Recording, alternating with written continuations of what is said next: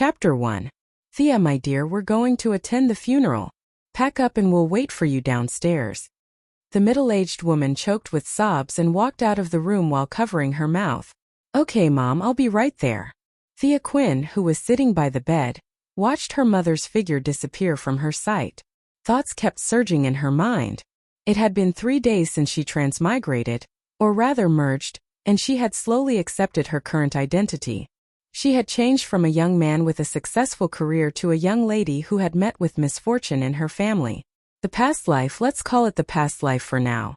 Memories of the past kept surging like movie clips. Birth, school, graduation, marriage, everything seemed real and dreamy. There was no happiness or resentment. She just watched it from an outsider's perspective, calm and indifferent. What was her original name? She couldn't remember. Compared to the past life, her current physical condition was basically controlled by Thea's original emotions. Sadness, and depression. She could only be Thea in the past and in the future, and she could only be Thea. She ignored the black dress. Although her original consciousness occupied most of her heart, she was still very resistant to female clothing. She wore the white singlet, black trousers and black mid-heeled leather shoes that her mother had prepared. Fortunately, Thea was still underage.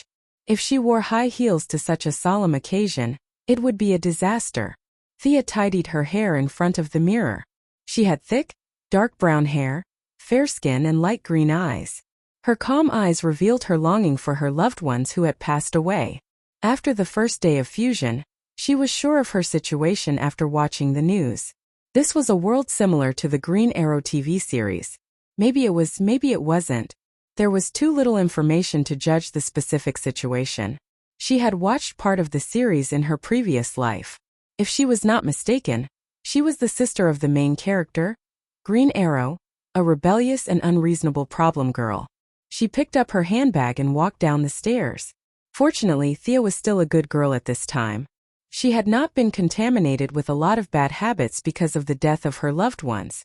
After the two souls merged, her spiritual power was stronger than ordinary people. Although she was a thin 15-year-old girl, her steps were still strong. She walked to her mother, Moira Quinn, and said softly, "Let's go, Mom." Moira did not speak. She just hugged Thea and the two entered the car silently. Robert Quinn, born in 1958, died in 2007 at the age of 51. He was our Star City's outstanding entrepreneur, our mentor and helpful friend. His departure caused us to lose our great father, our sincere friend. Oliver Quinn, born in 1985, died in 2007 at the age of 22. He is a child of our Star City, a gift from God.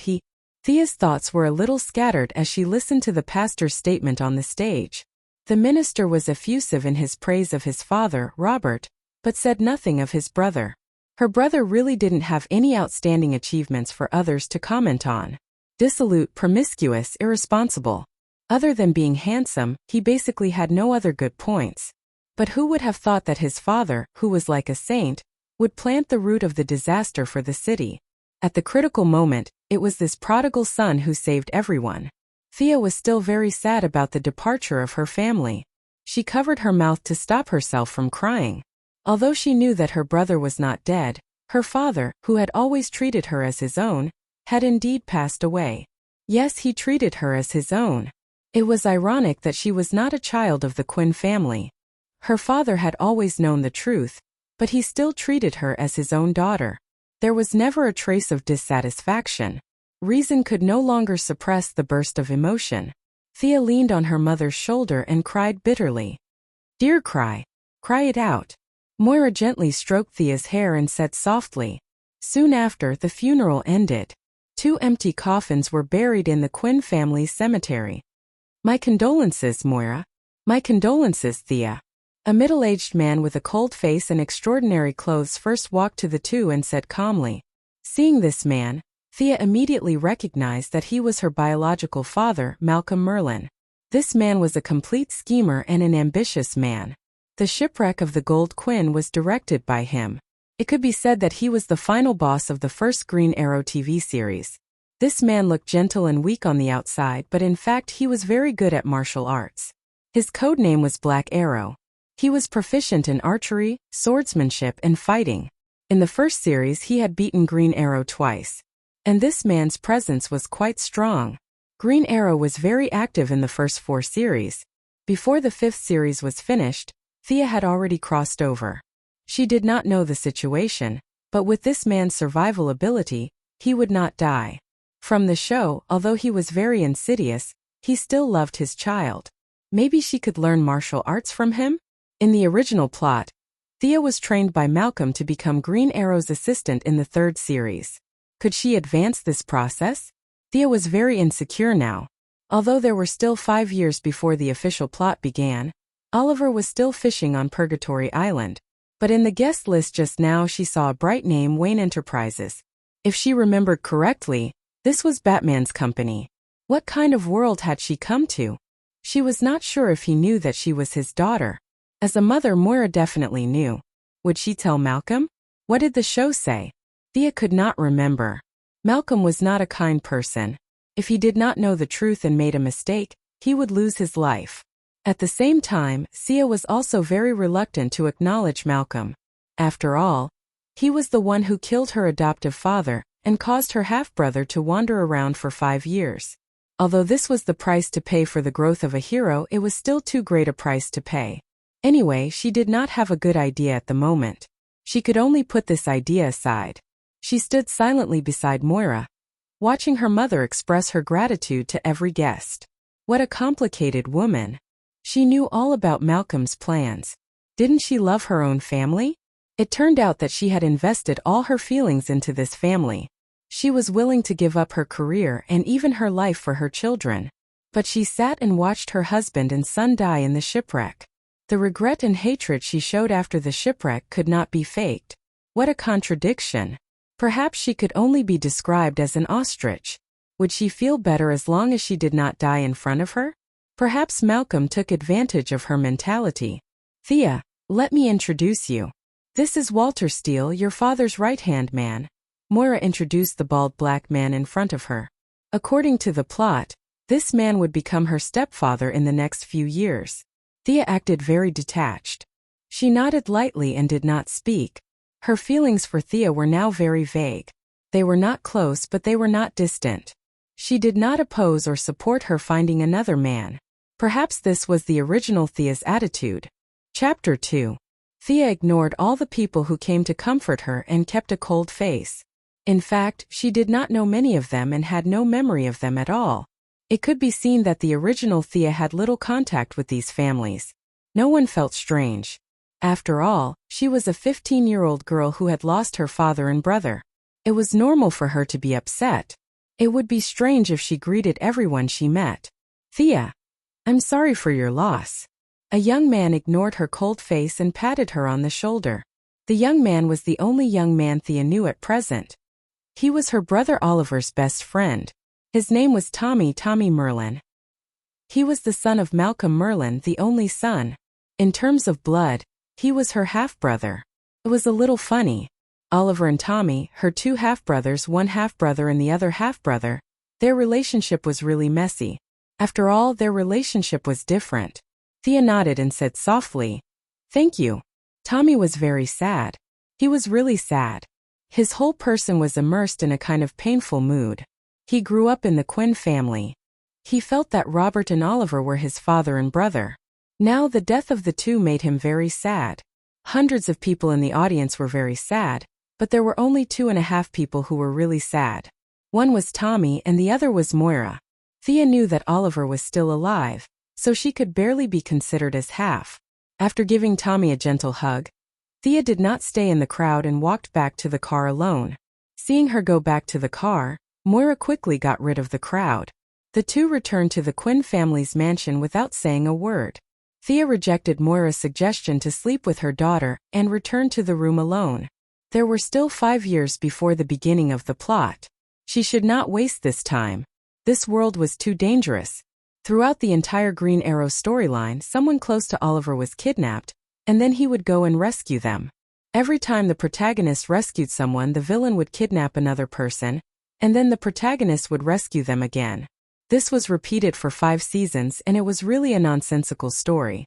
And that was the story after Green Arrow returned home. What about before he came back? There was a 5-year gap, and he was now the only heir of the Ryan group. Kidnappings and extortions were too rare. The bodyguards hired by the Quinn family were as useless as always. The strongest bodyguard among them was probably John Diggle, but he was still mocked by the Assassin League as being at the kindergarten level. The most important thing was whether Malcolm, the great schemer, would be tempted by the huge fortune of the Quinn family. In theory, if he married Moira and killed himself, the fortune would belong to him. Thea felt that if he didn't know that she was his daughter, there was a 70% to 80% chance that he would hit her. It would be too tragic if she was killed by her own father who didn't know the truth. In the original plot, Thea had fallen greatly after the death of her father and brother. He might have given up on the idea of getting rid of her, but now, he definitely wouldn't touch such things. Promiscuity was out of the question. Due to the influence of his soul from his previous life, he felt disgusted whenever he thought of men. What would Malcolm think if he saw him valiantly taking over the Quinn group? If he were in their shoes, would he do it himself? Of course. Rubbing her temples, Thea became more and more worried about her current situation. At this time, she realized that Moira had been trying to pull strings at the funeral today. She was trying to find a few protection umbrellas. This was a great but pitiful mother. Subconsciously, she didn't realize that Malcolm would harm his illegitimate daughter. That was because she didn't know Malcolm's true colors. He was a wolf, a man-eating beast.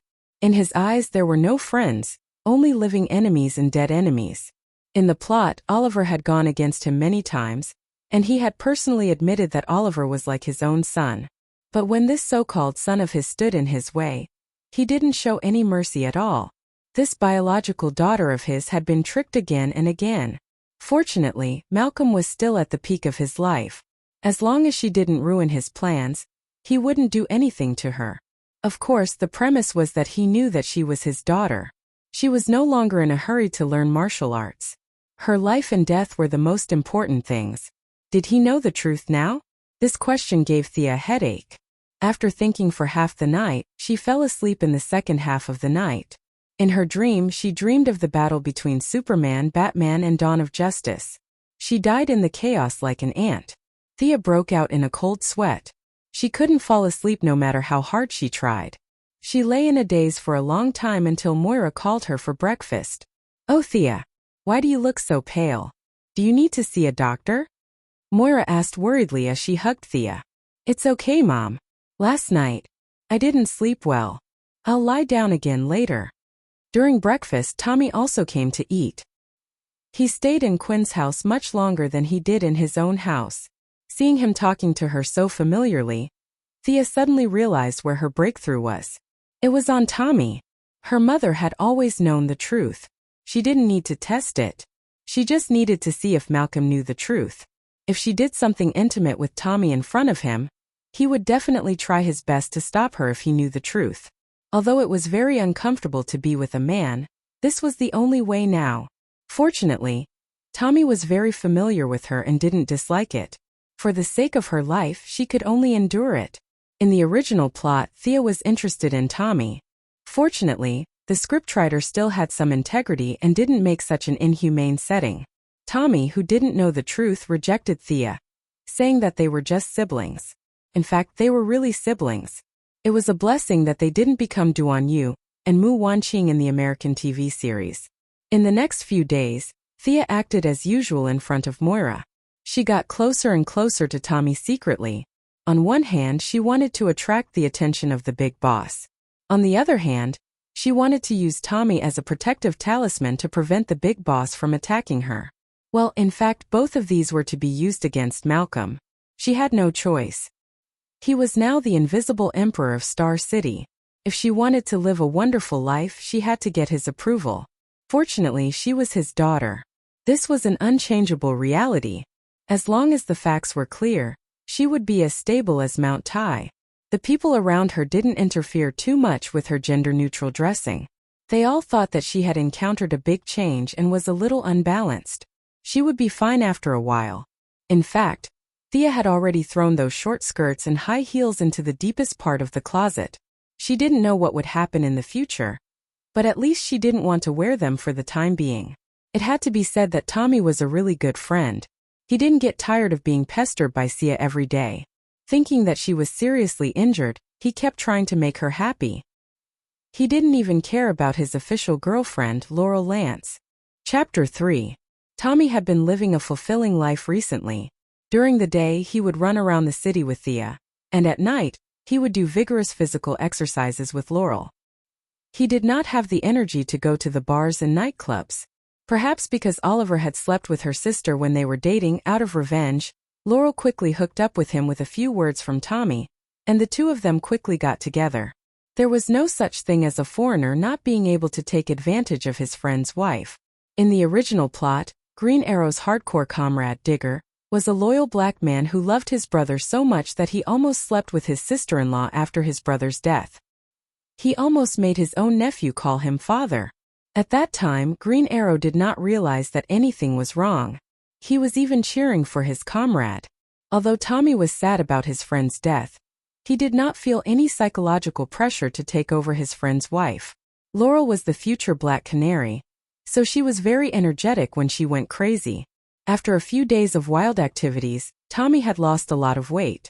Thea had a rough idea of what had happened, but she despised Tommy's behavior of crying over his dead friend's photo, while hugging his dead friend's woman in his arms. Seeing that Tommy did not seem to be dying, Thea continued to drag him around the city, hoping that as long as Malcolm had a pair of eyes and ears in the city, he would know. Today, Thea changed out of her suit and wore a sleeveless vest.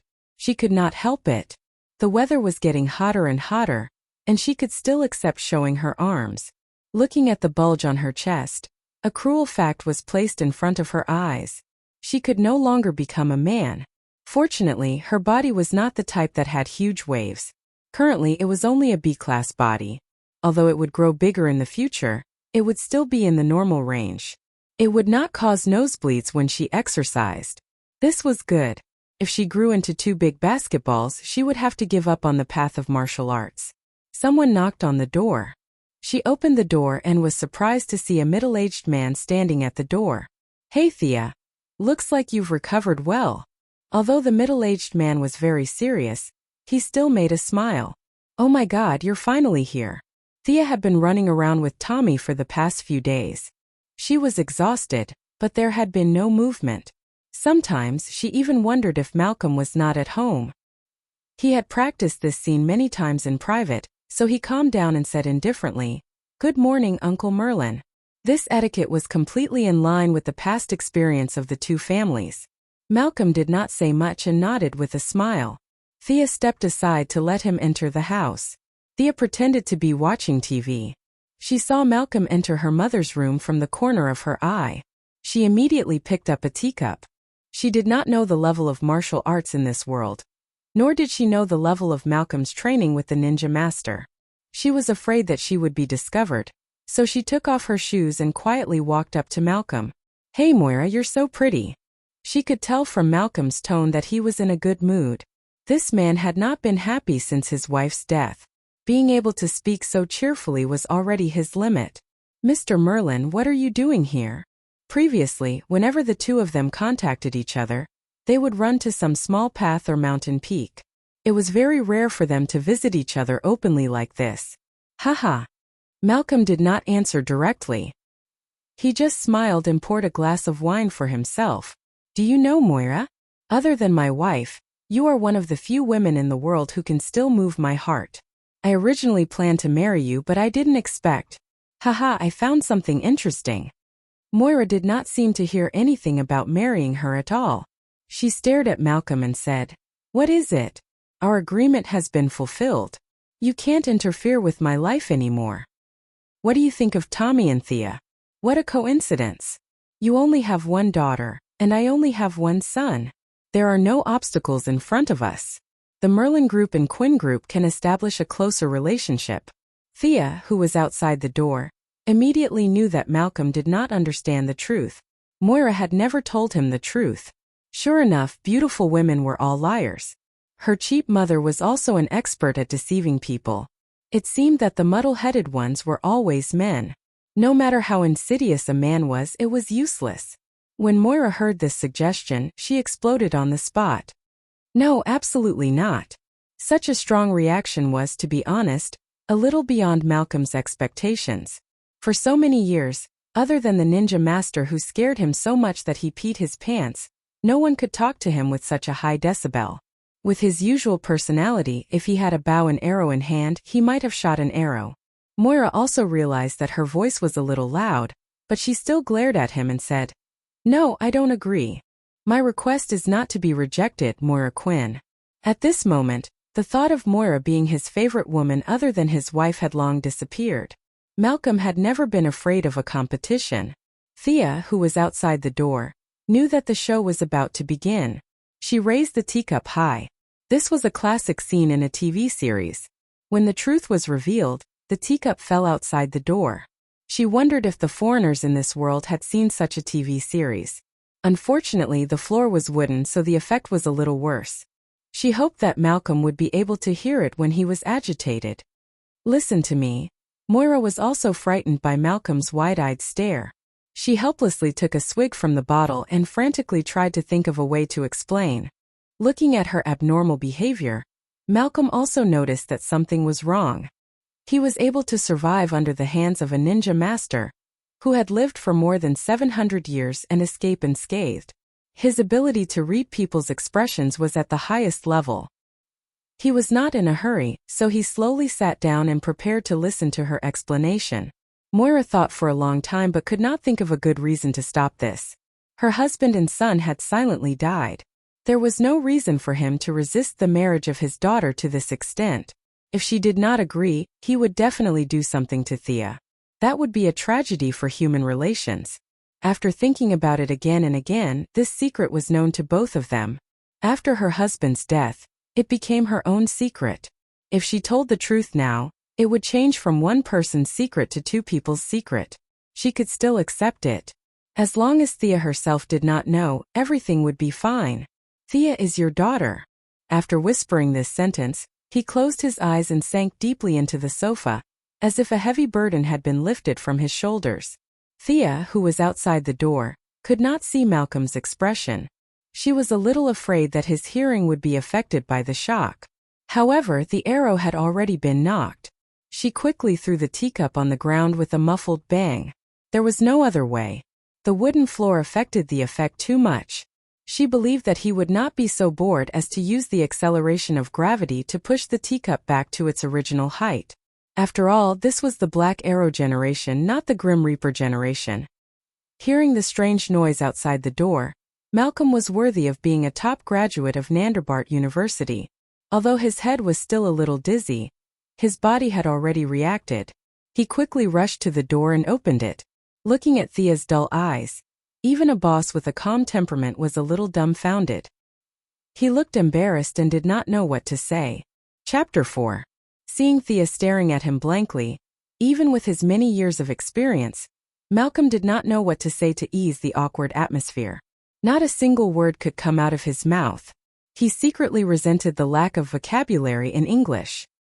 He wanted to ask Thea if she had come up because she had heard something, but looking at her lifeless eyes, even a fool would know that she had heard what she should and shouldn't have heard.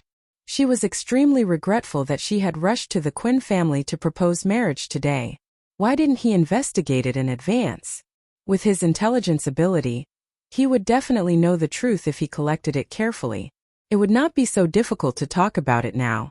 At this moment, Thea also felt that her life was completely safe, and it was about time for her to leave. She maintained this dull expression, and her face was a little stiff. She wanted to squeeze out some tears, but her acting skills were not up to standard, so nothing came out. She could only snort loudly, turn around, and quickly run away. "Thea!" Moira shouted at the top of her lungs. Thea could only apologize in her heart for taking advantage of this woman, who cared for her wholeheartedly. She hoped that she would treat her well in the future to make up for everything today. She ran out of the house, found a very luxurious bar, and started the second act of The Girl Who Left Home, getting drunk. Thea was not worried about being bullied at all. The owner of such a luxurious place must have a close relationship with Malcolm. Instead, it was the small bar that was in danger. It turned out that her guess was right. This bar was run by one of his men, the hardcore kind. He received a call from his boss to take care of this girl. Malcolm repeatedly repeated such a small thing 3 times, scaring the bar owner so much that he almost worshipped Thea as his own mother. He found a few burly men with fierce faces to stand around her as a human wall, and all of them turned their faces away, afraid that they would scare her. He also asked the DJ to change to a gentle song. The DJ was puzzled, but he could only follow the boss's orders. Afraid that the guests would not be satisfied? Play if you want, or don't play if you don't want to play. The bar owner was not in the mood to serve at all. Less guests would affect the atmosphere? The bar owner hurriedly contacted his 7 aunts and 8 aunts, and twisted his waist and shook his head wildly to the gentle song. "Boss, what kind of wine are we serving to that chick?" The bartender ran over and asked. The bar owner said ferociously, "Show some respect and call her a lady. Do you understand?" Repeat it again. The underling suspected that his boss had advanced mania and did not take his medicine today. However, when he saw that his boss was about to bite someone, he lowered his head and said honestly, "Yes, boss. What wine should we serve to that lady?" This question really stumped the bar owner. Alcohol? This girl could save him a lot of trouble, but it was a little harmful to her body. If Big Boss knew that he was treating his target like this, would he bury himself in a cement pillar as a bridge pier? This method seemed to be convenient and fast, but in the end it would be a happy ending and the whole family would be cremated. What about the wines with low alcohol content? The bar owner felt that it would not be enough to drink, so he had to accompany her to prevent her from being harassed by hooligans. Thea's beauty was not at the level of causing the downfall of countries, but she was still a beauty. It was just that she was still young and had not fully grown, so she looked a little green. The United States did not have many things, but it had the most hooligans in the world. Didn't you see how the United States sent 4 million cowboys to fight in World War I? To put it bluntly, they were all hooligans. Moreover, the bar owner considered factors such as age, hair color, facial contours, and other factors. No matter how he looked at it, this girl looked a little like his boss. After thinking about it, he decided to show his loyalty and let her drink slowly. He could only watch over her today. The friendly match with the mistress would have to be changed to another day. At the same time, he ordered his men to prepare weapons. If there were enemies who had been kicked in the head by a donkey, they must be dealt with outside and must not disturb this lady.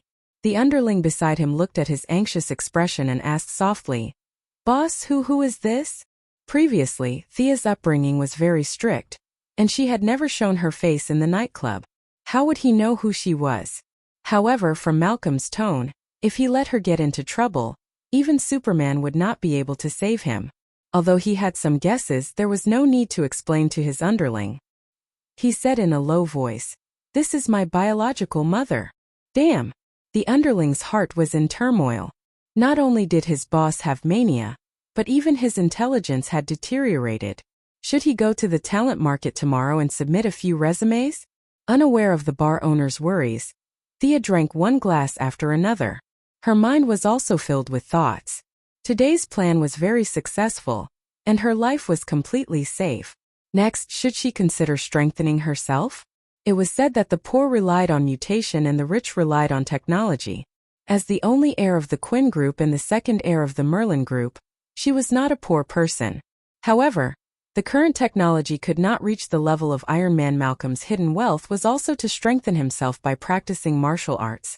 And Batman's black technology was also to fly over and then fight with his fists. In this world, it seemed that only the Atom Man took the path of strengthening his battlesuit, but his battlesuit was also very basic, more similar to the Ant-Man's battlesuit, and not the same style as Iron Man's Mark series. Moreover, Iron Man had also trained hard when there was no one around. Didn't you see him in Team America's third high school? He didn't wear a suit, but he could still fight Dongbing with his bare hands.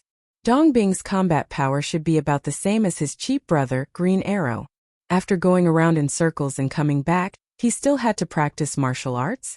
However, like Oliver, 20% of his body was covered with scars, second-degree burns on his back and arms, and 18 fractures. It was not in line with Thea's current aesthetic standards. And according to the Flash's girlfriend, Oliver's arms were twice as thick as her arms. She could not walk down this path. Maybe she could mix around in the cutting-edge research laboratory when it exploded, And maybe she could awaken some special abilities? However, in her impression, she needed to be on the verge of death, and the laboratory was still under construction. It would be 6 years later when it was completed, and her story had already started a year ago. Maybe she just needed to focus on archery and reduce those hand-to-hand combat events? She would ask Malcolm if there were any training methods that could minimize the change in body size. Of course, the premise was that he was willing to teach her. From archery to archery, he thought of Oliver. This brother of his should be playing with Yao Fei on Purgatory Island right now. Thinking about the wrong things, he went to face the wall. Yao Fei was also a joker. His English was not bad, but he talked to Oliver in Chinese every day, causing Oliver to be dumbfounded. His famous saying was, "Survive, survive." Thinking of this, she wanted to laugh a little, but she suddenly realized that someone was watching her, and half of her smile turned into an ugly, bitter smile. This scene happened to be captured by the bar owner, who was also a literary youth when he was young. In the eyes of those who did not know, it was a girl who ran away from home, drinking one glass of wine after another, thinking of her own troubles from time to time, showing a bitter smile. Chapter 5. When Malcolm received the photo sent to him by his men and saw Thea drinking alone, he was annoyed. Subconsciously, he had always been concerned about this girl. Ever since she was born, he had been silently watching her grow up. Only today did he know that there was a reason for his inexplicable concern. He immediately understood when Moira said that there was no need for tests or evidence. His intuition, honed through years of life and death situations, told him that she was his daughter. He stood in front of the floor-to-ceiling window and looked at the night view of the city. The scenery that he used to fantasize about looked dull today. He poured himself a glass of wine and gulped it down. His heart was gloomy and he wanted to find someone to fight, but he looked around blankly. He was invincible in Star City, and the green arrow was still playing around in the cave. Should he go to Gotham City to find some excitement? Forget it. Malcolm knew that with his capabilities, he could easily sweep through Star City, but if he were to go to Gotham, he would only be at the lower end of the scale. Furthermore, there was Batman, the son-in-law who was praised by even the ninja masters. He would only be looking for trouble if he went there. While he was pondering, the bar owner called. "Boss, the person you ordered is drunk." Because he did not know the relationship between the girl and his boss, he did not know how to address her. He could only vaguely refer to her as that person. Watch her. Don't let anything happen to her. Warn your men. He couldn't let anyone lay a finger on her. Do you understand? Malcolm roared into the phone with a ferocious expression. Yes, yes. The bar owner hurriedly expressed that he would follow the orders of the highest leader and complete the task. His boss's orders were easy to understand. Don't touch her. The hidden subject of this sentence was probably a man. After all, he did not have psychokinesis. How could he move the girl into the room? He ordered his men to stay away as far as possible as if they could pollute the air. He then turned his head and ordered his women to carry Thea into a guest room that had never been used before. He also ordered them to wait on her in the room, passing her a towel and pouring her water. He then moved a big chair and sat at the door.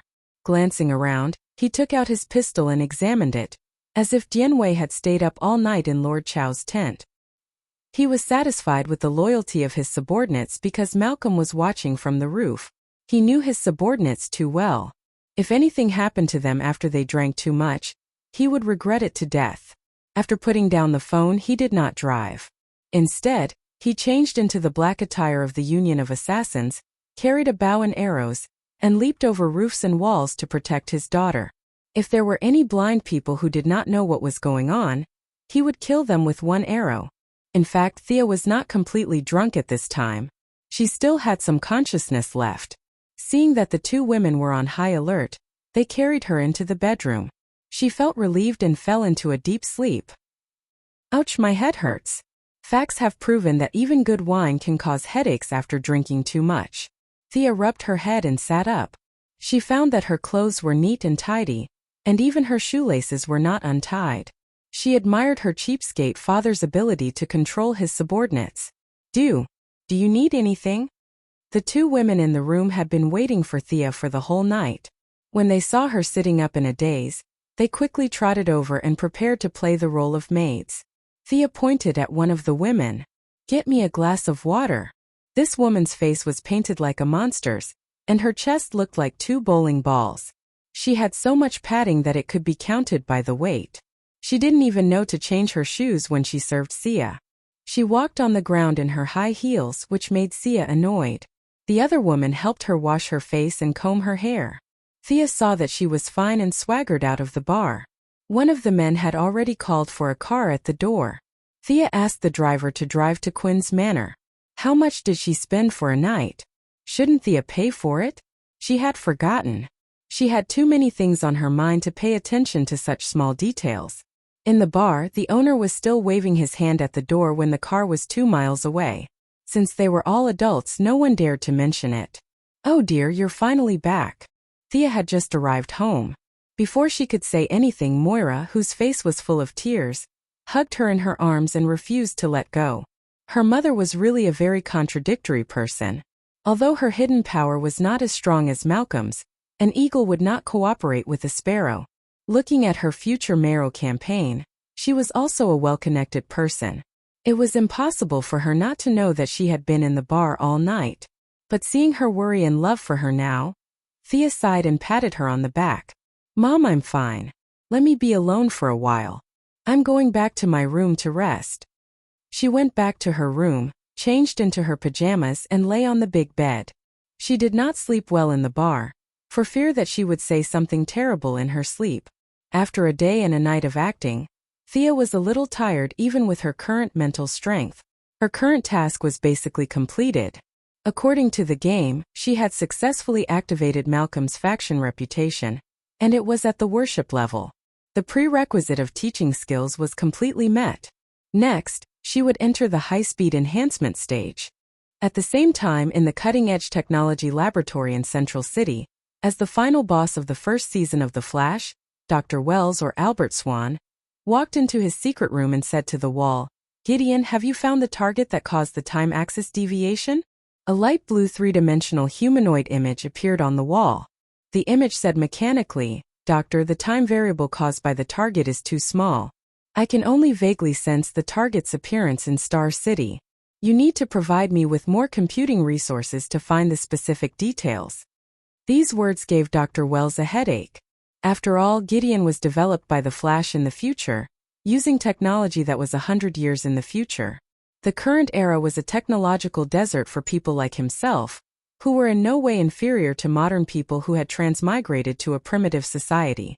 It was already a miracle that he could build this artificial intelligence from scratch and run it smoothly. If he were to increase the computing resources with the current level of technology, he might have to gather all the scientists in the world to research it together. Fortunately, the variables were not large or there were almost no changes, so it should not affect his plan. He sighed. He had been in this world for 10 years, and he did not have the power of speed. He was really tired of pretending to be this weak and sickly doctor every day. He still had to spend time and effort to cultivate his nemesis, the Flash. Thinking about it, it was really unprecedented for a villain like himself to go to this extent. After instructing Gideon to follow the normal procedures to pay attention to the news in Star City and inform him if there were any changes, Dr. Wells, who did not have to pretend to be paralyzed, quickly walked out of the secret room. Chapter 6. Not knowing that she was being targeted by another very loving villain, Sia used the excuse of healing her inner trauma as an excuse to stay at home for 3 days with a gloomy appearance but a happy heart. Through the computer in the room, she checked the world's network. There was no Captain America, no Iron Man, and no S.H.L.D. There was only Superman, Batman, and Sky's Eye Society. This result gave Sia a bit of a headache. This was obviously a DC universe, and she was not familiar with the situation here. She only remembered that there were many parallel universes such as Earth 1, Earth 2, all the way to Earth 52, a mess of settings. There was no network in this world. The central city next to her Star City was almost pierced by the Flash. A brick could kill 3 parallel universe visitors. Even if she caught a DC scriptwriter, she would be helpless. She sighed. Anyway, she didn't plan to save the world. She would just be a quiet, handsome man, no, a beautiful woman. She would just silently watch the heroes save the world. Even if the sky fell, Superman would hold it up, right? If Superman couldn't hold it, the Flash would load again. She had nothing to be afraid of. Anyway, she was not the only one who would die if the world was destroyed. She was very calm. Thea, go to a dinner party with your mother. Be my companion, Moira said with a sad look. Looking at the kind eyes of her mother, Thea was a little sad. Moira had been constantly explaining in her ear in the past 3 days, hoping that she could forgive her. Under her deliberate adjustment, the relationship between the two had gradually come out of the shadow. At least Moira thought so. After staying in the house for 3 days, he was a little annoyed. He wanted to take the opportunity to go out and see what benefits his biological father could give him. In the original plot, because of Tommy's death, Malcolm devoted all his attention to Sia. Now Tommy was alive and well. Although he had lost a lot of weight due to Laurel, at least he was still alive. It was impossible to love her wholeheartedly, but he would at least show some affection. In order to comfort Moira and reassure her, Thea did not wear her usual neutral clothes. She gritted her teeth and changed into a long dress that covered her feet. She tried on high heels, but she couldn't walk at all. She could only change into a pair of flat shoes. Fortunately, she had a pair of long legs. She still looked like a slender and elegant beauty. The mother and daughter arrived at the venue together. It was a very ordinary charity dinner. Thea kept introducing various rich businessmen and high-ranking officials to Thea. Thea had not yet found a direction for her future development, but it was better to have money than not. Even if Oliver came back in the future, he would have no interest in the family business at all. Perhaps in his heart, her family was also part of the evil. Taking over the Quinn Group was one of the more important tasks at the moment. The group's weapons research and development department was not inferior to Batman's Wayne Enterprises. The Atom Man suit was also developed after the acquisition of the Quinn Group's weapons research and development department. Whether it was ambition or ambition, power in one's own hands was power. She had already changed from a man to a woman. Even God wouldn't object to her sacrificing so much in exchange for a company as compensation, right? Following Moira's introduction, Thea greeted them one by one, showing her good upbringing and cultivation. Thea could be Oliver's assistant in the future, so she was very capable. Looking at the guests, she wondered how many people's names were recorded in the Green Arrow's little notebook. This little notebook was very magical. In theory, it was the diary of Oliver's biological father, Thea's adoptive father, old Robert. It should be unique, but strangely Moira also had a little notebook, and Prometheus in the 5th season also seemed to have a nameless diary. Moreover, the size and specifications of each diary were almost the same, and the logo inside the cover was also the same. They were all city government subway maps. Could it be that Malcolm had ordered a batch of diaries from the Red Star printing factory for the sake of uniformity in the organization? The tragic Oliver thought that this was a big secret. He kept a tattered diary close to his body for 5 years, and only then did he know that many of the members had one. While she was sighing for her cheap brother, another brother also came to greet her. "Hey Thea, you haven't come out to play these 2 days. I heard that you're sick?" Only Tommy could greet her like an outsider, and he was indeed not an outsider, but her brother. Tommy didn't care about this so-called dinner party at all. He walked in casually in his casual clothes, without a tie, and his white shirt was half unbuttoned. Laurel, who was wearing a full dress and carrying a satchel and a necklace, was on his arm. Seeing that the two had already ignored the surroundings and acted intimately, Thea thought for a while and understood that Tommy was implying that he was not interested in her, and that she should not hurt their friendship. He hoped that she would back off. It seemed that Malcolm didn't tell him the truth, or he didn't go home and spend every day with his brother's wife. Thea really wanted to grab his collar and shout, "Brother, you think too much, I was just acting, do you understand?" But she certainly couldn't say that. What kind of expression should she have now? She knew the truth, so should she express regret for the kind of feelings that Tommy thought she had? Sad? Annoyed? Tommy looked at Thea nervously, fearing that she would have a nervous breakdown. Fortunately, there was a sensible person on the side. Laurel grew up with Tommy and Thea, so she was very familiar with her younger sister Thea. What she didn't know was that no matter who she chose in the end, Thea would be her sister-in-law. This was really a magical story. She gave Thea a big hug to ease the awkward atmosphere, and the two women chatted for a while. Thea didn't understand the love of Oliver's life, the future Black Canary, and the official partner of the hero Green Arrow. Oliver loved her so much that he held a photo for 5 years. Shouldn't their love be stronger than gold? But in these 5 years, Oliver had sex with almost all the women he knew. Was this the right way to express true love? As for Laurel, it took Tommy 5 years to finally get her. Unexpectedly, the moment Oliver returned to the city, the woman immediately swayed. The two of them chatted casually for a while before they did it by the window. Before they could draw the curtains, Tommy, who was outside the window, saw it. Jealousy burned the boat of friendship and capsized the boat of friendship. Her distant brother's charm had broken through the atmosphere. Sia decided not to get involved in their messy business. If she had the ability to save Tommy at a critical moment, she would make sure that they would fight until the end of the world. She couldn't stop until Green Arrow's 18th season. Would it be more exciting if she pulled Laurel's sister into the group? A four-way war? Would Green Arrow be disheartened and decide to spend the rest of his life with Tommy? That's disgusting. Thea's mind was filled with boring thoughts. She said goodbye to the two and went to the side to rest for a while. Chapter 7. Meanwhile, in the secret room, Moira and Malcolm were having a conversation that was neither intense nor dull. Malcolm, you actually want Thea to participate in the company's operations? You're getting crazier and crazier. She's still a child. She should continue to complete her high school studies. She should have a happy life, not go to the company and scheme with those people. Moira protested in a low voice. Listen to me, okay? Currently, Thea is the only heir of Quinn Enterprises.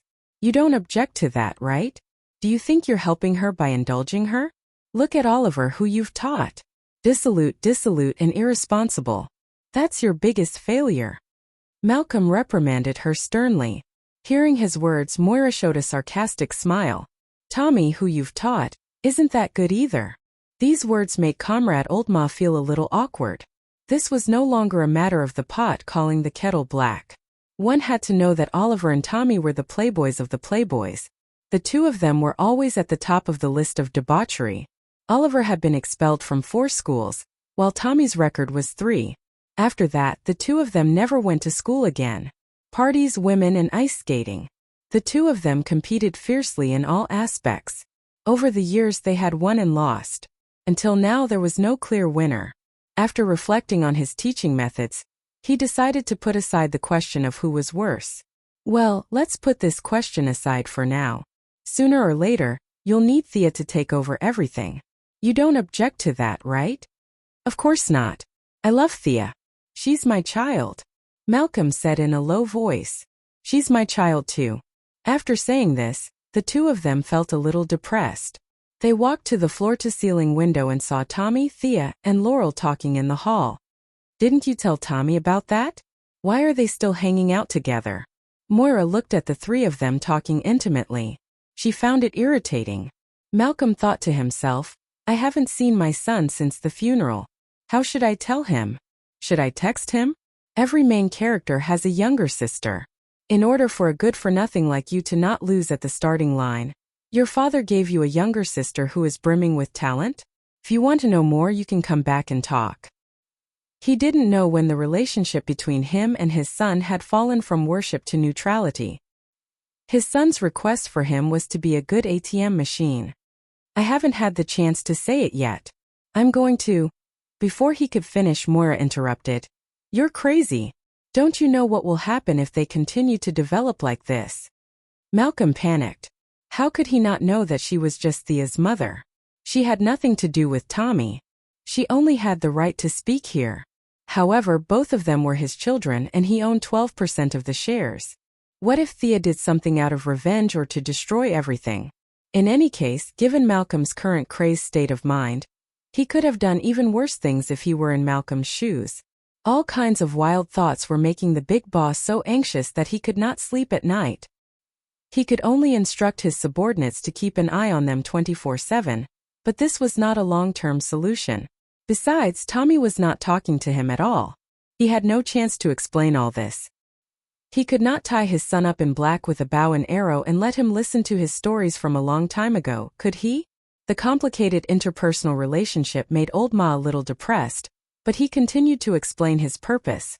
My education is a failure, but we're both still alive. The mistakes of young people can be corrected. I'm going to let Tommy work at the Merlin Group in the near future. You can also let Thea enter the Quinn Group. Let's see how far the two young people can go. If Thea performs well, maybe she can inherit the Merlin Group. Huh. These words made Moira's eyes light up.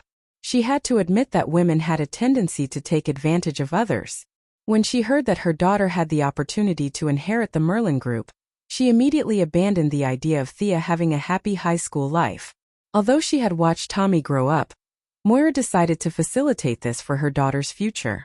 After thinking for a while, she said readily, "Okay, I promise you. I'll go back and talk to Thea." Malcolm said again, "We can't help. It depends on their own ability." Moira nodded in agreement. In fact, both of them were a little nervous because they did not see any talent in the two children. Thea was a good girl before, and her life at home and school was nothing special. Tommy was a master of spending money, but his ability to make money was just a joke. At the same time, Malcolm also felt that his son could not communicate normally at the moment. In order to avoid something big, it was also a way to stop his daughter. There was still too little work to do in the Quinn Group, and she could only control the time during the day. What about at night? Maybe he should find something for her to do. Ooh. What? Mom, you want me to work at the Quinn Group tomorrow? I'm only 15 years old. Although Thea wanted to inherit the Quinn Group, she did not expect to be appointed so soon. Is there a child labor law in your country? And I don't know anything. What can I do when I'm just a freshman in high school? If Tony Stark were to come over now, he would be at a loss. When Moira returned home, she also felt that this was not a good idea, but she had already agreed. Compared to Tommy, she felt that her daughter had a better chance. Of course, this was similar to the bet between the 7 freaks of Jiangnan and Shoujichu, so she could not tell her daughter. She deliberated for a while and said, "Thea, you've grown up. This company will be yours in the future, and it can only be yours. Whether it's for your father or your brother in heaven, you have to take on this responsibility as soon as possible. Don't run away, this is your destiny." Whenever this was mentioned in American dramas, there would be a lot of words behind it. It was a bit like the fetters in Japanese manga. When this word came out, it meant that you could not refuse. Thea said hesitantly, "What can I do in the company?" What she meant was that she was still young and could not reach the goal in one step, but as her mother, she should at least assign her a good job. In fact, Moira was also wondering what she could do when she was so young and had not even graduated from high school, let alone a degree. Although the Quinn Group was a family business, there were still outsiders who had shares. It was just that her family had an absolute majority. Pushing a high school student to a leadership position was obviously a move to send a weapon to the competitor's news media. The news of her husband and son's death had just been broadcasted every day, and had just died down a little in the past 2 days. The Quinn family would be completely famous in America. These concerns could not be told to her daughter. If she told the truth, based on her understanding of her daughter, Thea would definitely take advantage of the situation and quit completely. She could only use the delaying tactic to delay for a few days. At that moment, Moira said seriously, "You'll know your arrangement when the time comes. I'll ask the secretary to show you the information of the group later. You should have a general understanding of the group first. Tomorrow I'll take you to meet a few executives." Chapter 8. Secretaries came and went quickly, just like in the song. After handing Thea a large stack of documents, Moira instructed her to go back to her room and read them carefully. Following her mother's order, Thea went back to her room with several large documents in her arms. This was the foundation for him to settle down in the future. He had to look at it carefully. At the same time, he took out his notebook and recorded the positions and resumes of several important people. He also did a simple personality analysis according to the way they did things. Who knew which subordinate he would be assigned to tomorrow? It was always right to be prepared. What? Why did she only record a few executives? Would they be assigned to the security department? How could it be possible? She was the only heir. How could her mother assign her daughter to be a security guard? This was a transformation novel, not a return novel. She carefully analyzed the current situation of the Quinn Group.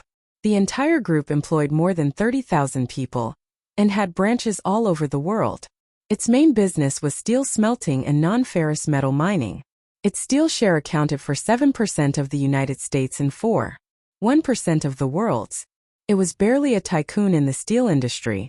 At the same time, the group had also diversified its business. It had invested a lot in weapon research and development and biopharmaceutical, and had made some achievements. However, the research results had not been turned into an economic growth point. The huge amount of investment every year was still a heavy burden on the group. Looking through the various reports in her hand and comparing them with the data of last year, she could see that the group had been investing in the real estate industry for the whole year. The originally abundant cash flow had shrunk. This was definitely not the situation of a healthy company. Looking at the map of Star City, Thea immediately found that the land purchased by the group was in the slums.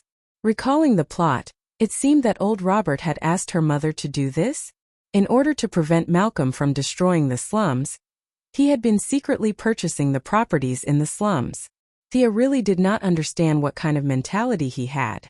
Old Robert had known Malcolm for so many years, but he did not see that this man had no bottom line and no moral pressure.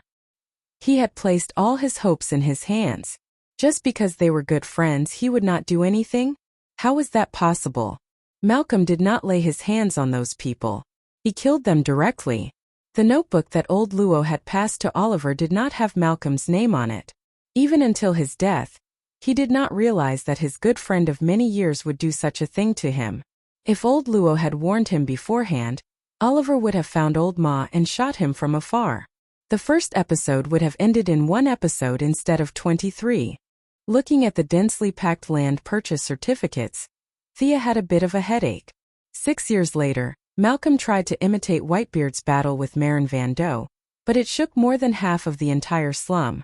These lands had to be smashed in her hands. Star City was a city plagued with disasters. In the first year of the storyline, Malcolm used his ultimate move, Earthquake. Under Green Arrow's desperate efforts, more than 500 people died, including his own son, Tommy. In the second year, Death Knell brought a few hundred evolved soldiers to play real-life Dota on the streets. Blood flowed like a river. In the third year, Ninja Master carried out the Resident Evil simulation and spread the virus. In the fourth year, that person who knew magic directly brought more than 15,000 nuclear bombs as a Christmas gift to prepare to destroy the world. In such a place with so many outstanding people, it would take a miracle for her family to buy these lands and hope to escape poverty. Looking at these forms with a pen in her mouth, Thea became more and more desperate. The purchase of land did not stop because of old Robert's death. In the short 2 weeks that she had transmigrated, her family had bought 3 more pieces of land. It seemed that her mother was faithfully carrying out her late husband's last wish. But this was really a road of no return. This meant that Quinn Group would continue to throw money into this puddle for the next few years. She had lost some of her organs, otherwise, she would definitely make a pained expression. No wonder in the third season Atomic Night Palmer easily bought Quinn Group. He could still hold on for 8 years even though he was desperately courting death. 8 years. The group was really rich, but it was her own money that was wasted. In order for the future Green Arrow to not live off his girlfriend, and in order for her to not have to work as a security guard with a bright future, she had to reverse this policy. It was easier said than done. Her words carried little weight now. She could not say that in the future, her biological father would make the land move with him when he drank too much. No one would believe her. She could only hope that she could reverse the company's policy when she climbed to a high position. As for stopping her father's actions, Thea had also considered it. She might be able to stop the crisis in the first year with their relationship, but what about the second year? What about the third year? There were too many irresistible factors. She was not invincible yet. There were still 5 years before the plot began. She would take it one step at a time. The next day, Thea woke up early and put on some light makeup. Fortunately, her original soul was the main, and her transmigrated soul was the auxiliary, so these skills were still there. Looking at the few clothes in front of her, she was a little embarrassed. After all, it was her first day of work, so she had to dress formally. She found a short beige suit with a navy blue straight skirt. The skirt was not long, but it was not short either. It just covered her knees, making her look less young and more capable. She chose a pair of black high heels less than 5 centimeters and tried to walk steadily for 2 steps. The initial discomfort had subsided a lot. Thea's original body was getting more and more dominant. She looked in the mirror and decided to dress up like this. When they arrived downstairs, Moira had been waiting for a while. She knew her daughter quite well. Thea's original character was fickle, to put it nicely. To put it bluntly, she was a pushover. The more you don't let her do something, the more she will do it. She originally thought that Thea would be very resistant to her arrangement and was thinking about how to persuade her. When she saw her daughter come downstairs in a formal suit without scissors or gasoline bottles, Moira knew that her daughter was obedient to her arrangement, which made Moira very happy. The two got in the car and Thea kept asking about the current situation of the group. After all, some things could not be written on paper, which made Moira even happier. What did this mean? Since her daughter could ask questions, it meant that her daughter had read the information carefully. If she asked Oliver, he would not even know where the door of his group was. In order to make up for the coldness she showed to her mother a few days ago, Thea also deliberately behaved more intimately. When they arrived at the entrance of the group, Moira was so happy that she could not close her mouth. Her two children had made her unhappy for 20 years. One only knew how to cause trouble, and the other was cold to her. She had waited until the clouds parted to see the moon. Although her son was dead, her daughter was sensible, which was also a kind of comfort to her. Moira, who was in a good mood, was looking forward to the martial arts competition between the two families in Jiaxing. No, it was more than a competition of ability. She pulled Thea into the group. Chapter 9. Entering the conference room, there were more than a dozen people in the room. The chair in the middle was empty, and the one sitting on the left was Walter Steele, the black uncle whom Zhang Heng had met at the funeral. In the future, he would marry Moira and become Thea's stepfather. Zhang Heng did not know if there was a saying in Europe or America, but in the next few years, he would be living with his mother and daughter in Quinn's mansion. It was a little strange to describe a black man as gentle as jade, but the uncle was indeed elegant. He gave Thea an encouraging look as if he was looking at his own junior. Although this was her own company after all, it had not fallen into her bowl. Thea came here today to pay a visit, so she could not show a cold face. Facing the black uncle's goodwill, she nodded and said hello. Mr. Steele, nice to meet you. Please call me Walter. Welcome to the company. Walter was a little flattered by Thea's politeness. In his impression, this girl kept a distance from everyone except for old Robert. A normal conversation like this would only happen in very private occasions. Moira was now surrounded by happiness. Her daughter could communicate with her boyfriend normally. This was a good start. Recently, she had been avoiding Walter. She was afraid that her elusive daughter would see something that she should not see. It would be too much of a shock and she would completely collapse. After all, she was a 15-year-old girl who had just lost her father and brother. She had not yet recovered from the shock. Now she had to tell her that the one who died was not her father, and that her biological father was someone else. 2 days later, she had to tell her that her mother was going to find another stepfather for her. Such a messy relationship would drive anyone crazy, right? Anyway, Moira felt that if she were to be the daughter, she would have to go to the Arkham Asylum next door for treatment. But looking at Thea's strong appearance now, could it be that Malcolm's genes had given her extraordinary tenacity? Thea continued to introduce the people in the room to her daughter. This was someone from the administration department, and this was someone from the finance department. After a round of introductions, Thea realized that Walter was still the company's vice president. She remembered that he was supposed to take over the position of president, and her mother was in charge of finance. Did she remember wrongly, or did history deviate? Soon Thea received her position as the CEO's assistant, also known as the little secretary, and the CEO was her mother. In fact, she did not remember wrongly. There was indeed a small change in the plot here. Originally, the relationship between Moira and Walter had warmed up very quickly. From colleagues to friends to boyfriends to marriage, it was upgraded day by day. The two of them were almost 80 years old and they even had a flash marriage. Seeing that the die was cast, the board of directors approved Walter as the president. But now, because of Thea's plan to expose her biological father, Moira had been accompanying her daughter and her boyfriend could only stand aside. Therefore, the relationship between the two had not reached that point yet. Besides, She did not want to arrange her beautiful daughter to be with her biological mother's boyfriend and fiancé. Their family relationship was already messy enough, so there was no need to add to it. After weighing the pros and cons, Moira could only be the president herself and train her daughter at the same time. In fact, she was really not interested in this position, but for the sake of her daughter, she could only bite the bullet and do it. The following meeting was dull and boring. Some departments wanted to raise salaries and some wanted to lay off staff. Although it could not be said to be trivial, it was still some daily trivia for the company. Moira had been paying attention to Thea from the corner of her eyes, fearing that she would be bored and would pick her nails or yawn. Unexpectedly, her daughter sat upright and listened to the speeches of several executives without the slightest impatience. She was constantly writing something in her notebook. My daughter has just grown up. Moira was very relieved and felt that her daughter was like her. The meeting lasted for an hour. Moira concluded that this meeting was a successful one. She hoped that the comrades would continue to shine for the company. Everyone could take their leave now. When she was about to serve tea to the guests, a middle-aged man smiled and said, "Miss Quinn, it's your first time attending our meeting. What do you think?" Oh, Thea immediately judged that this person was not on good terms with her mother, or rather, with the Quinn family. What opinion could she have as a newcomer? If she was right, others would say that she was arrogant.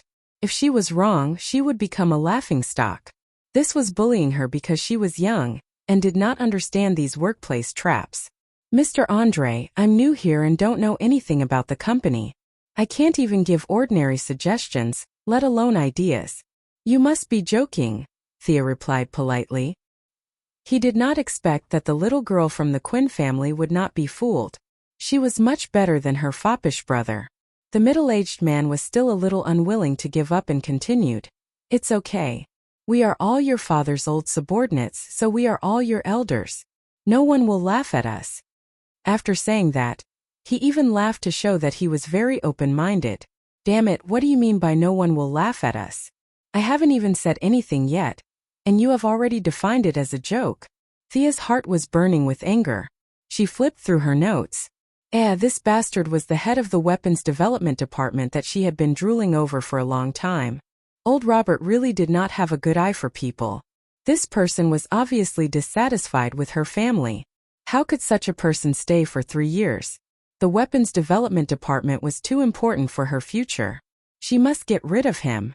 "Mr. Andre, I really don't have any suggestions for the company, but I have a question that I hope you can help me answer," Thea said slowly. "Please go ahead. In your report just now, you mentioned that the company should increase the investment in the weapons development department, right? I have looked at the company's investment in the weapons development department for the past few years. It has been increasing month after month, and every year it has increased by about 20%. Why is this number so coincidental?" Hearing that it was this question, the man named Andre breathed a sigh of relief. There is a scientific basis for this. As for why it increased by 20%, it can only be said to be a coincidence. I have explained it to the vice president. In other words, it was very complicated. He was afraid that a little girl like her would not understand. Walter also nodded to show that he knew about this matter. Thea was very calm. This was within her expectations. "Mr. Andre, you have been in charge of the weapons development department since 3 years ago. However, in the research report of these 3 years, you have applied for 19 technologies in 2004, 12 in 2005, and 17 in 2006.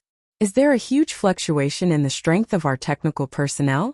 Andre had a premonition of what she was going to say, but at this point, he could only force himself to say, "Yes, there is a huge fluctuation. This is how scientific and technological research is." Thea chuckled.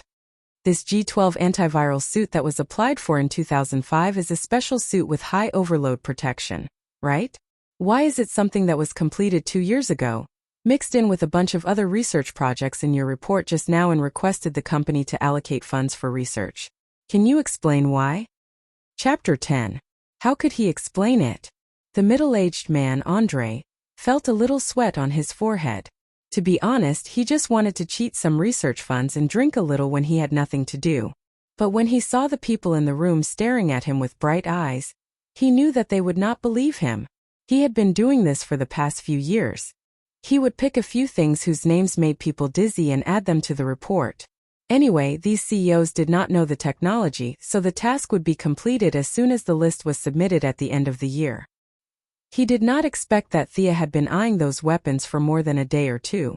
She had read the Quinn Group's weapon catalog 3 times before. Although this project was mentioned between the lines, Thea noticed it at once.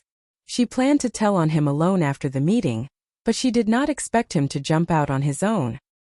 He regretted it so much that his intestines turned green, but he still had a glimmer of hope.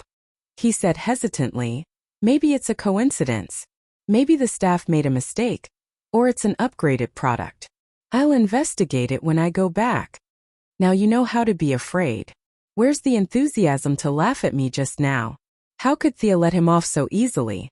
She took out a piece of paper from her bag and waved it. "This is the index report of the antivirus suit. It was downloaded from our intranet. Can you let me see your personal computer?" According to the regulations, the former director of the group needs to make an expected plan for all projects. Let's compare your plan with the index in this report and see if there is any difference. The middle-aged man named Andre had the urge to bang his head against the wall. Didn't this girl say that she wanted to join the company yesterday? How could she know the process so well? How did he write his preliminary plan? Could he show it to them? After thinking for a while, it seemed that he had copied it. The evidence in the computer was enough to sentence him to 10 years in prison. He imagined himself holding the bars and singing, "10 years later we can still be friends and greet each other. But that kind of gentleness can't find a reason to hug each other?" This image was too vivid. He would rather die than let them see his personal computer. But he had no clear reason to refuse. Looking at Moira, who was sitting on the main seat, staring at him with a smile, he could only wink fiercely, hoping that she would forgive him once for his past contributions. At this time, several people around him began to criticize him. "Miss Quinn is right. Andre, we want to see your personal computer. Andre, you're a parasite of the group. I've long noticed that there's something wrong with you. You still don't want to confess? My uncle's neighbor works at the Star City police station. I've already reported you." For a moment, the solemn meeting room turned into a wet market.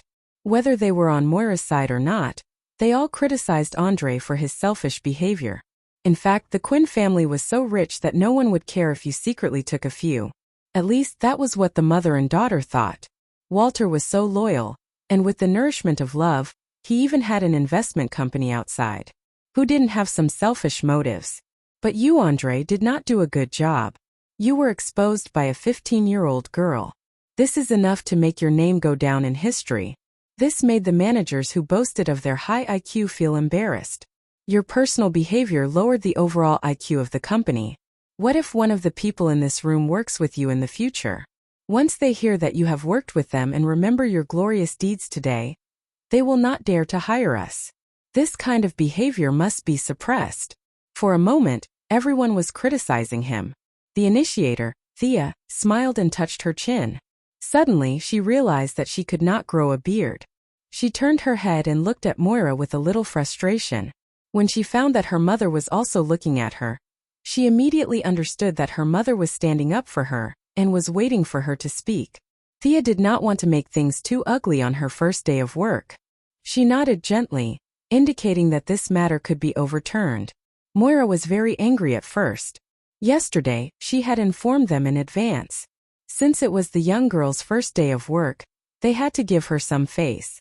She knew what kind of conduct her subordinates had, but there was no evidence or the right opportunity, so she had not done anything. What's more, the new person might be even more greedy. She had been keeping one eye open and the other closed. As long as they did not go overboard, they would all be fine. In fact, it did not make much difference whether the Quinn family's assets were 100 million or 101 million. Anyway, she knew that they were not as rich as her. But the premise was that they did not cross the line. Today, Andre's behavior obviously crossed the line. Just as she was about to stop this matter to protect her daughter, she did not expect Sia to resolve the situation so easily. She even made a beautiful counterattack. This made her think to herself, "Did I not realize that my daughter is actually a genius in management?" She had just given her the information yesterday, And today, she used those obvious things to bring down a supervisor. She did not have this kind of talent when she was young. In order to stand up for her daughter and support her, she chose to ignore Andre's pleading eyes. It was not until Thea nodded that she let the matter go that she said slowly, "Today's meeting will end here. The meeting is adjourned now." As for Mr. Andre's treatment, she did not even mention it. On the one hand, he was a candidate recommended by another shareholder, so it was not easy for her to deal with him. On the other hand, Thea was Malcolm's biological daughter.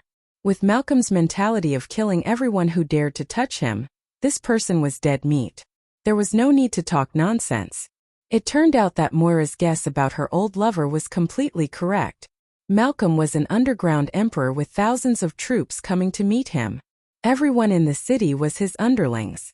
What's more, a large company like Quinn Enterprises had more than a dozen executives either threatened or bribed by him. He knew the whole process of the meeting very well because he watched the video version. When he saw his daughter walk out of the haze and enter the meeting room with a normal expression, he was very happy.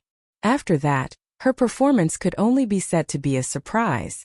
Thea's calmness, magnanimity, wit, and manners made him feel like he was looking at a younger version of himself. Although it was the female version, fortunately Europeans and Americans did not have a preference for boys. The Queen of England and the Queen of the Netherlands were all women, and there were countless duchesses and countesses. Gender was not an issue. When he found that Moira had let go of the culprit who made his daughter angry, he was not worried. That was because he had already instructed his underlings to find a viaduct for Mr. Andre.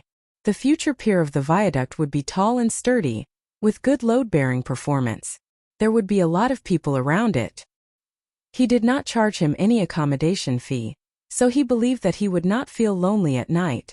Mr. Andre, who was going to become the pillar of the American TV series, looked at his daughter's performance and was completely worthy of the word, excellent.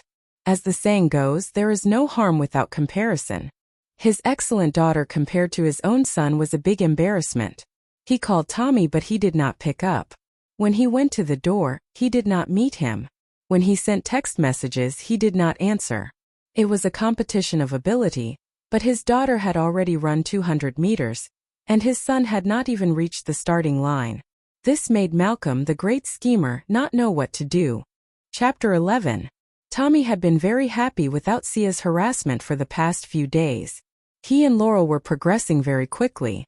They were gradually changing from physical communication to emotional communication. This was the worldview of the Europeans and Americans. First come first, then talk about feelings. It was like buying a computer and looking at the hardware before looking at the software. The software could be modified later, but if the hardware was not good enough, then it was really not good enough. Life was not always happy. Young Master Tommy naturally had his troubles. He didn't know what was wrong with his father. He came to find him every 2 or 3 days and called him to harass him. Yesterday he even sent him a text message telling him to go to work in his company. He said that he wanted to compete with Thea. Why should he compete with Thea? If he said that he was going to Quinn Enterprises or Thea was going to Merlin Group, then it would be reasonable for them to compete. Now that everyone was going back to their own homes and looking for their parents, how could they compete?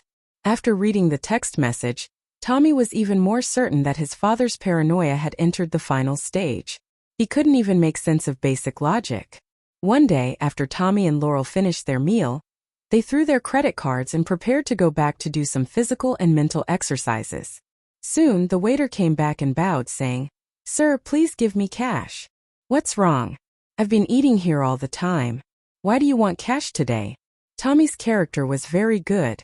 Although he was a little embarrassed in front of his girlfriend, he was not angry and asked in a gentle tone. The waiter didn't dare to offend this regular customer. This customer never asked about the price, but he was a big customer of his restaurant. He bowed and said, "Your credit card has been blocked. Can you give me another one?" After that, he changed 3 cards, but he didn't get a single cent. His proof of credit cards were all blocked. Tommy knew that his father must have done something immoral, so he had to pay next time. After sending Laurel back to her apartment, Tommy was not in the mood to exercise anymore. He told her to do yoga by herself. Tommy angrily ran back home. This was the first time he had returned home in a month. Malcolm was dressed in a warrior's outfit. He sat on the floor, with 2 teacups and a teapot on the table in front of him. The word Zen was written on the wall behind him. He hoped that he could calm Tommy down and make him listen to his story patiently. It turned out that he was just flirting with a blind man. Tommy and Oliver had dropped out of school before they even finished elementary school, and went to the nightclub to compete to see who could be more promiscuous. Tommy didn't even know all the English words. It would be strange if he could understand such a complicated Chinese word, Zen, written in a flamboyant style. Seeing his father sitting there motionlessly with his eyes closed, Tommy was scared out of his wits. Thinking that his father was dead, he reached out to check if he should call a doctor or a lawyer. After understanding his purpose, Old Ma was so angry that he was no longer in the mood to tell the story. He said stiffly, "Go to work at the Merlin Group tomorrow." Ignoring Tommy's strong protest, he left in a huff. Tommy, who had failed in the negotiation, knew that he couldn't win against Old Ma. His relationship with Laurel had just begun to warm up. Although the loss of their financial resources did not affect their relationship much, Laurel was ambitiously planning her own law firm. With his education level, the only thing he could help her with was money. Although he was mentally prepared to perform well so that his father could restore his pocket money as soon as possible, Tommy still overslept the next day. He didn't arrive at the Merlin Group until 10 o'clock in the morning. There was too much nightlife and he didn't have the habit of working in the morning. It wasn't easy to adjust his biological clock. Malcolm didn't make any excessive demands. Like Quinn Group, he gave Tommy the position of CEO's assistant. Tommy was 6 years older than Thea and he was also a man. It was only fair that he be given a relatively lower position, but Old Ma couldn't care less.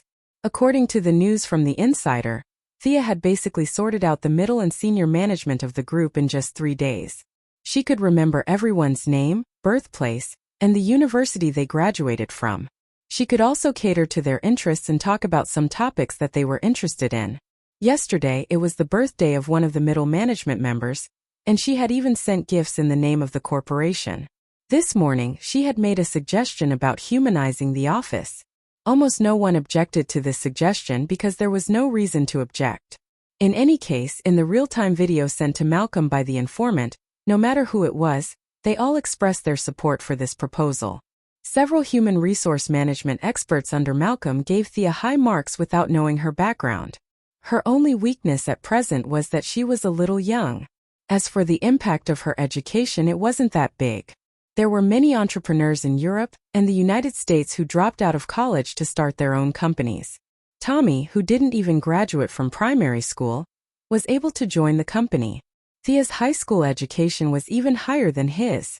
Looking at the comments given by his subordinates, Thea was smart, witty, flexible, and knew how to make use of her own advantages. There were almost no negative words. Malcolm was both proud of his daughter's excellence and worried about his son's incompetence. He pulled up the group's monitor to see what his son was doing. After searching for 10 minutes, he found that Tommy was happily chatting with the receptionist. He was so angry that he hurriedly took out a quick-acting heart reliever pill and took it.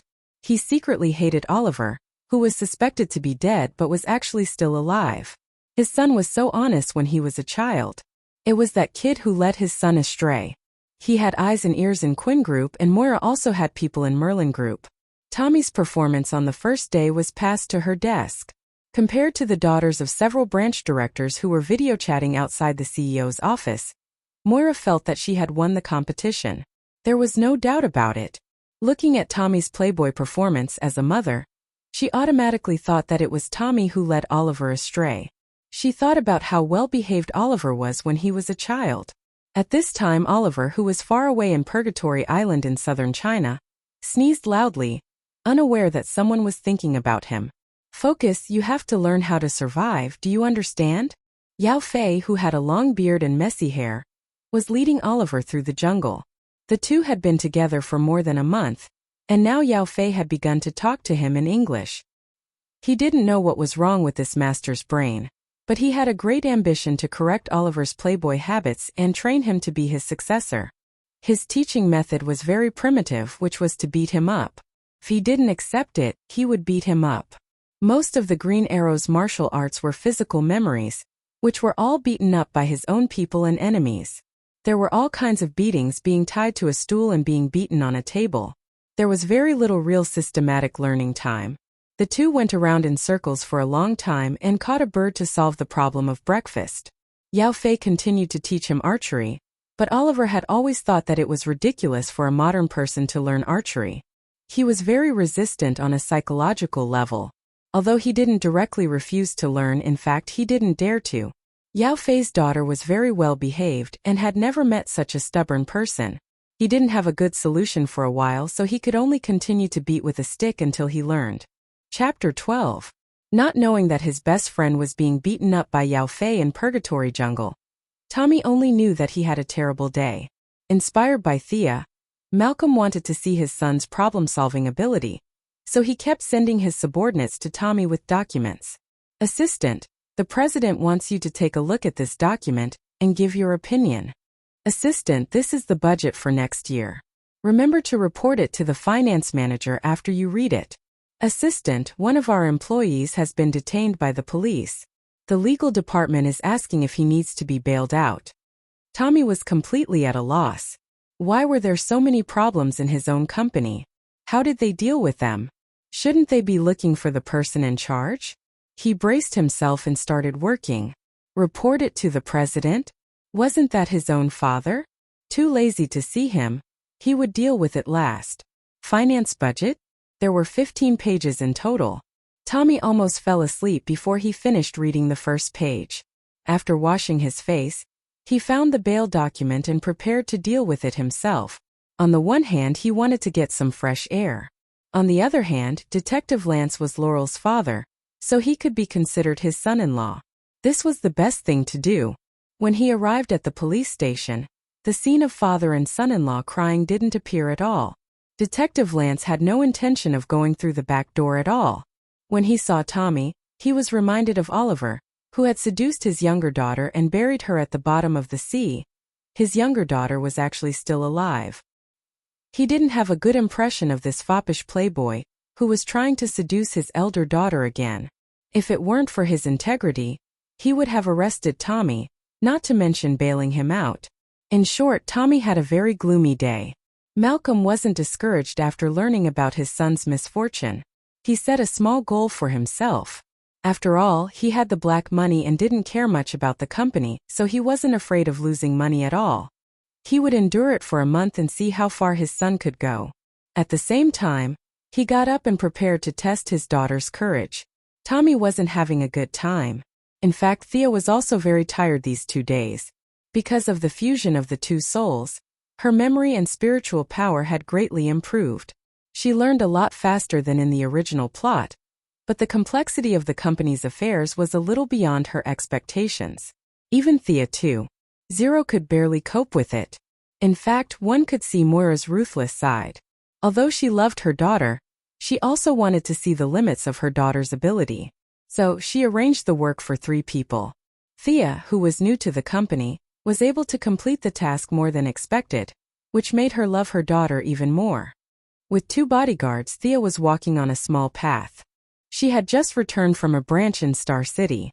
She felt that it was close to home, so she didn't take a car. While walking, she was thinking about the several things that she had to deal with tomorrow.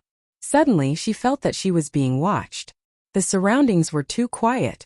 She immediately noticed that something was wrong in front of her. She whispered, "Stop." She instructed the bodyguard to check out the problem with the tree in front. Malcolm, who was hiding in the bushes in black, was shocked. His hiding skills were learned from the ninja master. It was not an exaggeration to say that he had practiced it 1,000 times. Didn't you see that the 2 special forces bodyguards didn't notice him at all? The fact that the little girl was able to detect him meant that she was born with a strong sense of intuition. She was able to surpass the special forces without any training. He had only heard of one person who had such qualities, and that was the world's #1 assassin, Shiva, who was once trained by the ninja master. Prometheus didn't exist in this timeline, so Shiva still had the perfect record. Malcolm threw 2 darts at the bodyguards and knocked them out. He then turned on the voice changer and stood out from behind the tree. He wanted to test his daughter's courage. After all, no matter how talented she was, It was useless if she didn't have a good temperament. Thea was shocked when she saw the bodyguards fall to the ground. A man in black stood out from behind the tree. Was he from the Assassin League? But when she took a closer look, wasn't this her cheapskate father? I've seen TV dramas before. I can recognize you even if you wear this disguise. What is he trying to do? She knew his identity, but she couldn't say it out loud. She couldn't go up and greet him. Hi, Pops. Have you eaten? Thea pretended not to know who he was and asked calmly. Who are you? Who I am is not important. Do you know how much your life is worth? Malcolm's hoarse voice came through the voice changer. This voice changer was really a treasure. She had to get one in the future. In her memory, except for Superman, who didn't even wear a mask, the rest of the heroes and villains had one. She didn't know if it was expensive or not. She didn't have much pocket money. But seeing that old Ma was still waiting for her reply, she thought for a moment and said, I can feel that you don't have any bad intentions. At least, you don't have any killing intent. Yes, she had some impression of most of the heroes and villains. As long as she found their names, she would be able to identify them. She was the only one who had this ability. The so-called good intentions and bad intentions were the easiest to judge. Very intelligent child. You're not bad. Do you have any wishes? What kind of stupid question was this? Thea guessed that he was here to teach her skills. He just wanted to maintain the illusion that he didn't know Kung Fu. So she changed into a disguise. She had been looking forward to this moment for more than a month. She answered loudly, I need strength to protect my family and myself. It's too difficult for a woman to live in this world. I need great strength. This answer was based on Thea's reference to Malcolm's previous experience of losing his wife. But it sounded different in old Ma's ears. At this moment he felt that his daughter was too similar to him. Even their thoughts were so similar that they were almost the same. If he had such awareness when he was young, his wife wouldn't have died. He had one last question. He wanted to confirm if Thea could do the same when he abandoned his young child and company to pursue strength. Strength needs to be learned. Will you give up your wealth for this? I heard that you've done well in the company this month. You've even reached the point where everyone praises you. Can you give up these? Hearing this, Thea curled her lips in her heart. The company will be mine sooner or later. Isn't the reason why I've been working so hard these days to attract your attention? Do you really think that I'm here to liberate the productive forces, develop the productive forces, and develop the spiritual civilization for you? But this question couldn't be answered immediately. It would be too fake. So Thea hesitated for a moment and said, Money can also be transformed into strength, but I need my own strength more. I'm too weak. A bullet or a knife can take everything away from me. I have to change this situation. Malcolm's wife was shot to death for a few $100s when she was doing a free clinic in the slums. In fact, Batman's parents had the same experience. Killing a billionaire for a few $100s was the current situation in the slums. One could say that they were short-sighted and ignorant, but they did hurt a lot of rich people who wanted to help the poor. The rich people with a conscience were all killed. The remaining rich people must be all bad guys. Hearing his daughter's answer and comparing it to the experience of his deceased wife, Malcolm's heart pounded wildly. He almost couldn't control his emotions. He turned and ran away after saying, Come here tomorrow and I'll teach you. Chapter 13. Sia didn't know what was wrong with her father. She felt that her answers were quite satisfactory.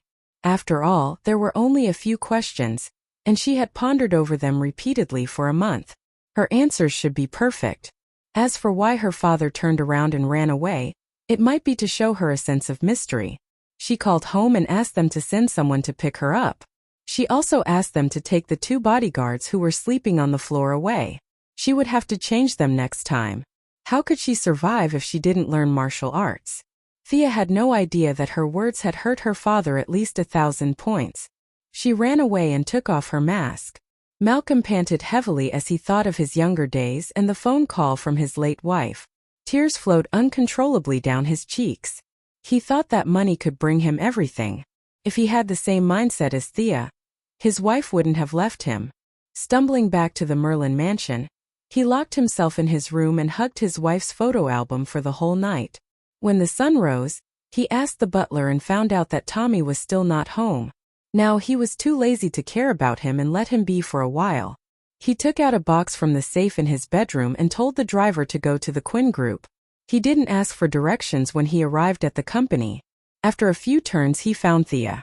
He watched videos every day, and was more familiar with this place than his own company. "Hey Thea." Malcolm walked up to her and greeted her softly. Thea was working on a document at her desk.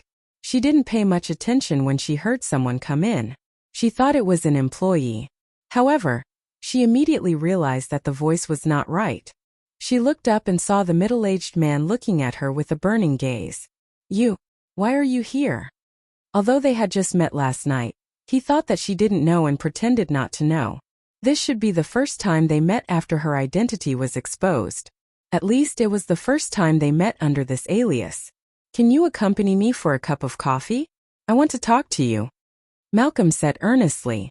Thea also wanted to talk to him and see if she could resolve his hatred for the slums. Perhaps if she could, she would not have to fight with Olivier. After all, both her brother and her father were her closest relatives.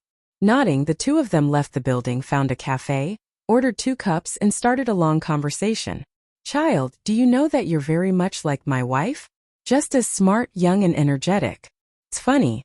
I even suspect that you're my wife's biological daughter and Tommy is Thea's. You look so much like her." Malcolm looked into Thea's eyes and said seriously. Thea thought to herself, "You're kidding me. What I said last night must have affected him a little, making him feel that my figure has merged with his late wife's to a certain extent. This can be considered a lucky hit. You didn't say that in the original novel. In the original novel, you said that I was a natural warrior. Listen to this. Is this something a father should say to his daughter?" He really didn't know how to talk. No wonder he had been single after his wife died. "Can you tell me more about her? I've only seen her photo from Tommy." It was definitely a good idea to cater to her preferences. Anyway, Sia was too lazy to go back to work today. Moira had a lot of spies, so she should know the reason. "We have nothing to do. It's working hours now, and there aren't many people in the cafe, so let's talk. We met on the train." At that time Malcolm had not talked about these things since his wife's death. It was rare that someone was willing to listen to him today. He started from the first time they met. As for whether it was illogical to talk about the legal wife with an illegitimate daughter, he did not think too much about it. At that time she was running a free clinic in the slums. On her way home she was robbed by a homeless man. There was no grudge between them. She fell into a pool of blood and called me 3 times for help. Unfortunately, I was sulking at the time and did not pick up the phone.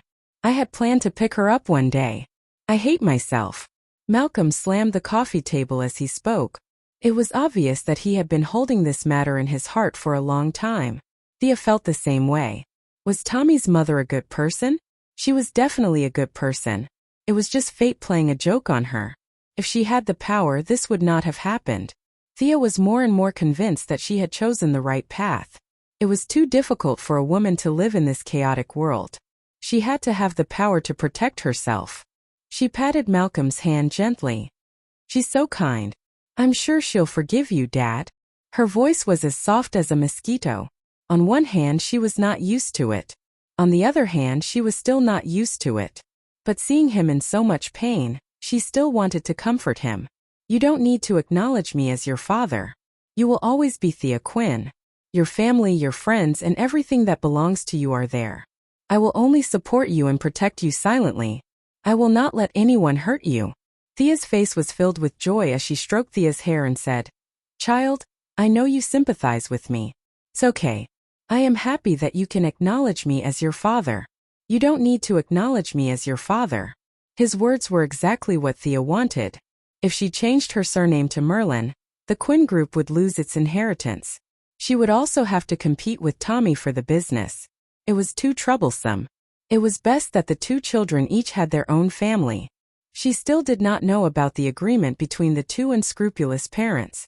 Malcolm took out a box and placed it in Thea's hand. "This is what I gave to my wife. Today I'm giving it to you. I hope its light will continue to guide us forward." After that, he tidied himself up and left the cafe. Thea opened the box and found a very delicate necklace. A sky blue gem hung on the silver chain. As the gem swayed, a gentle lake light flashed. There were a few inscriptions on the inside of the necklace. Thea did not recognize a single word. It didn't seem like something from the modern era. She had planned to persuade Malcolm to let go of the slums, but he had left before she could even talk about it. He seemed to have consciously avoided this topic. This was a knot in his heart. How could she talk it out of it? Maybe she should ask Batman?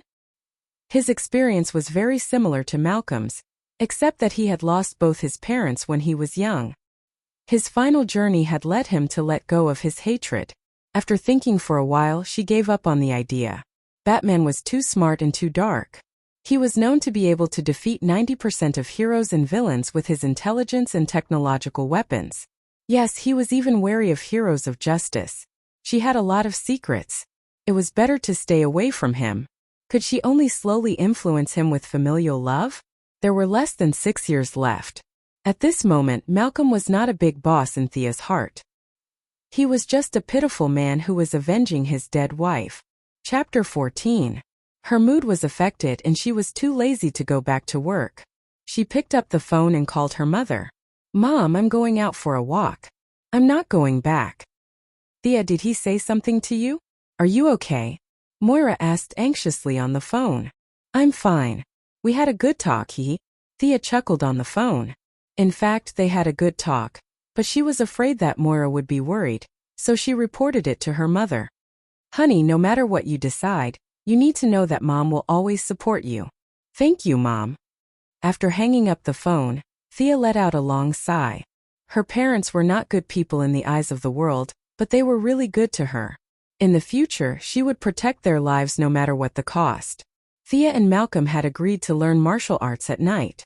It was still early in the morning, so she decided to go to the library to read some books. She wanted to know more about this world. Just as she stood up and was about to leave, she saw a pink figure bump into her with a bang. "Io, who's in such a hurry?" Behind Sia was the coffee table, so she sat back down after the collision. It was not a big deal. The other person who bumped into her was not as lucky as her. Sitting on the floor in front of her was a girl. She was wearing a pink dress and a beige jacket. She had blonde hair and a pair of square-framed glasses. She was in a daze, looking at Thea blankly, not knowing what had happened. This person looked familiar. Her hair color, her expression, and most importantly, she was wearing the Quinn Group's badge with her name on it. This was a character that she liked very much in her previous life. She looked really beautiful with the glasses. No wonder the three heroes, Green Arrow, Lightning, and Atom, were so attracted to her. Thea crossed her arms and pretended to be cold. "Miss Felicity Smoker, can you tell me why you're here during working hours?" She pointed at the surroundings. The blonde girl, Felicity, was tongue-tied. "Coffee? No. I'm here to write a report." "Yes, a report." This girl's words were interesting. She looked dumb, but she was actually very smart. She was one of the future Green Arrow team members, the world's top hacker. But now, he had turned over a new leaf and was living in the Quinn Group. "Who are you writing a report to? Let me ask." Thea took out her phone and continued to tease him. Felicity was also stunned by her determination to get to the bottom of the matter. Her beautiful eyes darted around as she pondered how to come up with a name and use her hacking skills to come up with a command. Suddenly, he realized why he had to answer. Who was this person? He immediately asked, "Who are you? Why should I explain to you?" This guy doesn't recognize me? It seemed that there were still corners of the company that he had not seen yet. She must have hidden somewhere to sleep while he was patrolling. She took out her ID from her bag and showed it to her. "Thea Quinn? Who was this? Hey!" He shouted loudly, which attracted the attention of the waiters in the cafe. Thea almost fainted. This girl was always so flustered. It was really impossible to work with her if she had a heart condition. "Did I? Alright, I did. Are you the young lady from the Quinn family?" Felicity covered her mouth in disbelief. Thea nodded. Felicity was still in disbelief. She took out her personal computer and clicked on it to turn the interface around. She pointed at the image and said, "Is this you? I always thought that this photo was taken very well. It's very beautiful." Thea looked down at the image. It was a photo. The environment was very familiar. It seemed to be a photo of her getting drunk at a bar a few days ago. Who took this? The angle is not bad. It perfectly combines my natural beauty with my melancholy aura. Not bad at all. However, it's not appropriate for you to hack it out of a certain server in front of me, right? Miss Smoker, where did you get this photo? I found it from the newspaper.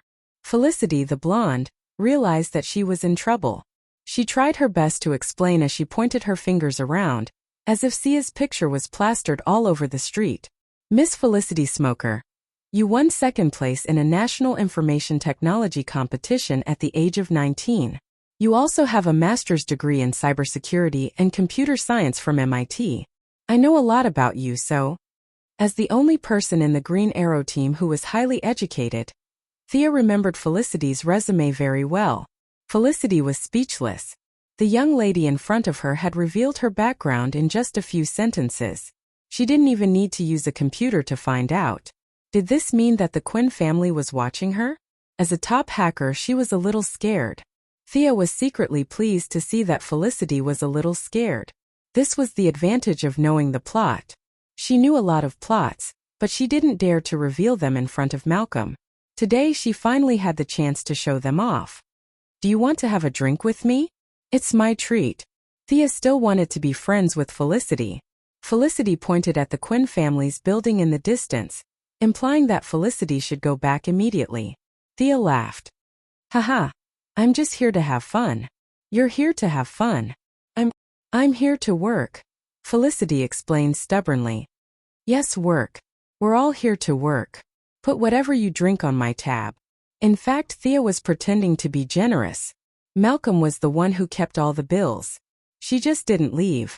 Felicity didn't fully believe her, but she felt that she could live anywhere. The job in front of her wasn't essential, so she started chatting with Felicity. Thea told a few jokes about the company's executives. Felicity also talked about her university life. The two chatted happily. When they talked about the photo, they decided to visit the crime scene. When they arrived at the bar, they saw the bar owner's mistress who served Thea last time. She ordered the mistress to serve the two of them, and the two continued to chat. Felicity looked very honest in her blonde dress suit. In fact, she used to have fun too. She put on smoky makeup and dressed like a punk. It was only after her boyfriend was sent to prison that she changed her appearance. She didn't dislike places like bars. Instead, she felt an inexplicable sense of familiarity. As Felicity continued to talk about her life, Thea learned that she graduated from high school at 16, university at 18, and got her master's degree at 20. She was also a top student. Thea, you're very smart. You finished high school in 2 out of 4 years. University is more exciting. High school is boring. Felicity hadn't touched alcohol for some time. Now that she had drunk a little too much, she wasn't as careful with her words as before. Thea was a little tempted. Previously, she had to participate in the management of the company and learn martial arts. She thought that high school was a waste of time and should just give up. However, after hearing Felicity's words today, it seemed that she could speed up the process. High school in America took 4 years. The content was really simple. Compared to the second year of high school on the other side of the Pacific Ocean, she could definitely pass. If she really couldn't pass, she could still bribe them. Quinn Enterprises sponsored many university laboratories. Chapter 15. The two heroines drank from work in the morning until they got off work in the afternoon. It seemed like a long time, but in fact their stomachs were limited and they did not drink much. After eating something, they found a room to rest for a while. Sia suddenly remembered that she still had to go to the Grove to learn martial arts from her father. She was more or less stained with alcohol and she was not focused enough. She was really in a bad state, so she called the bar owner and asked if there was a place to take a bath. Do you think this place is a holiday resort? Although he was unhappy, the bar owner didn't dare to say no to this important customer. He could only lead Thea to a small bath in the back and said that it was never open to the public. Felicity was about to go home when she heard that the bath was free. The bar owner saw that they had been chatting for the whole day and didn't know what relationship she had with Thea. So he didn't stop her. Thea changed into a bathrobe and entered the room. The bar owner had dug out a hot spring and built a small circle around it. The pool wasn't big, so it was cramped for 4 people. It would be best if it was 1 person, but 2 people would be barely enough. She thought it would be a private bath, but she didn't expect it to be like this. Oh, little Thea, you're so sly. We should have come here earlier. Felicity poked her head out to take a look. When she saw that there were no outsiders, she quickly took off her clothes and jumped into the pool to enjoy herself. Wow, she has a great body, Thea whispered. Felicity found that Thea was still in a daze after a while. She grabbed her hand and said, "What are you looking at? Come down. You can't take a bath in a hot spring after drinking. I heard it's bad for your health." Thea felt that it was inappropriate to be naked without any preparation. She vaguely remembered that there was such a saying, so she quickly explained, "We've been drinking for 3 hours. And that's for people with illnesses. It's fine if we take a bath for a while. I'm studying. Don't worry." Thea had no choice but to take off her bathrobe and enter the pool. "Hey, there's no one here, right? Why are you still wearing your underwear? Wow, Thea, your skin is so smooth. Hey, Thea, you're really small." The unscrupulous female hooligan successfully flirted with the future heroine. Thea's face flushed red, but it was only because of the humidity in the room and Felicity's nearsightedness that she couldn't see clearly. Although it was a little awkward at first, Thea soon discovered that drinking a little wine and taking a nap before soaking in the hot spring was indeed very comfortable.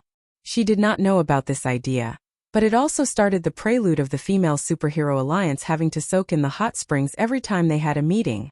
Although she always reminded the girls not to drink, Wonder Woman always said, "We're all superheroes, what's there to be afraid of?" The two of them fooled around and didn't do anything excessive. Felicity drove Thea to the forest and waved goodbye. Thea looked around. Malcolm was not there yet. She needed to calm herself down. She found a tree and sat down cross-legged. In fact, Malcolm had only been there for a while. He had been watching Sia's schedule for the whole day. He had arrived 5 minutes earlier than Sia. Last time he had been discovered in advance. This time he was much more careful. In order to test her perception range, he had been observing from the periphery. After comparing some details, he estimated that Thea's effective range of perception was about 10 meters. According to the Assassin League selection criteria, those who could reach 5 meters were considered talented. The world's top assassin, Shiva, seemed to be able to sense up to 20 meters, but that was a result of years of training. Other than sniper rifles, Shiva could completely dodge all cold and hot weapons. No one could sneak up on her. Thea could not do that, but he believed that with his training, she could completely dodge all mid-range cold weapons within her range of perception. She could also dodge long-range pistols. What an amazing talent! Seeing Thea sitting still under the tree, Malcolm had a certain understanding of her patience.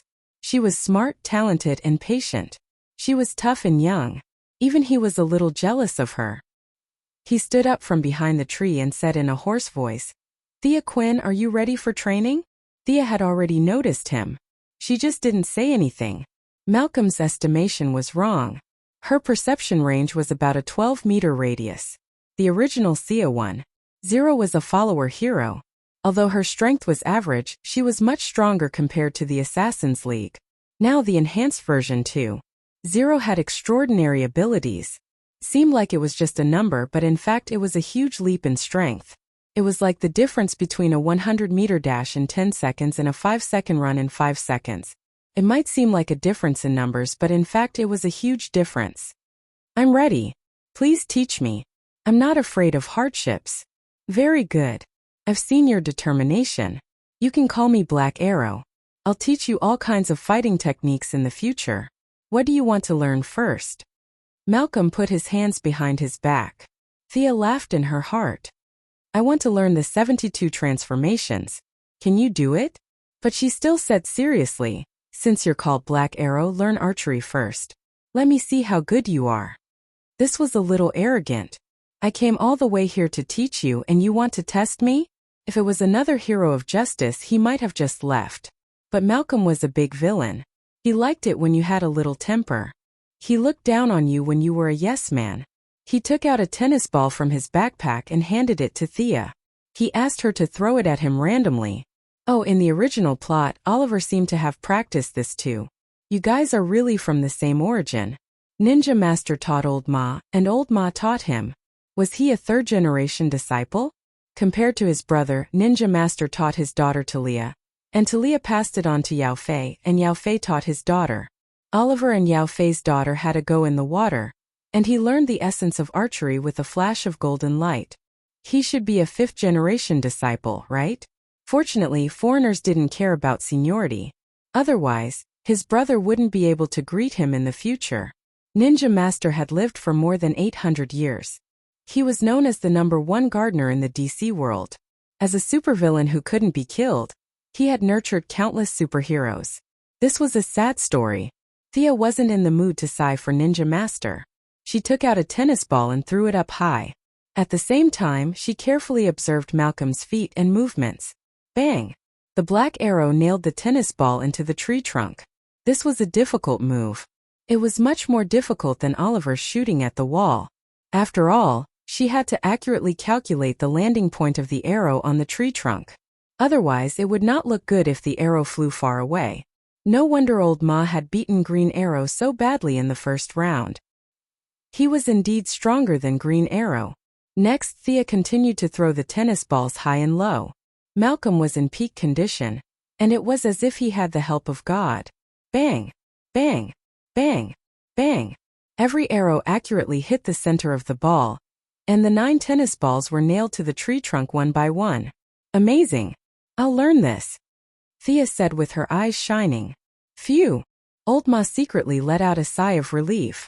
In fact, Old Ma was a little better than usual today. After all, he was in his 40s and was not the kind of person who practiced martial arts since young. In order not to disappoint his daughter, he focused like never before. If Thea threw a few more balls, he might not be able to hit them. This was the biggest difference between him and Green Arrow. In terms of physical strength or endurance, he was not as good as the young Green Arrow. He could win against Green Arrow if he focused for a short period of time, but he couldn't do it for a long time. Chapter 16. Stand up straight and spread your feet to shoulder width apart. Use your left hand to control the direction of the arrow, and your right hand to maintain stability. Use your index finger, middle finger, and ring finger to pull the bowstring. Place your index finger above the arrow's tail, and place your middle finger and ring finger below the arrow's tail. Malcolm constantly adjusted Thea's posture and corrected every mistake. As an archery master, his guidance was very good. He could clearly explain the key points of every action and why it was done. Many people were good at something but they couldn't teach others. Malcolm was obviously not one of them. Thea held a red, low-weight recurve bow without a sight or stabilizer. This was the disadvantage of women. They were naturally weaker than men. Although there were many female archers in games and anime, it was really difficult to train. Weak strength meant low lethality. In ancient times, the population had been depleted, but there had never been a king who recruited women as archers. In the original storyline, Thea Quinn, a member of the Green Arrow team, was known as the Fast Hand. She had thought of using high shooting speed to make up for low lethality. However, she later became unknown and even quit the team. It was obvious that this path did not work. She had already come into contact with her own destiny in advance. She could definitely change the trajectory of her life. Thea calmed herself down and silently recited Malcolm's teachings. She knocked an arrow and aimed at a tree 10 meters away. Malcolm drew a red circle in the middle of the tree. She breathed in and out and adjusted her breathing. She stared at the red circle in front of her. With a whoosh, the arrow flew out. Thea, who was highly focused, had a feeling that part of her body was following the arrow's trajectory. The arrow was bound to hit. With a muffled thud, the arrow was firmly nailed to the inside of the red circle. It was very close to the center. According to the competition results, it was at least a score of 7 or 8. To be honest, Malcolm was a little jealous of such a good result for the first time. When he was trained by Ninja Master, he had to practice for 3 days without sleep to reach this step. Afraid that his daughter would be proud, he found another target 20 meters away and gestured for her to shoot. As expected, Thea missed her target, but the deviation was smaller than Malcolm had expected. The arrow brushed past the tree trunk and flew away. This time, Old Ma felt much better and began to carefully explain the precautions. In fact, Thea's first shot was not a result of her own mastery of archery. Instead, she had used her extraordinary perception to predict the outcome. The entire 10-meter range was within her perception, and as long as she concentrated, she would be able to hit the target with 100% accuracy. This was not a special ability. In reality, when many people shot three-pointers, they knew that the ball would hit the target as soon as it was released. It could only be said to be a very mysterious feeling. However, 20 meters was out of her cheating range. Although she could still guarantee her accuracy for the first 10 meters, she missed the last 10 meters as expected. As expected, she was still far away from those cheaters. For example, Prometheus had a helmet that could download all the pugilist's martial arts. With a light click of the mouse to search for the target, he would be able to learn it immediately. Learning martial arts from the Matrix was as convenient and fast as learning martial arts from Neo, unlike him who had to train hard. Where did he find that helmet? It wasn't mentioned in the manga. She patiently listened to old Ma's explanation. She had to say that it was really good. He explained the key points and habits in simple terms. As expected of an outstanding senior student who graduated from Hogwarts School of Magic and Wizardry, no Nanderbart School of Martial Arts, Thea absorbed the knowledge like a sponge. The fusion of the two souls not only brought about the expansion of her perception, but also the depth of her thinking, the speed of her memory, and the sensitivity of her reactions. This was an all-round improvement. If the original Thea was only a quasi-hero, now she had the qualifications to be a first-tier hero. When the lesson was about to end, Thea could already hit a target with a distance of 20 meters. Although it was not 100% accuracy, the result of hitting 9 out of 10 arrows made old Ma feel sad. This was the first night of teaching. When he was at this stage, he had to practice for a week with a sore back and cramps in his legs. It was good to be young. He silently found an excuse for his daughter's lack of qualifications and escorted Thea to Ryan's mansion from afar before returning home. When he got home, he changed into casual clothes and asked the butler, "Is Tommy back?" "No, it's just a phone message that needs to be dealt with," the butler answered honestly. "Humph," Malcolm snorted. What could have happened to him? He must have seen that he was not at home today and went to fool around with Laurel again. For a moment he felt helpless. He really did not know how to educate the son left by his late wife. His brain, courage, and tenacity were not like his. If he did not believe that his late wife would not cheat on him, he would have doubted that this was his son. Especially when compared to his daughter, it was even more obvious. Actually, everyone had talent, it was just a matter of whether or not you were able to discover it. Just like in the Foot Basin country of another world, during World War II, Ishihara Kanji would praise his country's prime minister in front of everyone every day. It would be great if Tokyo-kun could be kept as a storehouse. He could manage at least 5 machine guns. You must be kidding me if you want him to be the prime minister. Going back to Tommy's problem, it was not that he did not have talent, it was just that he did not use it in the right place. Oliver, who would return to the city in the future, saw Tommy's bright spot. He encouraged his friend to open a bar, and sure enough, Tommy did very well. If it wasn't for Malcolm's big move, the bar chain might have been successfully listed. The more Malcolm thought about it, the sadder he felt. Looking at his wife's photo, he recalled the bits and pieces of the past. In his heart, he decided to wait for him for another half a year. If there was no improvement, then let him do whatever he wanted. He would guarantee that he would live a happy life and not have to worry about food and clothing. When Thea returned home, she found Moira waiting for her in the living room. She gave her mother a big hug and said, "Mom, I'm back." Moira got the news that Malcolm was looking for someone to train her daughter, but she did not know that the person was himself. She was worried that her spoiled daughter would not be able to endure hardships, but she was also afraid that the person would hurt her daughter badly. So she had been waiting in the living room. Deep down, she did not think that it was necessary. Their family was rich and they could hire any kind of bodyguard. Why did she have to train herself? Seeing her daughter come back happily, she felt that it was necessary to confirm her daughter's thoughts. "If you're tired, don't go tomorrow. Mom is very worried about you." Looking at her mother's worried eyes, Thea put on a strong front. "I'm not afraid of hardships, Mom. I'm afraid that I can't protect you and this family." "My poor child, I've said that I will respect any decision you make. If one day you don't want to learn, you must tell Mom, okay?" Moira said seriously. "Okay, I know." Thea smiled and nodded. The mother and daughter hugged each other and walked into the bedroom. Chapter 17. Lying on the bed, Thea knew that her mother disapproved of her decision. She just followed her heart and didn't say anything. But she didn't know how dangerous this world was, and how many times she was woken up from her dreams. From the information gathered from all sides, Superman and Batman, these two big shots, had already fought several times. The official statement was that both of them won and lost. What did that mean? It meant that Superman was already in the Iron or postmodern period. Otherwise, no matter how big Batman was, it would be impossible for both of them to win and lose. Just look at the Silver Age Superman and you will understand.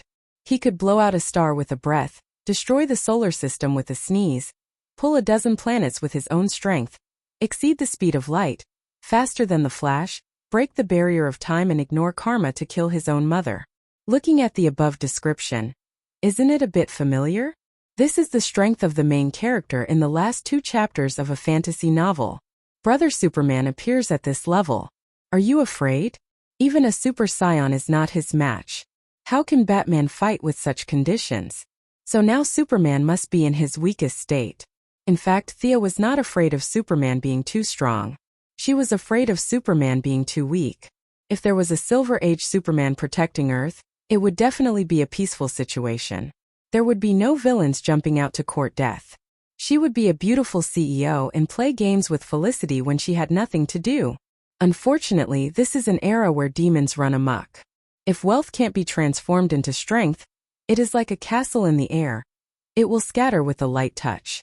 I should pay more attention to the corporation's weapon research and development department. There must be the equipment I urgently need. Maybe I can be a DC World's Iron Man? Sigh, I'm dreaming. In order to keep it a secret, I can only research and develop it by myself or with a few assistants. If I pull Quinn Merlin Corporation into a 5-year plan on a large scale, even if the research is successful, the final result will be eaten by the military. Marvel's Tony still handed over a suit under the protection of S.H.I.E.L.D. Not to mention himself. He can only study it alone. However, Tony entered MIT at the age of 15 and graduated with a double doctorate at the age of 18. He can knock out the Mark generation in a cave. I'm also 15 years old, and I haven't even finished high school. Sigh, I really can't compare myself to others.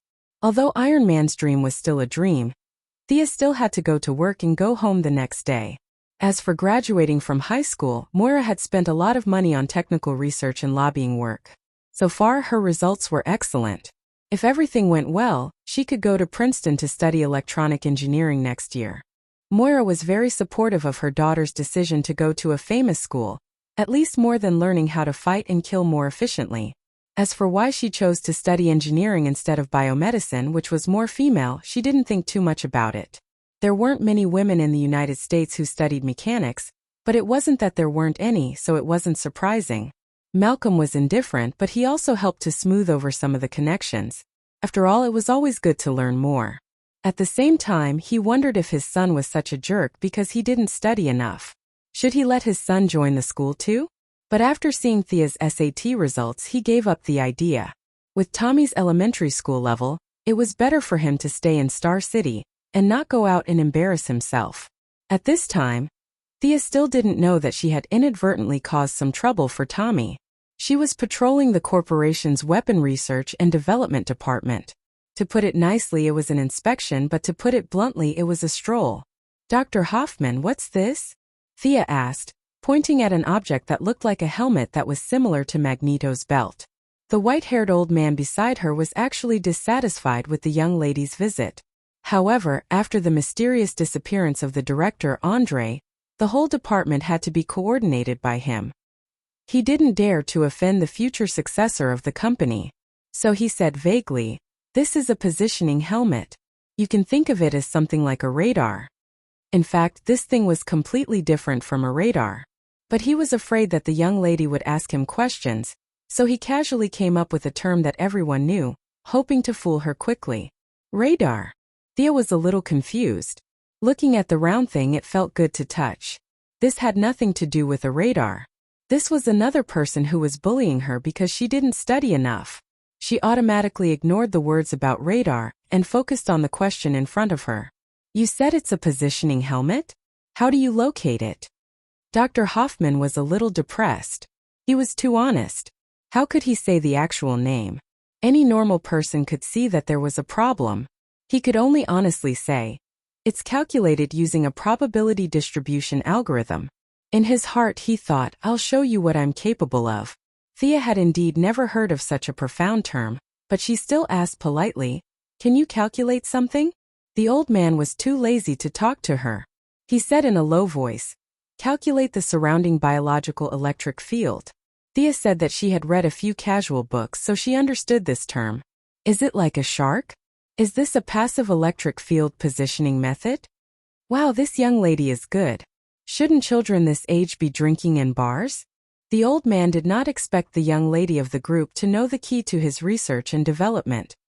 His interest was immediately piqued, and he began to talk about his proud work in detail. "Miss Quinn, you're right. We studied the predation patterns of sharks.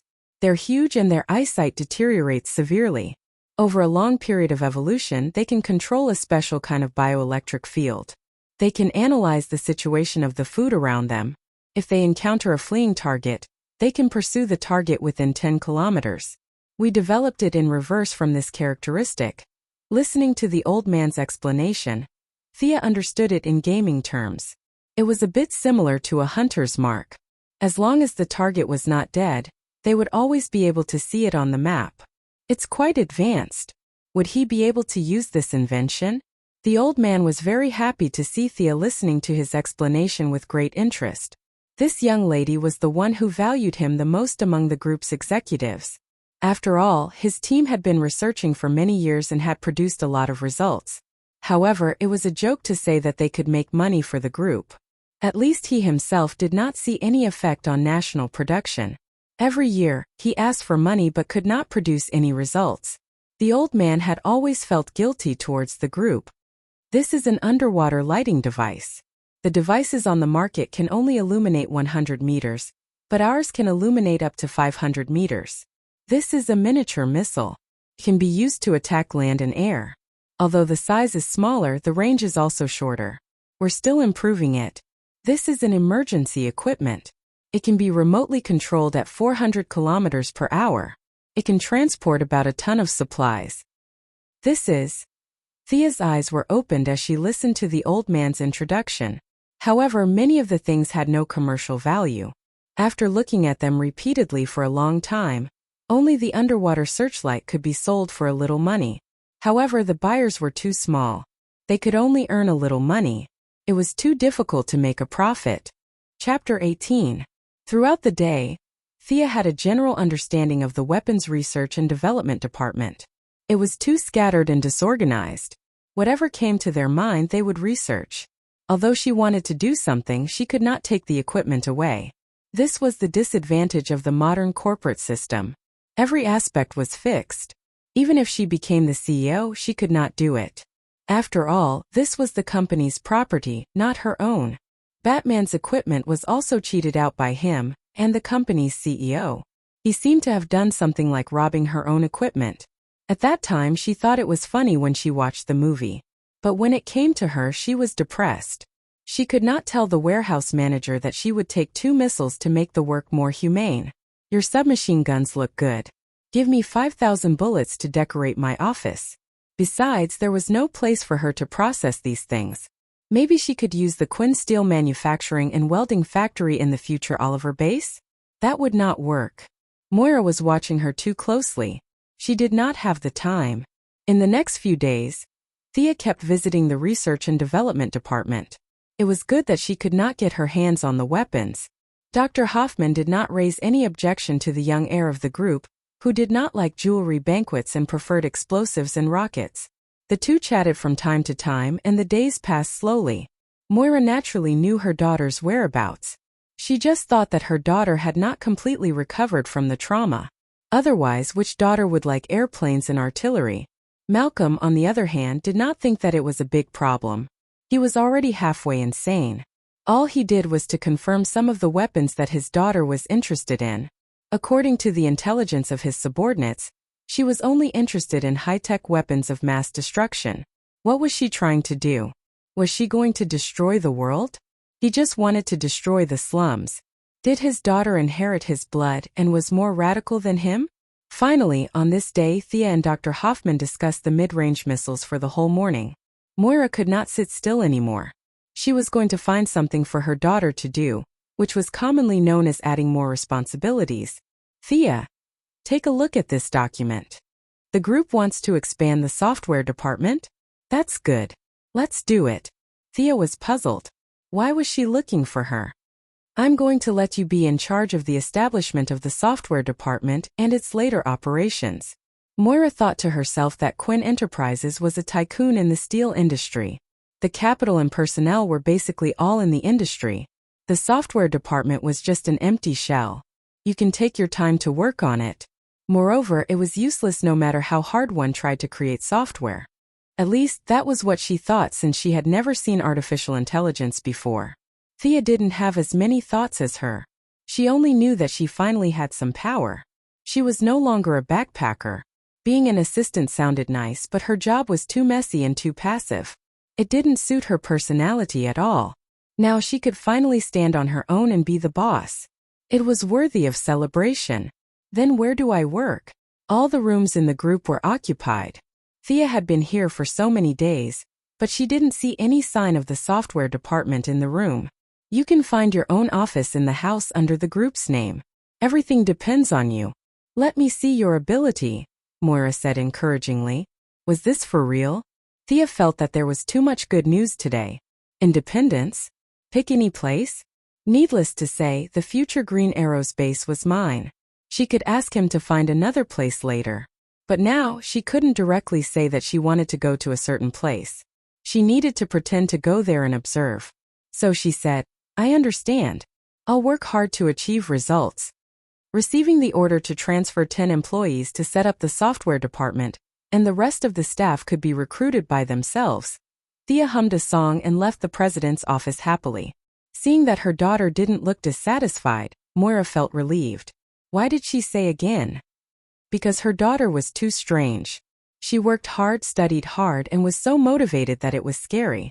Look at Tommy, he was as good as always in the Merlin group. When he had nothing to do, he would flirt with the receptionist. He had never said anything as scary as practicing martial arts or researching missiles. She picked up the phone and ordered her secretary to book a European family tour for Dr. Hoffman of the Weapons Research and Development Department. She asked him to bring his whole family to play. The expenses would be covered by the group. She only had one request, and that was to not come back for 3 months. Dr. Hoffman's wife had passed away many years ago. When he heard the news from the group, he took his 2 sons, a daughter, and a dog to travel around Europe. Finally, he met his destiny in the Aegean Sea. He was very grateful to the group. Of course, this was a story for the future. Not knowing that her new friend got married because of her actions, Thea returned to her desk happily. She took the document and read it twice. God is helping me. If it were other departments it would be a bit difficult for her, but software? She knew Felicity. With her strength as the world's top hacker, what software couldn't she solve? The two of them had become very good friends after drinking last time. Although it was a bit strange, 2 women could become friends after drinking. Sure enough, the drinking table was a hotbed for improving feelings, regardless of whether it was a man or a woman. She hadn't gone to the office to look for her, so she should help her. Thea's heart was beating a little. Would she agree to give up her position and run around by herself? Thea felt that her mentality was a bit strange now. She was worried about personal gains and losses. In fact, it didn't matter if she refused. I can force her to order, haha. The place where Felicity worked was really remote. The company's file management and information technology team kept looking for the nameplate and finally found the department in a corner of the 2nd floor. This corner seemed to have a built-in stealth function. Thea bet that she had never noticed this place after so many days. The future Watcher IT woman, Miss Felicity Smokey, had taken off her glasses and was sleeping soundly on the desk. This girl had really touched a lot of lipstick, because Thea saw her drooling and staining a large part of her sleeve red. She knocked on the table. Hey, wake up, don't sleep. Miss Smoker opened her eyes in a daze and looked at the person in front of her for a long time. She put on her glasses and looked carefully for a long time. Thea? Off work? Looking for me for a drink? Damn, is this girl a drunkard? There was no such hobby in the storyline. Isn't she an otaku? She didn't think about it carefully and blurted out, Felicity, are you willing to go with me? Felicity's expression was one word. Stupefied. She was dumbfounded and murmured, Are you confessing to me? I have to think about it. Thea almost went crazy. How can you understand my English this way? What's wrong with your brain? After thinking about it carefully, she couldn't blame her completely. She seemed to have asked a question. Chapter 19. Thea hurriedly clarified. That's not what you meant. It's like this. She rambled on. Felicity tilted her eyes and stared at her. She wasn't sure if she heard what Felicity said. You have designs on me. Why is this girl so sharp all of a sudden? Wasn't she always confused? Thea's surprised expression was caught by Felicity. I guessed it. Little Thea, you're not being honest. She picked up her laptop and typed furiously. Our state's laws allow this kind of marriage? Did you plan this all along? Thea stared blankly at Felicity as she searched for all kinds of strange information. Felicity muttered to herself, But you're still too young. You have to be 16 years old to be able to do this. Maybe I can help you change your identity? This firewall sucks. I've never thought about this kind of thing. It's more exciting than men. Do I have this kind of tendency? Oh, I can't go to church for this kind of marriage. But I can ignore the fact that I'm Jewish. She stared blankly at Felicity as she muttered to herself. She blushed as she spoke.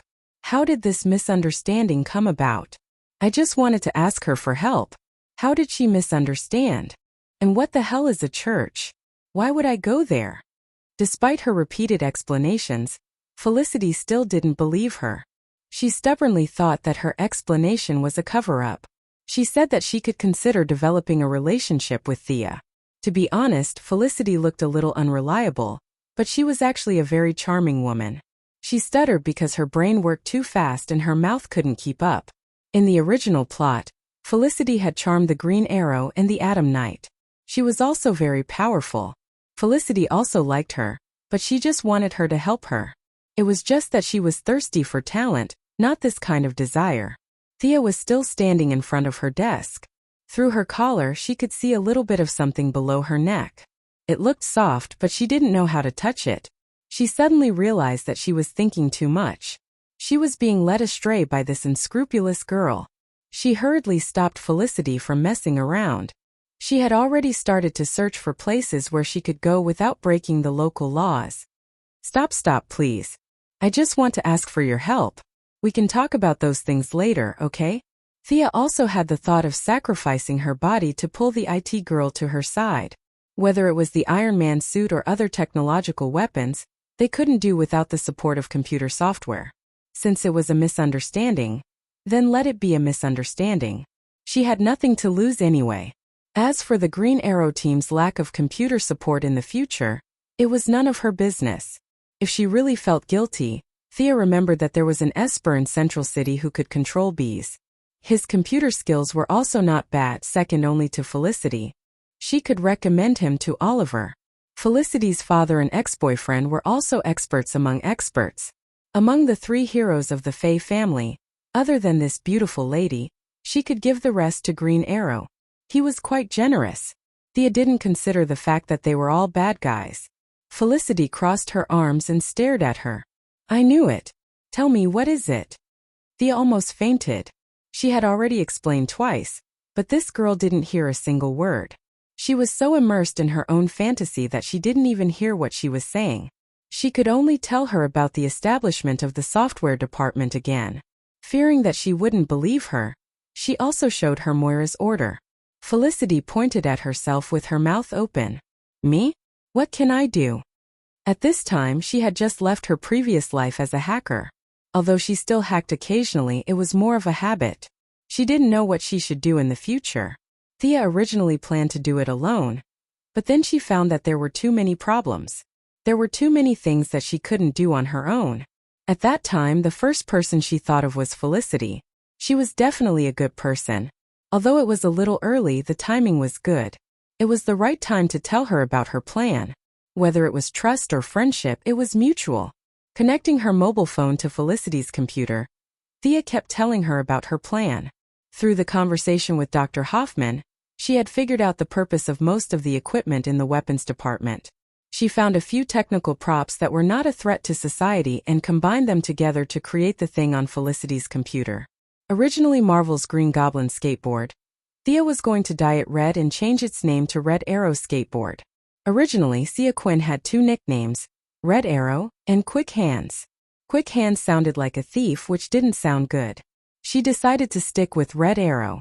At least that was what she, who had trouble with naming, intended to do. Using the emergency equipment she had seen before as the main body, she modified it. It could withstand a load of 400 kilometers per hour and could float and fly. It completely met her requirements. She removed the remote control system and changed it to brainwave control. This required another piece of equipment, which was the shark positioning helmet that was previously introduced. It retained the positioning ability and reversed the memory of Sia's biological electric field to achieve the use of brainwave control. This required Felicity to write a large number of programs to control it. The last thing she needed was to make Mr. Andre become a Jinchuriki's antiviral suit. Thea calculated that this suit could withstand the pressure of 400 kilometers per hour on the internal organs. As for the weapon system, it could only be a simple version of the Red Arrow skateboard. It could only be used as an excuse.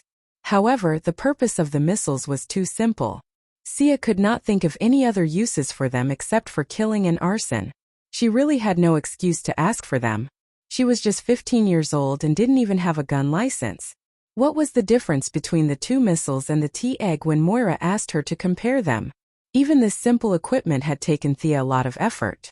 As for Mr. Tony Stark being able to knock out a Markeye from a pile of scrap metal in a cave, Thea could only think that God had given him a cheat, because it did not conform to objective laws. Even a genius had a limit. Felicity carefully looked at the blueprint and looked at Thea with her big eyes. Cool. This invention is perfect. You're so smart. Let's start now. This girl could become friends with that funny Cisco Ramon in the future. She was also a person who was passionate about technological weapons. As the saying goes, although you love makeup, you love weapons more. Although the plan was very detailed, she could not just do it. What should be hidden still had to be hidden. Felicity could be trusted, but it did not mean that others could be trusted too. The two first drove to Quinn Enterprises Steel and Welding Company, which had been abandoned. Thea planned to make it her territory in the future.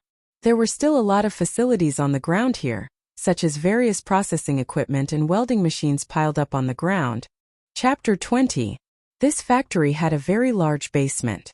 Zhang Heng did not know why this facility was built in the first place, but now Sia had taken advantage of it. After picking a few pieces of light but still usable processing equipment and welding machines, the two women lifted the large pieces onto the cart with great effort and dragged them into the basement while stumbling. Fortunately, both of them were European and American women, so they were quite strong. At least, they were stronger than the Asian women in the same world. Felicity looked like an otaku, but she was actually quite fleshy. She gritted her teeth and glared fiercely. Sia had been training with Old Ma for half a year, and her strength had increased a little. Of course, Felicity was still the main labor because she was older. After installing the equipment and debugging them, Thea had been reading books on processing recently. She did not want to be a level 8 fitter or level 9 welder like Tony, but for the future Iron Man armor and the current Red Arrow skateboard, she did not need to be proficient in these basic skills. The door to the basement was sealed and disguised.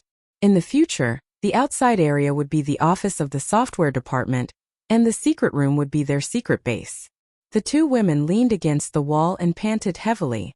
Sia was impressed by Oliver. Even though there were two of them, he was still as tired as a dead dog.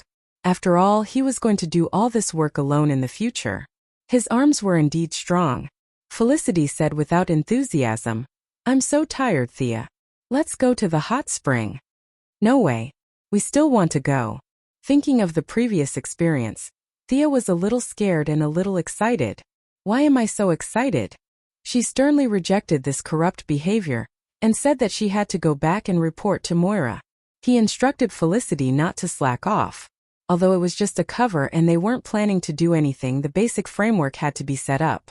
The task of finding software engineers was handed over to Felicity. After all, she was a top-notch hacker, and he believed that those who were chosen by her were of a certain standard. In the next few days, Sia was as busy as a bee. She took out the few pieces of equipment that she needed and came up with all sorts of excuses. At the same time, he reported to Moira that the software department needed a powerful computer and approved a large sum of money. After another round of black accounts, he installed a set of powerful servers for Felicity in the secret base. This made the former hacker, who was now an otaku, extremely excited. Indeed, only when one had something and then lost it would one feel that it was precious. He looked at Felicity's bright smile. She wouldn't object to doing something embarrassing, right?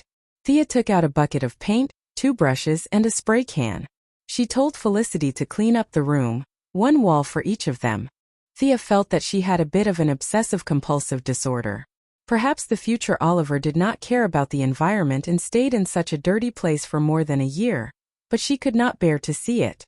The existence of the secret chamber could not be exposed, so only the 2 of them could do the job of painting it. Felicity, who was happily playing on the computer, did not expect this scene.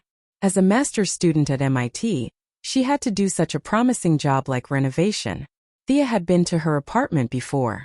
This girl was very lazy. She would only empty the trash bin when it was full. If no one pushed her from time to time, she would be able to eat and wait for death for the rest of her life. Felicity, who was on the verge of a mental breakdown, didn't reject the suggestion of painting the walls. In her eyes, this was something she could choose not to do. Based on her usual personality, she wouldn't have done it.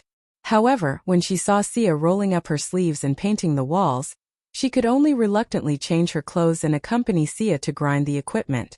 No, it was to paint the walls. Felicity murmured while painting. Moving machines, installing doors, painting walls. What happened to the advanced weapon modification? Liar.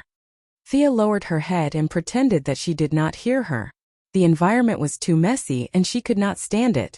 She was afraid that she would not be able to do all this work alone, so she asked Felicity to help her. Men and women had different requirements for the environment, and this was also the reason why it was difficult to be a heroine. It was really difficult to build a base. Batman could make do with a cave, and she did not see him doing something as lowly as painting the walls. After a lot of work, the environment did improve greatly, and at least it was passable. Thea ordered Felicity around like a loader, porter, and decorator for 2 days. She could not refuse the suggestion of taking a bath in the hot spring, so she could only fearlessly accompany Felicity. As for the process, it took place below the neck, which was not easy to describe, so it was not detailed here. The whole process, in the words of the martial arts senior master Shuju, was very good, and indescribably happy. Soon, another month had passed, and the preparatory work of the software department was basically completed. Although Thea wanted to drag it on, she was not interested in the software department or hardware department. She had just started to build her own skateboard, and Felicity was also writing a new algorithm for the collection of brainwaves. Moira sternly refused her suggestion to prepare for another month, and asked her to start work immediately. The leader was determined to get on the horse immediately, so the 2 girls could only put down their work for the time being. Sia, the head of the department, arranged the position of deputy department head for Felicity. It sounded impressive, but in fact there were only 3 people from the group. The others were either not strong enough or staring at the 2 lustfully. Who knew what they were thinking? 2 of the 3 subordinates were women, and they were average-looking, but one was skinnier than the other. The 2 of them could be blown away by a strong wind even if they were tied together. The other man spoke softly, and it was obvious that he was congenitally deficient in testosterone and had spinal edema. Thea felt that if all the bad guys were like this, she could take on 10 at a time. Thea briefly talked about the importance of the new department in the group, but looking at the surrounding environment, the empty factory, the various oil stains in the corners of the ground, and the windows rattling when the wind blew, one would know that her words were useless. Looking at the 3 weak subordinates, although they could not be compared to Malcolm, who had a city full of minions, it was at least a start. Thea said with great ambition that she would start work. Soon Thea spent her first day as a minister drinking tea and reading newspapers, because there was really nothing to do. Quinn Group started with steel smelting, and it had connections with both the underworld and the underworld. It had a group of fierce-looking subordinates, and it could be said that the process of Quinn Group's start was not glorious. For a company like this, the demand for software was infinitely close to zero. Thea wondered if she would have to sleep during the day and work at night in the future. Although she could live like this, it was too much of a waste of time. Her time was precious, and more than half of the 5 years had passed. In a daze, she got up and went to look for Felicity. The situation was completely different from when she was in the group. Thea was so busy when Felicity was sleeping. Now Thea could not do anything. She could not set up a target in front of her 3 subordinates to practice archery, could she?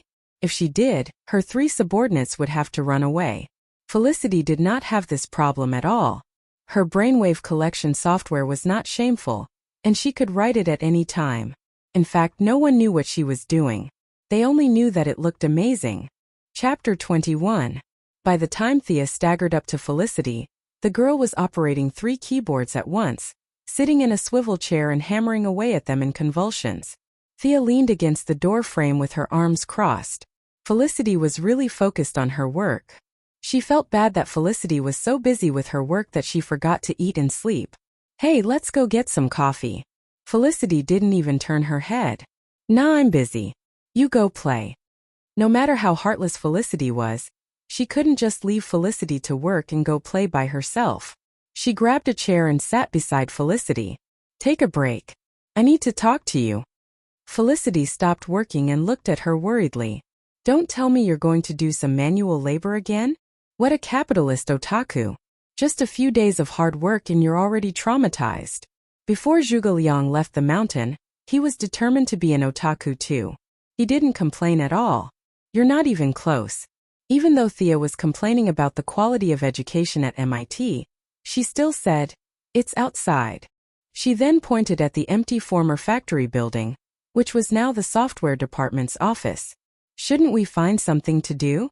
"As the heir, I can't not do anything," Thea said pitifully. "Then what can we do?" Felicity was trying to say, "Your company is just a former mafia company. What do you need to do with software? Haven't you been strengthening your hardware to maintain your status as an advanced company? Isn't it better to buy more sticks and brass knuckles to improve your performance?" Thea whispered, "Aren't you very good at that? Do you have any simple software that you can sell to me? That way the people outside can get busy, and I can also report back to my superiors." Felicity tapped her left hand with her right hand and raised her small nose. "You have good taste. Just you wait." After that, he found a document from the computer and clicked the mouse a few times. The printer next to him began to work. After a while, he handed 3 sheets of paper to Thea. "These are the catalogs of my research results from university. Take a look and see if there's anything you can use. But I don't think they're very practical." His tone was passionate at first, but his voice became softer and softer towards the end. Thea looked at the pieces of paper carefully. She discovered a cruel reality. She knew every letter on the paper, but she didn't know what they meant when they were put together.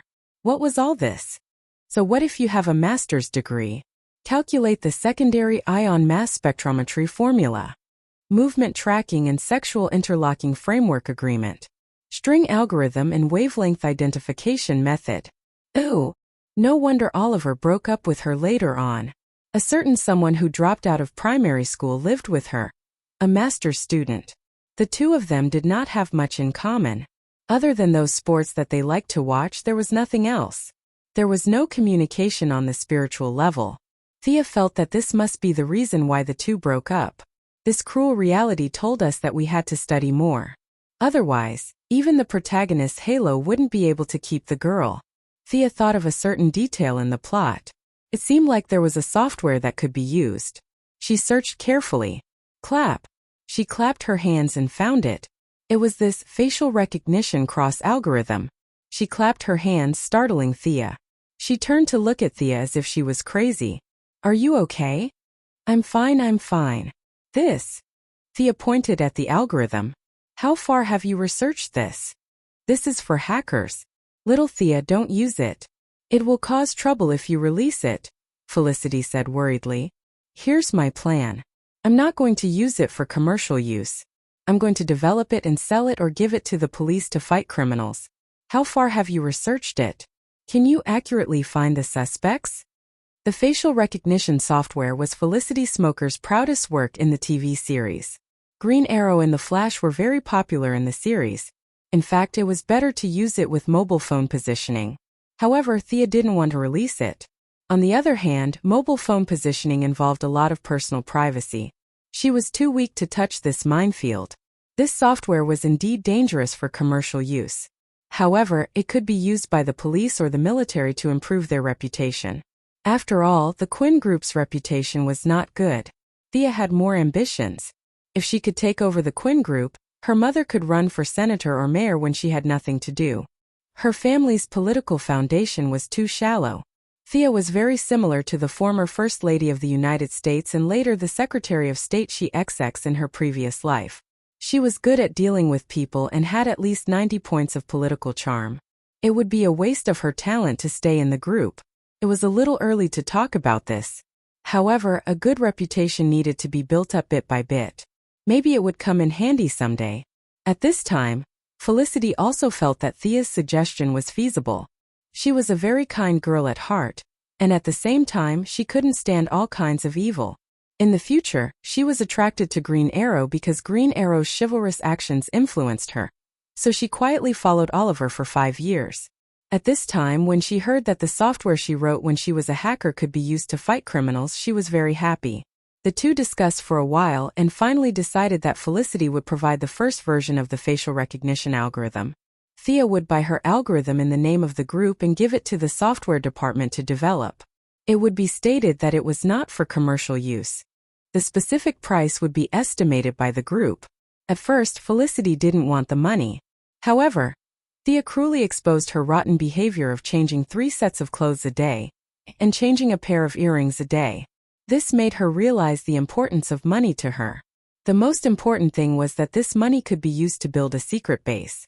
Isn't this money for me? Felicity's mouth was wide open. She always thought that Thea persuaded her to give her more money. Although she said no, in fact she was thinking about how to spend the money after getting it. Ahem, it's for you. At least most of it is. Thea was also a little embarrassed. Moira could turn a blind eye to other people, but she was too strict with her own daughter. The amount of money she handled was too little, so she did not even have the chance to blackmail her. The Red Arrow skateboard looked simple, but there were too many places to spend money on. Now that there was a heaven-sent opportunity, she had to take as much as she could. After persuading Felicity, Thea went straight to the CEO's office without stopping. She saw Moira bragging about the advancement of facial recognition and vaguely pointed out the importance of giving it to the police to improve their image. Moira's awareness was unusually high, and she immediately understood Thea's intention. There was no need to discuss this matter at all. No one would refuse to improve their image. She approved 1 million yuan in funding. As for how much money her daughter gave to Felicity in private, she didn't ask. She also knew that her daughter had recently made a good friend. In her opinion, this was a good sign for Thea's normalization. The matter between her and Walter could gradually be put on the agenda. Chapter 22. Felicity was in charge of the facial recognition software. She was tasked with leading a team, which was actually her 3 subordinates, to develop the first version and hand it over to the police. Why the first version? Felicity did not understand why they did not use the best version. Didn't they say they were going to fight crime? If they gave them the best version, they would not be able to continue working with the police. The hammer business was never Thea's goal. She needed to maintain a long-term friendly relationship with the police. As the police continued to work with the Quinn Group, their image would naturally improve. Of course, Thea could not say this to the righteous Felicity. She explained another reason. If we give them the best version, they will definitely suspect us of using this software to do illegal things. Don't tell me you didn't do it? It was obvious that she had done it before. Felicity had hacked into more servers than Malcolm had killed. She would control a satellite to see what the people around her were doing, pry into other people's privacy, look at the senator's new mistress, and so on. Her crimes were enough to send her to prison for 10 years. In fact, she was not afraid of 10 years in prison. It did not affect her much. There were people in prison who cooked and cleaned for her. The problem was that the American law was too immoral. There was a rule that stipulated that hackers could not touch computers for a certain period of time.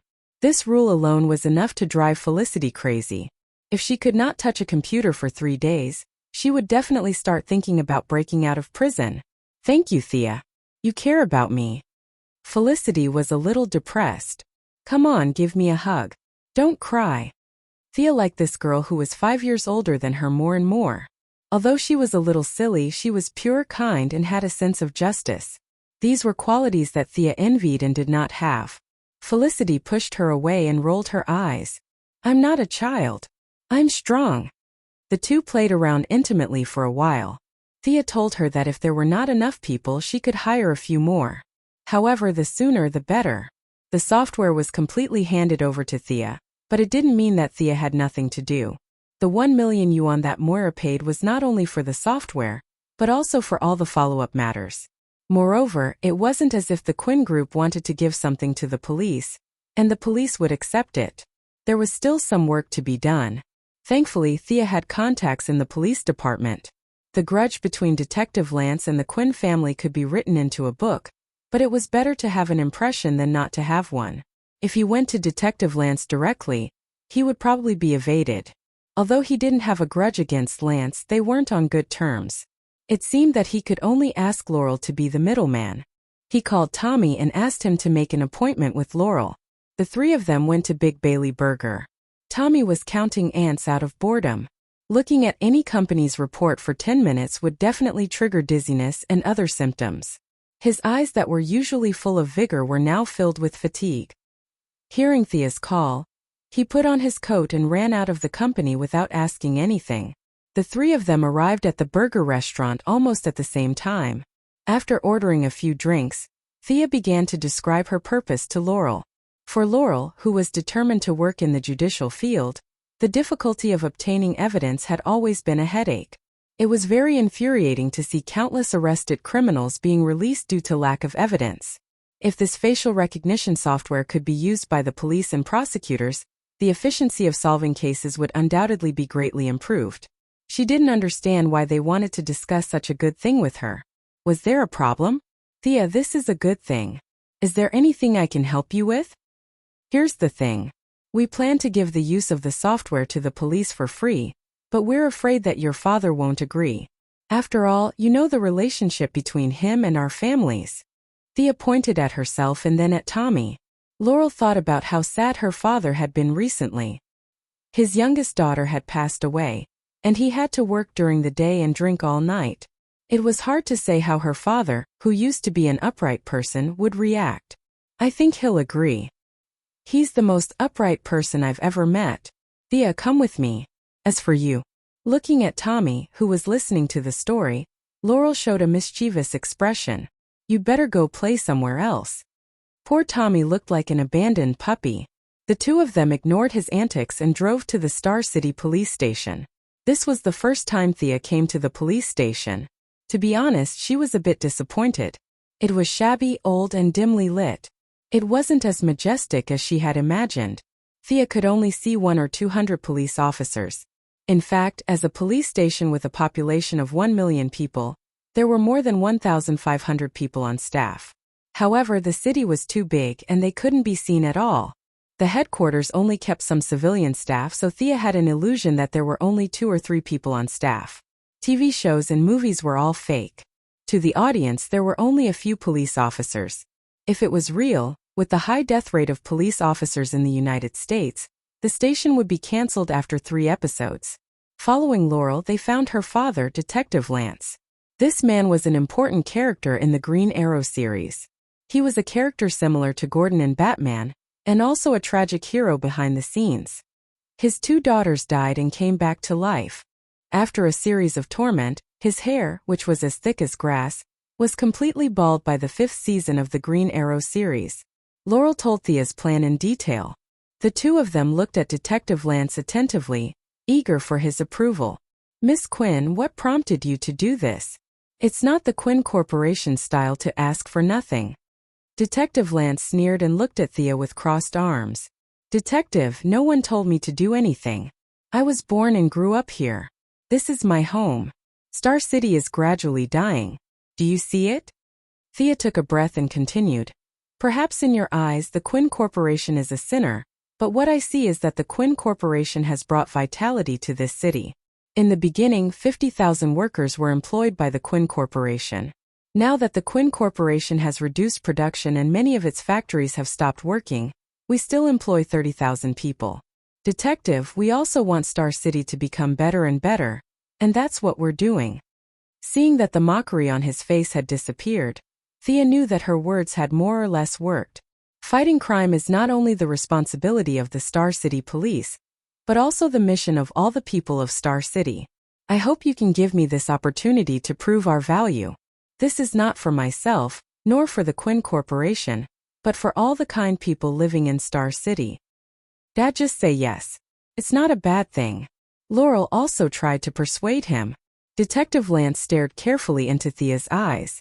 After a long while he said, "Okay, you've convinced me. I'll talk to the lieutenant about this. I hope I'm right."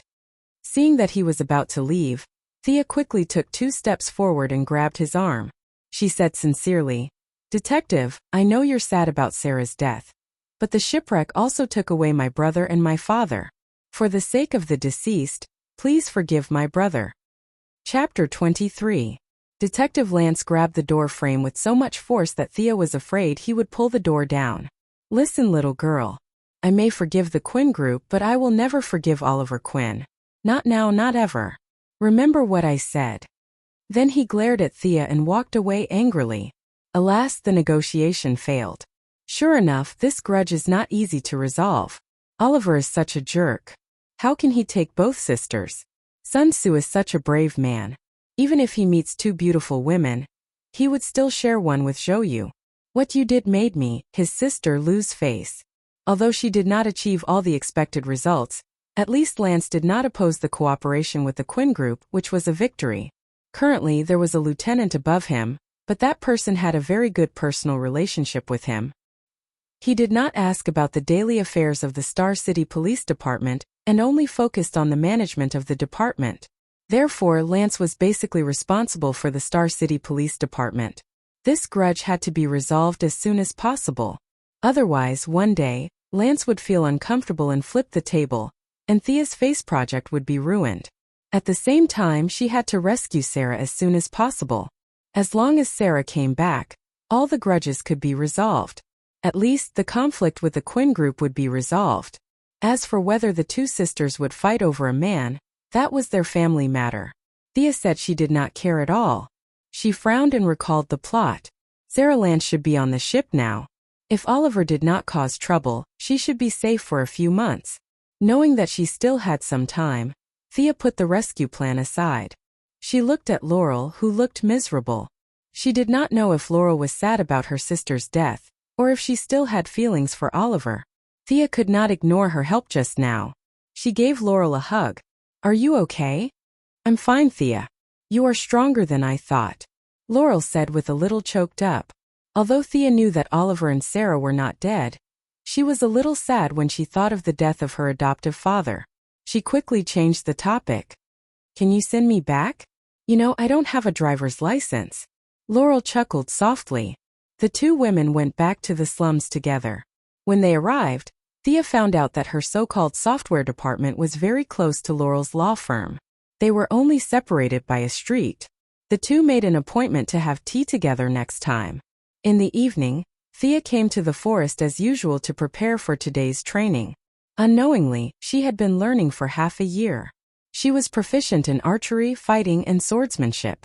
According to Old Ma, she already had the strength of an ordinary member of the Assassin League, but she still lacked some experience. This was different from the original plot. Birds of a feather flocked together.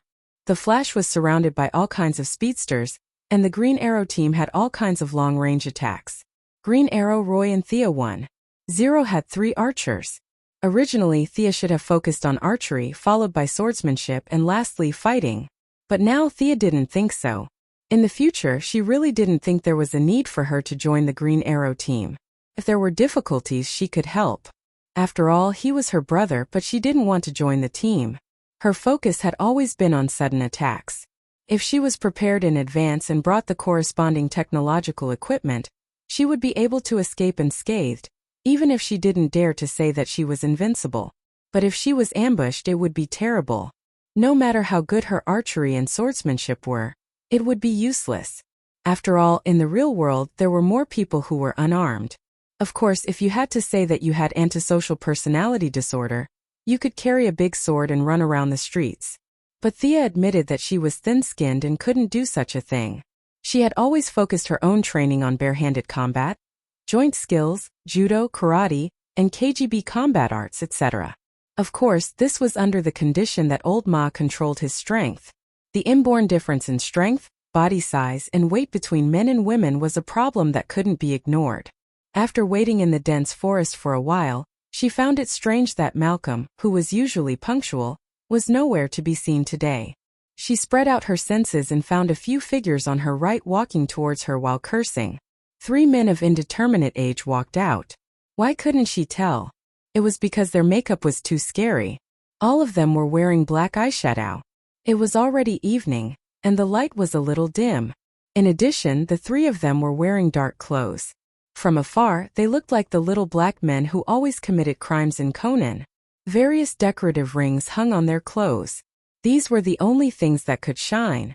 When they walked, they didn't look like they were walking but more like they were gliding. Where did these non-mainstream people come from? Although Thea wasn't afraid of these people, she didn't want to be a busybody. She turned around and prepared to go to the other side of the dense forest to wait for old Ma. Hey, there's a girl over there. One of the non-mainstream people had sharp eyes and immediately saw Thea. The other 2 had drunk a little too much. When they heard their companion's words, they didn't use their brains to think. Their bodies automatically reacted and rushed over. Seeing them coming over, Thea didn't plan to run. She vaguely understood that this was most likely old Ma's way of testing her. Otherwise, why would these 3 retards barge into this godforsaken place? It was a good opportunity to test her actual combat skills. Thea was ready to strike first. She wasn't afraid that she couldn't win, but she was afraid that these retards would say something disgusting and affect her digestion. She threw the bow and dagger to the side and quickly stretched her body. Facing these 3 idiots, Thea was in a bit of a dilemma. All 3 of them looked like they were asking for a beating. She was in a bit of a dilemma as she didn't know who to hit first. Hey, this chick. Before one of the hooligans could finish his sentence, Thea decided that it would be him. Of course, it wasn't because he spoke first but because it was scientifically proven. Well, that's it. There was no need to use any big moves to deal with these 5 retards. At the current stage, Thea's so-called big move was similar to Marvel's Black Widow's KGB fighting skills. She jumped up and clamped the opponent's neck, then twisted her waist and threw the opponent out. Although this move looked good, Thea always felt that it was a little strange to use. On one hand, it was too lethal. If she didn't handle it well, her neck would be broken. On the other hand, old Ma didn't teach it well. It was always a little awkward for father and daughter to practice this kind of move. She quickly grabbed the leading hooligan's right hand and twisted it in the opposite direction. Ouch! A sound like a pig being slaughtered was heard. Seeing that the opponent's back was facing her and his body was wide open, Thea wanted to use a karate move to grab the opponent's ear and kick him to the ground. But halfway through she hesitated. This person's ears were densely packed with studs, like a hedgehog. Would it hurt her? Chapter 24. Thea could only grab his hair. She realized that this guy's hairstyle was also very unique. It looked like a trident on his head. There was a sharp protrusion in the middle of his head that looked like a Teletubby. There were 2 strands of hair on both sides that were stubbornly growing in reverse. Looking at the color of the hair, which was glowing green in the forest, Thea felt that there must be a lot of heavy metal in it. So sinister, you want to poison me? After carefully searching for a long time, she couldn't find a place to hit his head. This made Thea depressed. For her own safety, she could only change from karate to taekwondo. She kicked the back of his leg, causing him to kneel. She twisted her body and kicked his lower back. This time Thea held back. If she kicked his spine directly, with her current strength, this Teletubby could only lie in bed for the rest of his life. Of course, this kick wasn't light either. It looked like she would have to remove his kidney and remove half of his spleen or something. After taking down a retard in 2 moves, the remaining 2 finally reacted. They shouted loudly and launched an attack. One of them was relatively well behaved. He just made a regular street fighting pose with his right fist raised high. He was just short of shouting, "Take my punch." The other one made Thea a little annoyed. He actually made a hugging posture and rushed over lecherously. This bastard was definitely up to no good. Thea was a little regretful that she started to throw arrows. This person would dirty her shoes. These were new shoes that she had just bought a few days ago. She dodged the well-behaved man. Under his incredulous gaze, she flew up and kicked the vulgar man on the right side of his face. Then she kicked left and right. Finally she shouted, "Go to hell." She raised her leg high and kicked the vulgar man's chin. Gotcha! The strength of this kick was so great that the vulgar man's chin was probably completely broken. Even his neck and collarbone were affected to varying degrees. The last retard saw his two companions lying unconscious on the ground. His mush brain realized that it was dangerous for him to stay any longer. He quickly turned around and ran back the way he came. How could Thea let him run away? With such a big target with his back facing her, it would be a waste if she didn't shoot an arrow at him. It was a good opportunity to test out his archery skills during this period of time. He picked up the bow on the ground, drew the bow, and shot an arrow without aiming, relying on his perception. The speed of the arrow was extremely fast, like a flash of lightning in the jungle. This person did not do anything excessive, at least he did not disgust her. She wanted to teach him a lesson, so Thea aimed at his calf. If it was treated well, he would be able to walk with crutches in 3 months. Clap, clap, clap. Malcolm, still in his black arrow outfit, said in a hoarse voice, "Well done, it seems like you've learned almost everything I know. But why didn't you kill them? They're not good people. Aren't you afraid of them taking revenge on you in the future?" Ever since Thea guessed that he was going to test her, she had been thinking about this question. To kill or not to kill had always been the eternal theme of all kinds of Japanese romance novels. This theme could be discussed for 3 days and 3 nights. Most of the righteous people insisted on not killing, and the representative characters were Batman and the Flash. There were also those who initially wanted to kill but eventually gave up, such as her brother Green Arrow. But in the end they chose not to kill, or rather not to kill in the future. Whether or not to kill was an important dividing line between a hero and a villain. Those who crossed the line were villains, and those who did not were heroes. Naturally, Thea could not explain the hero's theory to a villain like her father. She could only borrow and slightly modify Batman's theory to fool her father. She pointed at the first Teletubbies and said, "The one over there is leaning against the tree and vomiting blood. He's currently suffering from subacute hemorrhage and spinal edema. If he doesn't enter the operating room immediately, the pressure on his internal organs will increase, causing his spleen to rupture, kidney failure, and visceral mucosa to fall off." She then pointed at the wretched man on the ground who was almost dead and grinned. "This one is even worse. If he doesn't receive emergency treatment in 30 minutes, he won't be able to see the sun tomorrow. Even if he receives treatment in time, he'll be bedridden for the rest of his life. His central nervous system has been damaged, and without a major breakthrough in modern medicine, he can only be a cripple. And judging from the extent of the damage to his chin, he won't be able to speak for the rest of his life. As for the guy over there who I shot with an arrow, even if he recovers, he'll be a cripple for the rest of his life. The pressure on the nerves in his lower limbs will also cause multiple sclerosis. There are too many specific symptoms that can only be determined after medical treatment. Also, from the moment I found these 3 idiots, I was standing in the backlight. They didn't see my face. Judging from their attire, they don't seem to be equipped with high-definition cameras or infrared scanners," Thea said with a cold expression. "Because of my decision today, their fates have been changed. Their original life trajectory might have turned over a new leaf and become good people, or they might have started a family and become ordinary people. It's neither good nor bad. But with my strong intervention, they're all crippled. Isn't this the magic of fate? Since all of you like to talk about fate, I'll talk about fate with you." Thea repackaged Batman's theory of beating the bad guys to death instead of killing them with the illusory concept of fate, instantly turning it into an evil version of a manifesto. She just didn't know if Master Bruce would beat her up. Marquez didn't expect his daughter to not only form her own worldview, but also have a guiding theory. For a moment he was a little introspective. Could it be that he had been killing the wrong people all this time? Killing became a form of relief, and keeping them alive was a form of torture?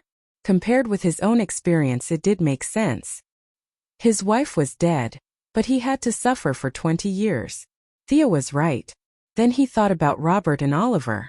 They died just like that, leaving Moira and Thea in torment. So it could be like this? It seemed that not killing was more ruthless than killing. Although he hadn't fully understood his daughter's answer, he had already partially agreed with this conclusion. Thinking of another matter in the original plan, he decided to put aside the dispute and get down to business first. Whether what you said is right or wrong, it's your own opinion. This is very good. You asked me to train you, and I've already fulfilled your wish. Now there's only one step left. Let me see the results of your training. Malcolm said as he pulled out his katana, pointed it diagonally to the ground, and slowly walked towards Thea. It seemed that tonight's exercise wasn't over yet. Looking at the way he was holding his katana, he wanted her to have a fair duel with him? What a joke, her biological father was much stronger than a hooligan. Thea didn't dare to be careless. She drew her bow and took the initiative to attack with her powerful perception. Chapter 25. Malcolm was getting more and more confused about his illegitimate daughter. His original plan was for the two of them to have a hearty battle, where he would defeat her with absolute superiority. This would make her realize her own shortcomings, and at the same time, keep her motivated to move forward. It was a perfect plan, so why did it change? When Thea's arrow came flying at him, Malcolm realized that he had made a huge mistake by not bringing his bow. He could only defend himself against ranged attacks. Wielding his sword with both hands, he kept deflecting the arrows, dodging and blocking them. Only after the rain of arrows had passed did he realize that Thea had disappeared. What the hell? Which one of us is trained by the Assassin League? Why are you trying to ambush me? Malcolm knew that Thea was still nearby, but his perception was not as good as hers, so he could only constantly change his footsteps to guard against possible attacks. The situation was slightly disadvantageous for him. He could only hope that his daughter was young and impatient.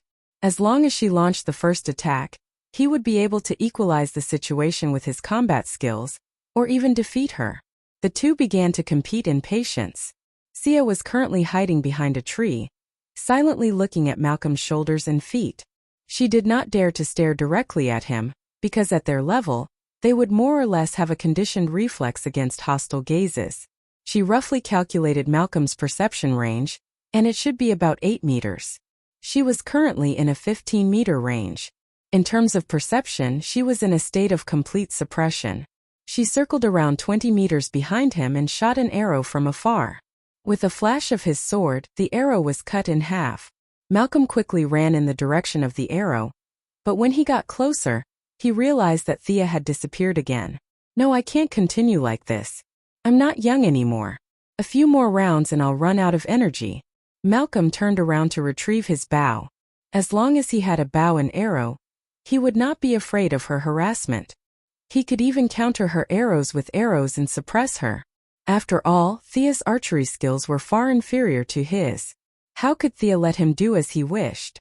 When he was only 3 steps away from the bow, she quickly shot out 2 more arrows. One of the arrows was aimed at the weapon on the ground. As long as he stretched out his hand, he would definitely be shot. The other arrow was aimed at the ground where he was currently standing.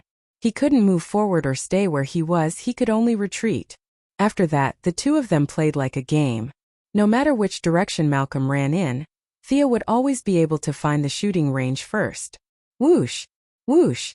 Whoosh! 2 shots were fired, and Malcolm would have to obediently return to his starting position. Then the cycle repeated itself. Malcolm was so angry that his teeth hurt. Where did they learn these tactics from?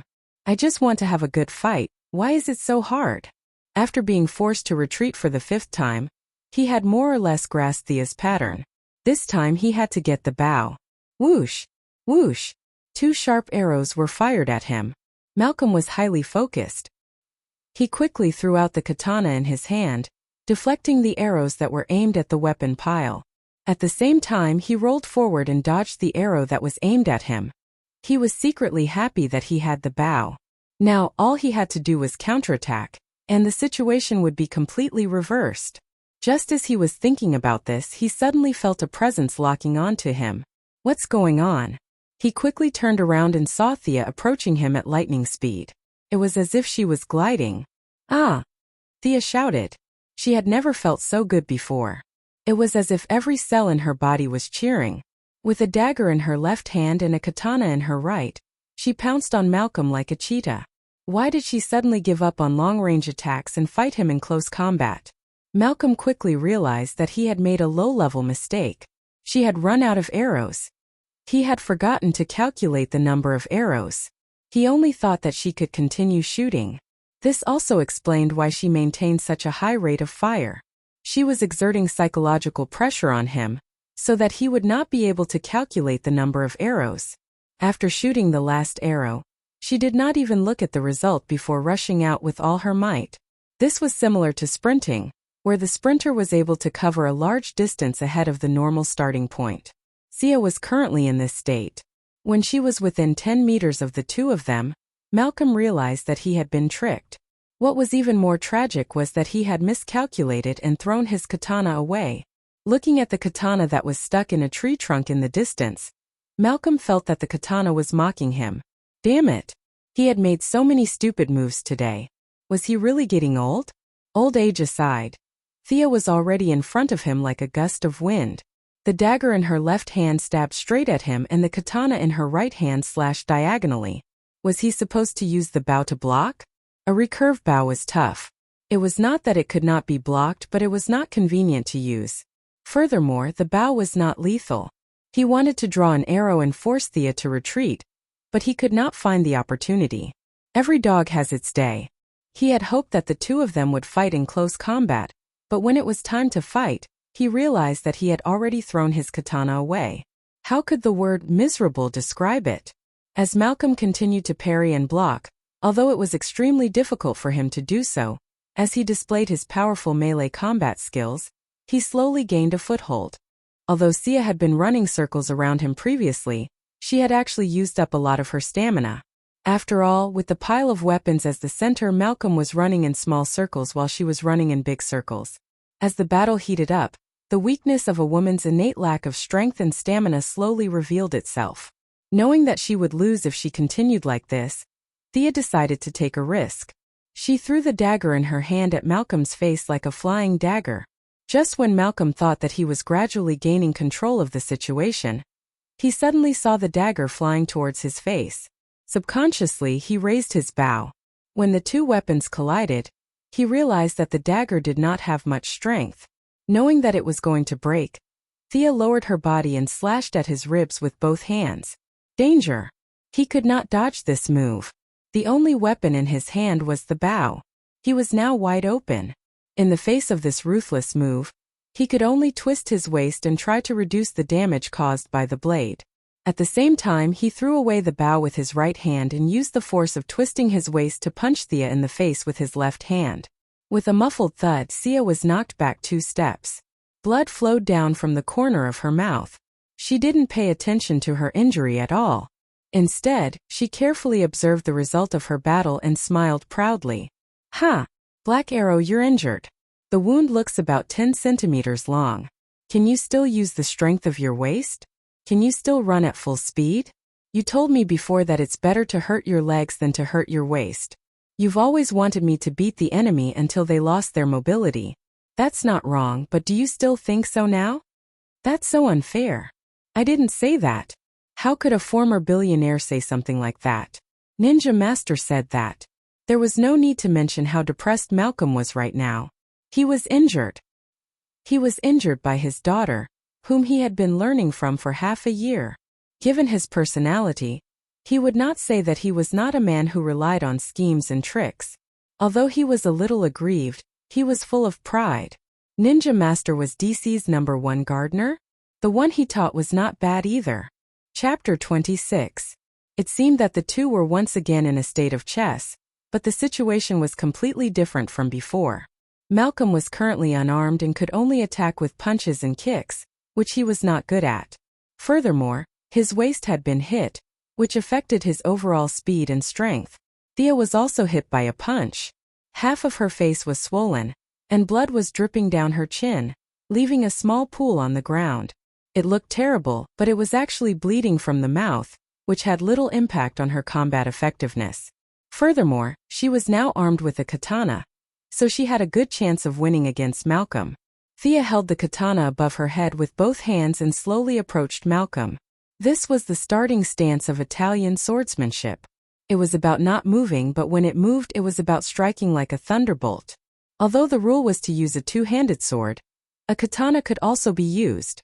Malcolm stared at his daughter's shoulder as she approached. If he was in good condition, he might be able to block the attack with his bare hands. But now his ribs were aching. Although he used his muscles to clamp the wound, blood was still flowing out. In just a short while, his pants were already stained red. He decided to attack. But he could not rush forward recklessly. He used a little trick pretending to charge forward.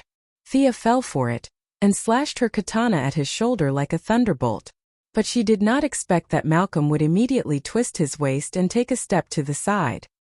He walked to Thea's right hand and hit her wrist with all his might. The attack could not be taken back.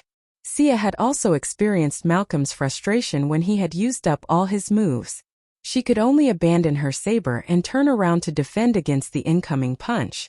But in order to prevent her weapon from being used by Malcolm, she finally exerted a little force and threw her saber out of the battle circle. Then the two began to exchange punches and kicks. Punches and kicks had always been the focus of her training. Both of them were able to maintain a stalemate, let alone now. Her initial plan was to use her strength to attack his weakness. Now she had achieved her goal. As for the daily training, why not have a fair battle between knights? Thea could only say sorry. I'm a woman. I can't be a knight. There is only one Artoria. That was definitely not him. As Thea unleashed her full power, Malcolm could only barely defend himself. The wound under his ribs could no longer be clamped shut due to the force exerted. Blood gushed out like a fountain. He knew that he was going to lose. If this was a battle of life and death, he might have been able to take Thea down with him, but there was no need to do so now. He jumped out of the battle circle and gestured for her to stop. He said in a hoarse voice, "Very good. I've taught you everything I can. I hope you don't waste your talent. You can leave now. Don't come looking for me again." Thea looked at his wound and knew that it was just a flesh wound. With so many ancient secret recipes that he had stolen from the ninja masters, he would be able to recover after taking a few medicines. At the same time, he sighed in his heart. Our beginner class can be considered to have graduated, right? He bowed slightly and said, "Thank you for your guidance. I will always remember these 100 days. Thank you." After that, he picked up his weapon and walked out of the forest. What? What about the 3 idiots on the ground? It was good enough that he didn't kill them. Did they expect him to call for a doctor to save them? Master Batman had always beaten people half to death and hung them in front of the police station. When had he ever called for a doctor? According to the universal values here, it was their fate to live or die. Malcolm's straightened body bent a little as he watched his daughter leave. What an unfilial daughter. It hurts so much. He took off his coat and wrapped it around his waist. He would have to go back and deal with it later. At the same time, he whispered into the darkness of the forest, "Mom, what do you think of my disciple? It should fit your requirements, right? Are you interested in my proposal?" He was stunned for half a minute. The surroundings were quiet, and the unknown birds in the trees were looking at him from afar. Only then did Malcolm realize that he had embarrassed himself. Damn it! Why didn't you tell me you were leaving? I hate this group of people who suppress me the most. Not to mention Malcolm, who went home alone to recuperate. Sia was also rubbing her cheeks and cursing her father in her mind. That punch was too hard. She wondered if it would affect her beautiful face. Even if you hit someone, you shouldn't hit their face, let alone the face of a beautiful woman like her. This old man deserved to be a bachelor for the rest of his life. At the same time, she was excited about her blood boiling during the battle. Although her father's words were harsh, she was indeed a natural warrior. Even after the battle ended, she was still immersed in that state. Although there was no instrument to measure it, she could feel that her blood was flowing 20% faster than usual. Just as she was about to slow down her heartbeat to return to normal, she unexpectedly felt something strange. She pulled out her knife and looked behind her. "Who's there? Come out." Very sharp indeed. The person spoke in a strange tone, as if she was a foreigner. Of course, the foreigner here referred to people outside the United States. As the person gradually walked out of the shadows, Thea realized that it was a woman. The woman under the shade of the tree had long black hair that reached her waist. Her eyes were very bright, flashing with a burst of light. She was wearing a long black windbreaker and dark leather pants. She looked at him like a sharp sword. Thea, who thought that she knew the plot well, was a little dumbfounded. Who was this? Judging by her amazing aura, she definitely wasn't a nobody. Thea was in a bad state and she couldn't fight with her anymore. Thea was a little wary. Who are you? What do you want from me? You can call me Shiva or Madam Shiva. Originally, I was asked by someone to teach you more fighting skills. But after watching your fight just now, I admire you for being able to force your opponent to a draw, even when your strength, experience, and technique are inferior to your opponent. You are a very good person. Are you willing to be my disciple? The mysterious woman spoke in a strange foreign accent. Madam Shiva? Which village did this person come from? Thea could only be sure that she wasn't a character from Green Arrow Lightning. Judging from her aura, it was as if she was looking at a sword. But she didn't look like a superpower. Could it be that she came from Gotham next door? She heard that she was asked by someone. This was easy to guess. Other than Old Ma, there couldn't be anyone else. Felicity couldn't have found someone to teach her, right? Should she accept? This woman gave off the feeling of ice, coldness, and destruction. None of these words were synonymous with helping others. This person was definitely not a righteous hero. Was she going to accept the teachings of a villain? After thinking about it, it wasn't a big deal. Old Ma is also a villain, and he taught me well, didn't he? But there were still some questions that she had to clarify. What are you going to teach me? You have a good foundation. I want to teach you the essence of fighting and train your senses, Madam Shiva said casually. She wondered if Old Ma would be so angry that his blood pressure would rise if he heard this. His teachings were just a foundation in her eyes? Are you better than him? Thea was a little interested in this woman. Chapter 27. Thea thought about it carefully. Since she had nothing to lose, she decided to learn from her for a while. Besides, it was always more convenient to have a female teacher. Although she did not care about trifles, it was too awkward to learn from her father. She nodded valiantly and said, Yes, ma'am. I'm willing to learn from you. Very good. Find me at this address tomorrow morning.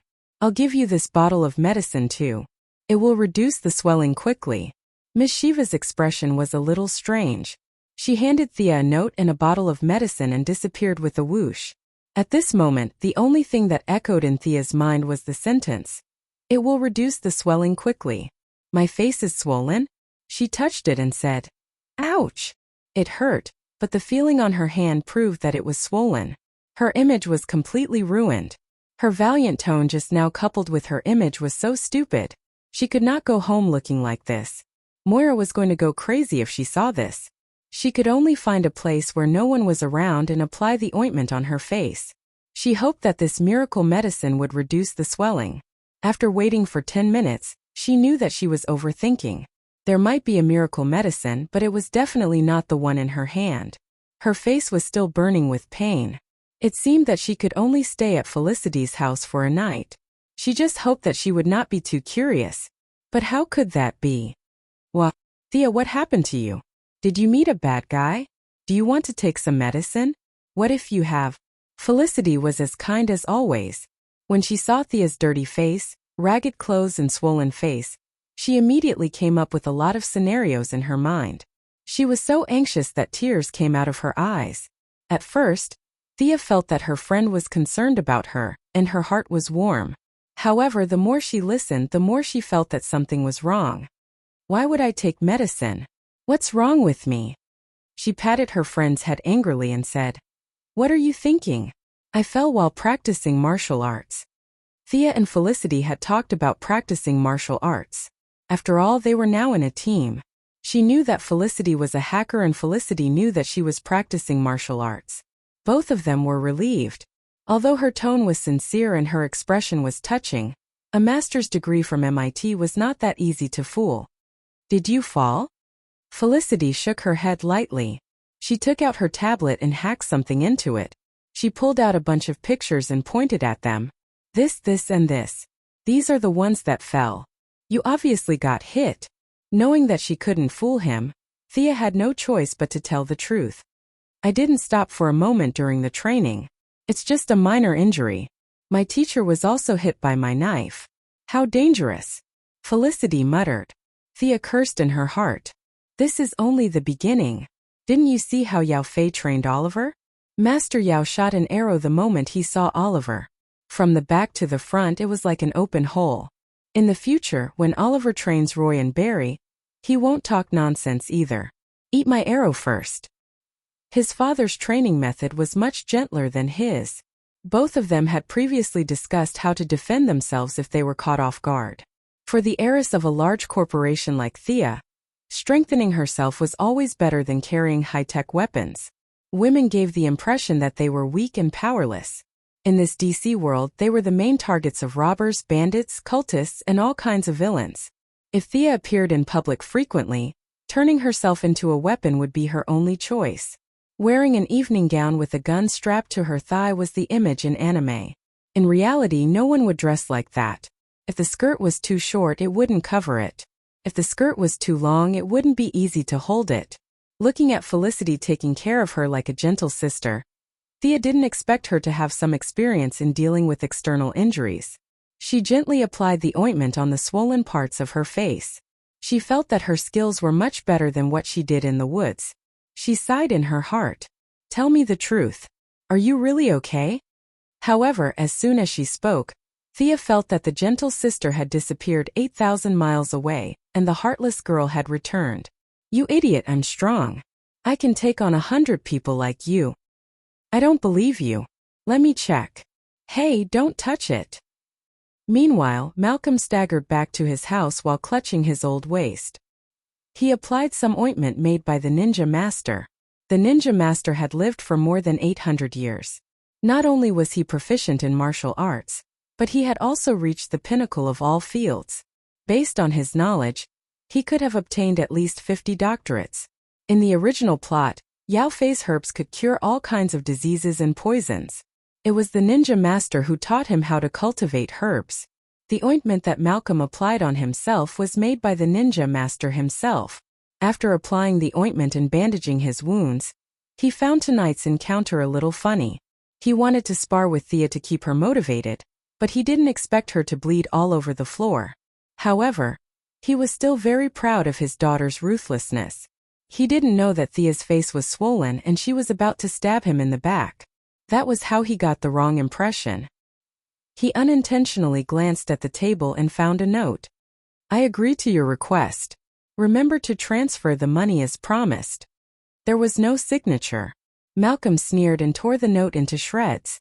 This woman was obsessed with money. She had earth-shattering martial arts skills, but she was reduced to a slave to money. What a joke.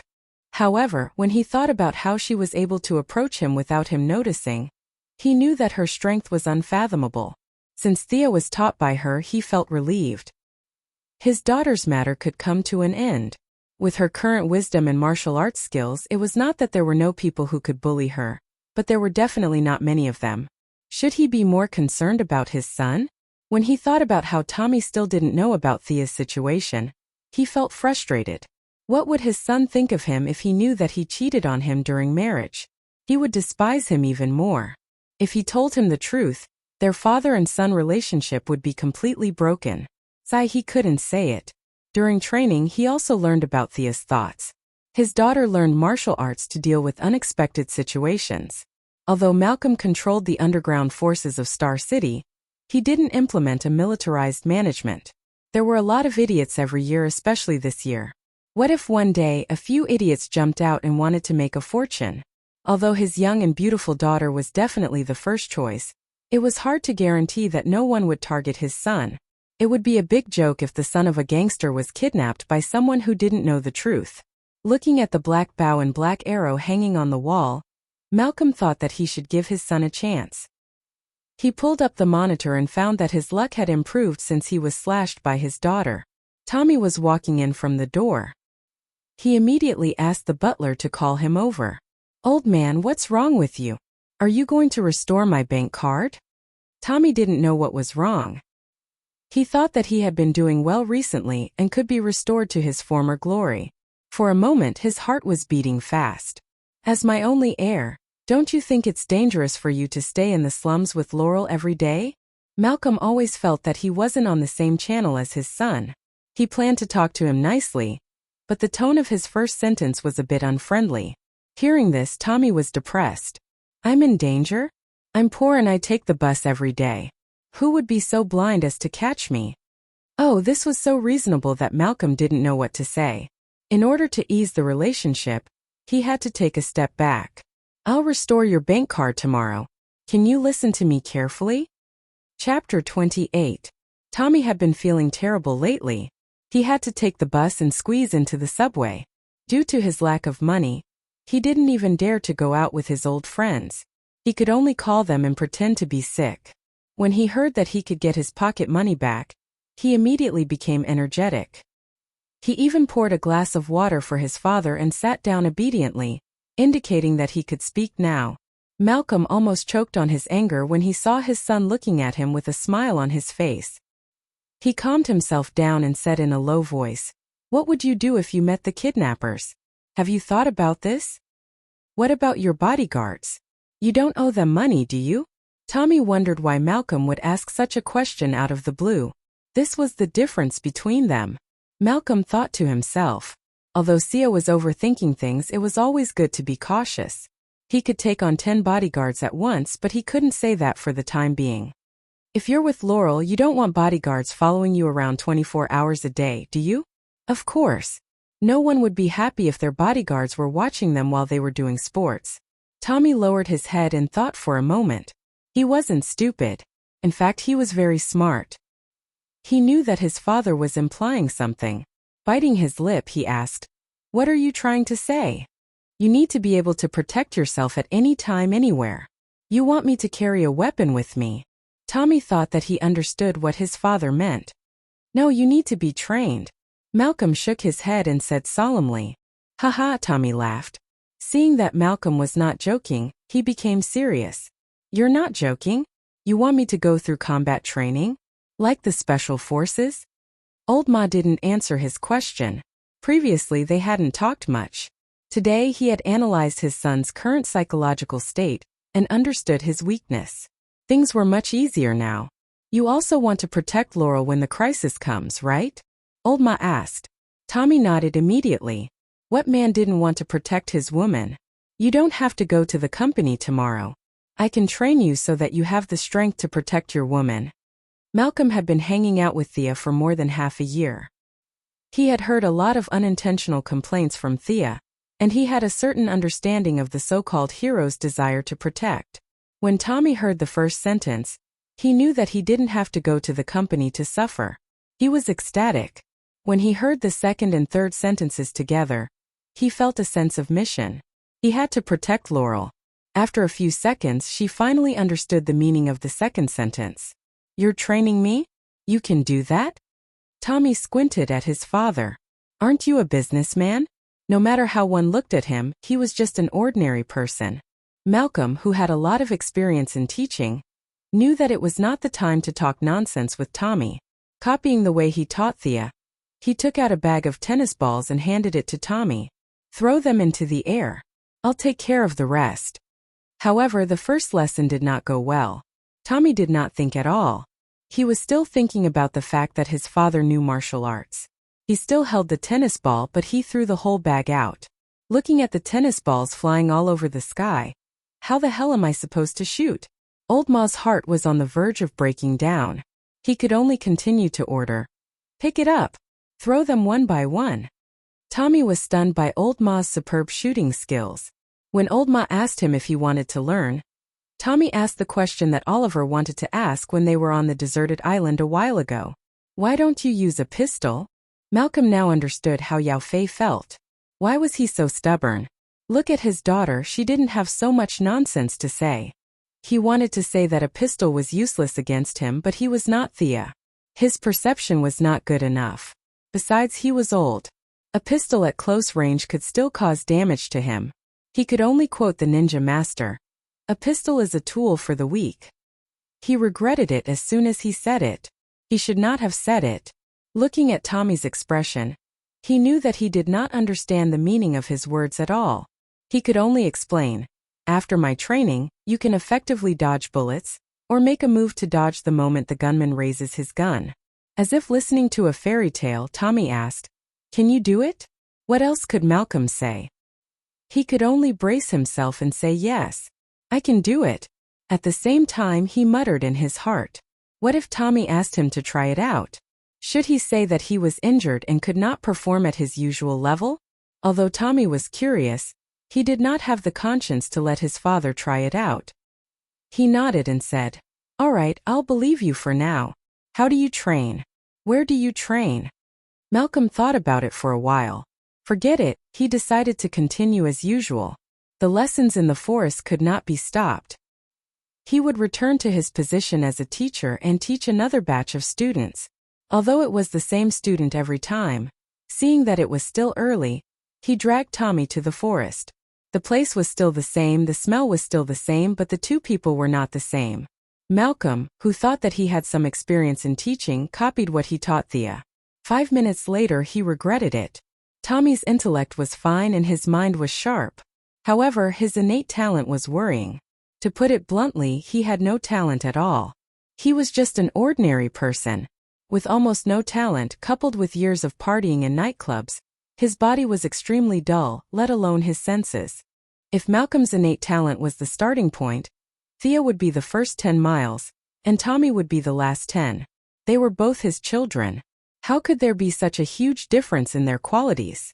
For the entire night, Malcolm accompanied Tommy to focus on the 10-meter target in front of him. If he remembered correctly, Thea was able to hit the target with one arrow and move on to the next lesson. Malcolm had spent 3 days training in Nandarbat, but he was already a middle-aged man. Tommy, on the other hand, was only 20 years old. Fortunately, Tommy had a tenacious character. If he could not do it well, he would do it with all his might. This allowed Malcolm to understand his son a little better. As the father-son teaching deepened, their relationship warmed up a little. Tommy was no longer so against him. Malcolm sat on the ground and quietly removed the bandage under his ribs. It was bleeding again. Tommy was about to say something when he saw his father's abdomen covered in blood. He was shocked. What happened to you? Are you all right? Seeing that his son was so concerned about him, Malcolm felt that the stab was worth it. However, he could not tell Tommy that it was his sister who did it.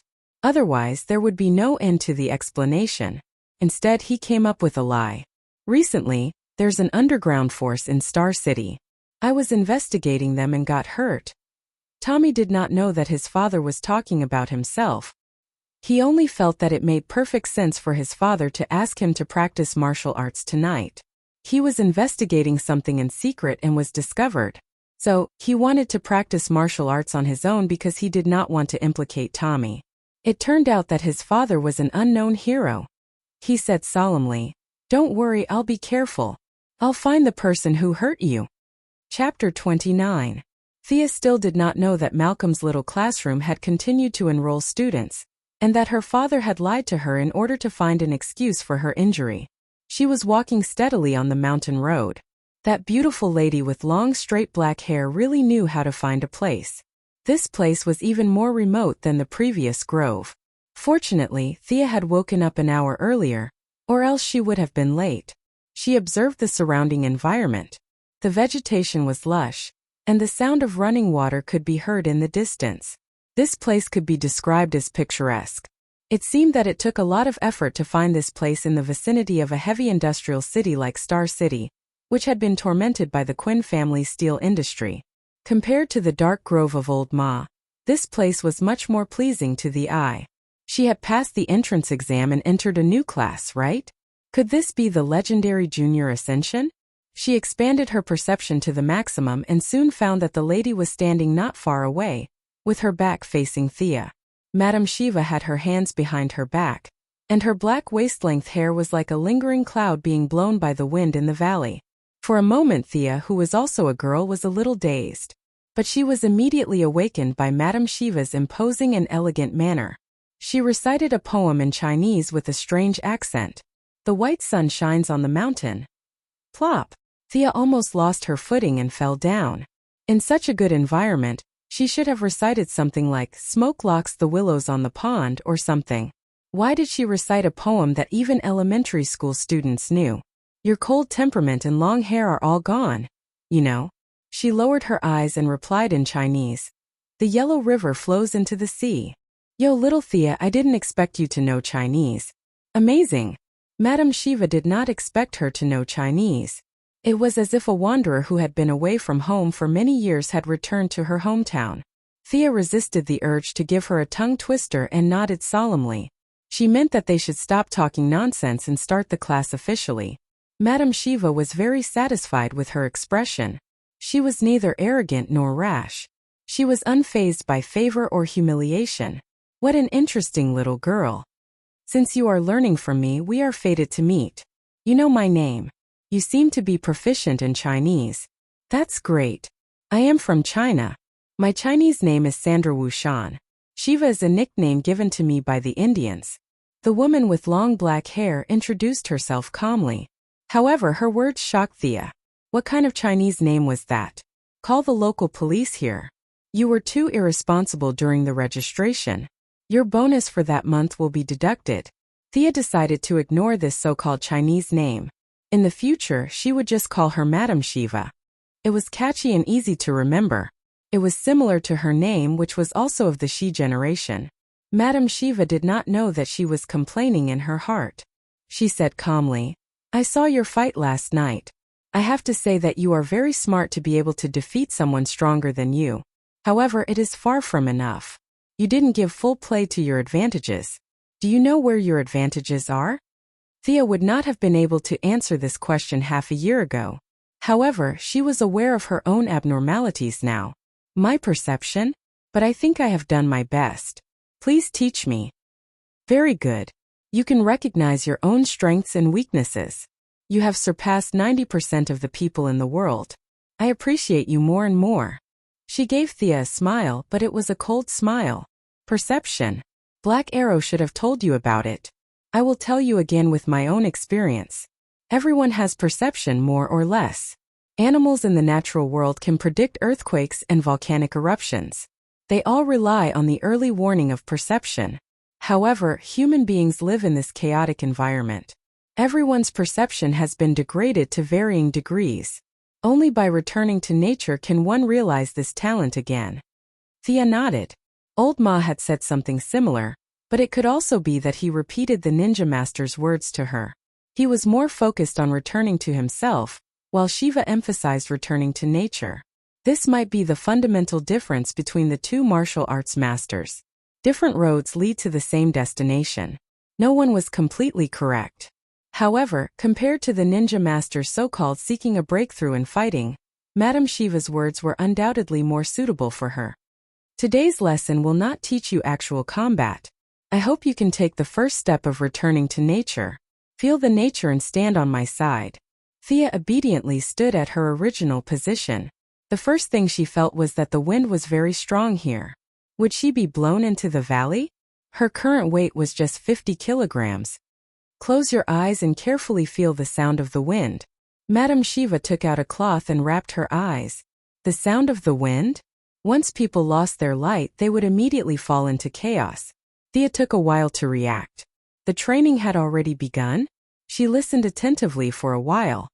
South wind about level 3. The wind speed is at most level 4. Others.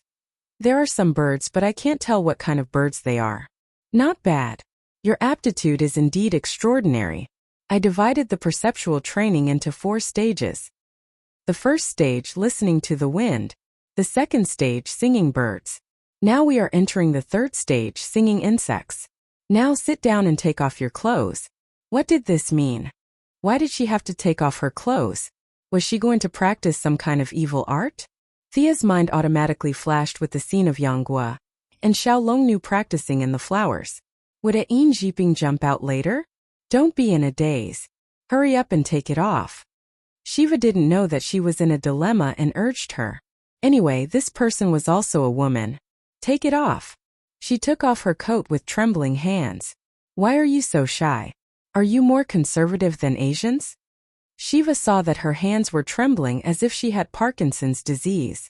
She was a little curious. You are prejudiced. What's wrong with Asians? This is a personality problem. Sia kept her eyes closed and did not say anything. Now she could not help but retort. Asians also had their bold and unrestrained side, especially those young girls from the Foot Basin country. What was there to write about their bodies? It had nothing to do with the region. Madame Shiva's cold face was amused for the first time. Okay. Personality problem. Hey, I didn't ask you to take off your underwear, did I? What? Why didn't you say so earlier? Thea quickly put it back on. This woman looked serious, but she was actually a bad girl. At this time, Thea missed her father's lessons in the woods. Although it was dark, the heart was bright. Although there were birds and flowers, it was easy to be led astray.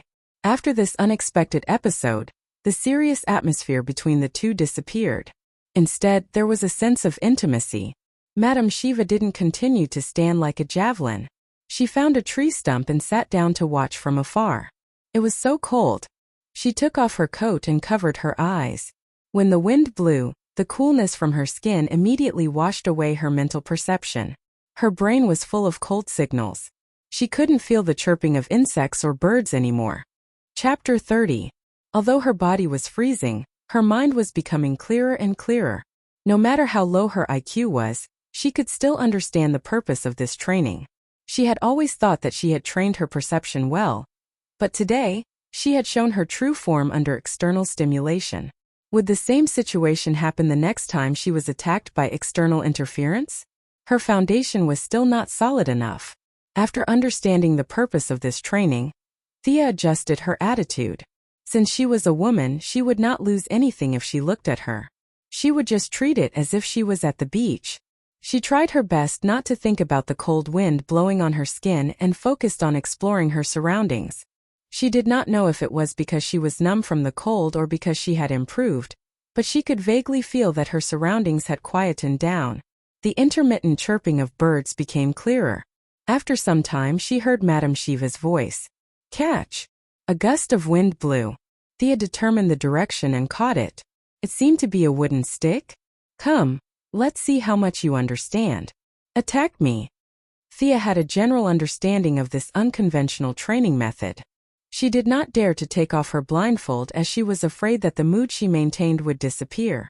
She closed her eyes to block out the noise around her and tried to sense her position. She slowly approached her. When she felt that she was only 3 steps away, she fiercely struck her with the stick. As expected, Madame Shiva blocked the strike and hit her left shoulder with a backhand. Not bad, you can be faster. There are still flaws on your left side. Again. Slap. Your right hand is too high. Again. Slap. Slap. Move faster. Again. This woman was too violent. Thea gritted her teeth in hatred. She felt that she had never been beaten so many times in her life. The pride she had when she fought Malcolm to a draw was gone in an instant. However, for the sake of her path of self-improvement, she tried her best to persevere and constantly adjusted her attacking posture. After being beaten for an unknown period of time, Madame Shiva's voice sounded like it came from heaven. That's all for today. Take off your blindfold. I'll apply medicine for you. Leaning on the baton, he slowly pulled down his blindfold. It was as if he had returned from hell to the mortal world. For a moment he felt that his surroundings were so beautiful. In anime and movies, the blind swordsmen would all appear extremely powerful. Their poses were cool and handsome, but it was all a lie. Massage was the only way out for the blind. Why would he practice swordsmanship for no reason? He touched his body. There were bruises all over his body, and he was numb. He did not feel cold. He felt pain everywhere, and there was no place that did not hurt. This elementary class was much more difficult than the previous ones. In order to stand out, what else could he do? He had to persevere. Sit tight, I'll apply some medicine for you. While she was in a daze, she saw Madame Shiva pouring some medicine into her hands. She rubbed her hands together and was about to apply it on her shoulders. What are you doing? Thea didn't know why she was so nervous. She only felt that she should stop her. I'm applying medicine for you. You can't apply it on many parts of your body. Stop talking nonsense and behave yourself. Shiva didn't know why this little girl was always so shy. She just thought that the two of them were not familiar with each other, so she didn't care. Numb and hot, Thea only felt that her hands were magical. They kept moving around her body, as if there were thousands of ants running through her blood vessels and bones. It would be a lie to say that she was uncomfortable, but she really felt embarrassed. She suppressed the pleasure in her heart and was afraid that she would cry out. Her little face was red. After applying the ointment all over her body and patting it, Thea was already sweating profusely. She didn't know if this was the process in the original tutorial, or the result of her imagination. Her skin's sensitivity to the environment had greatly improved.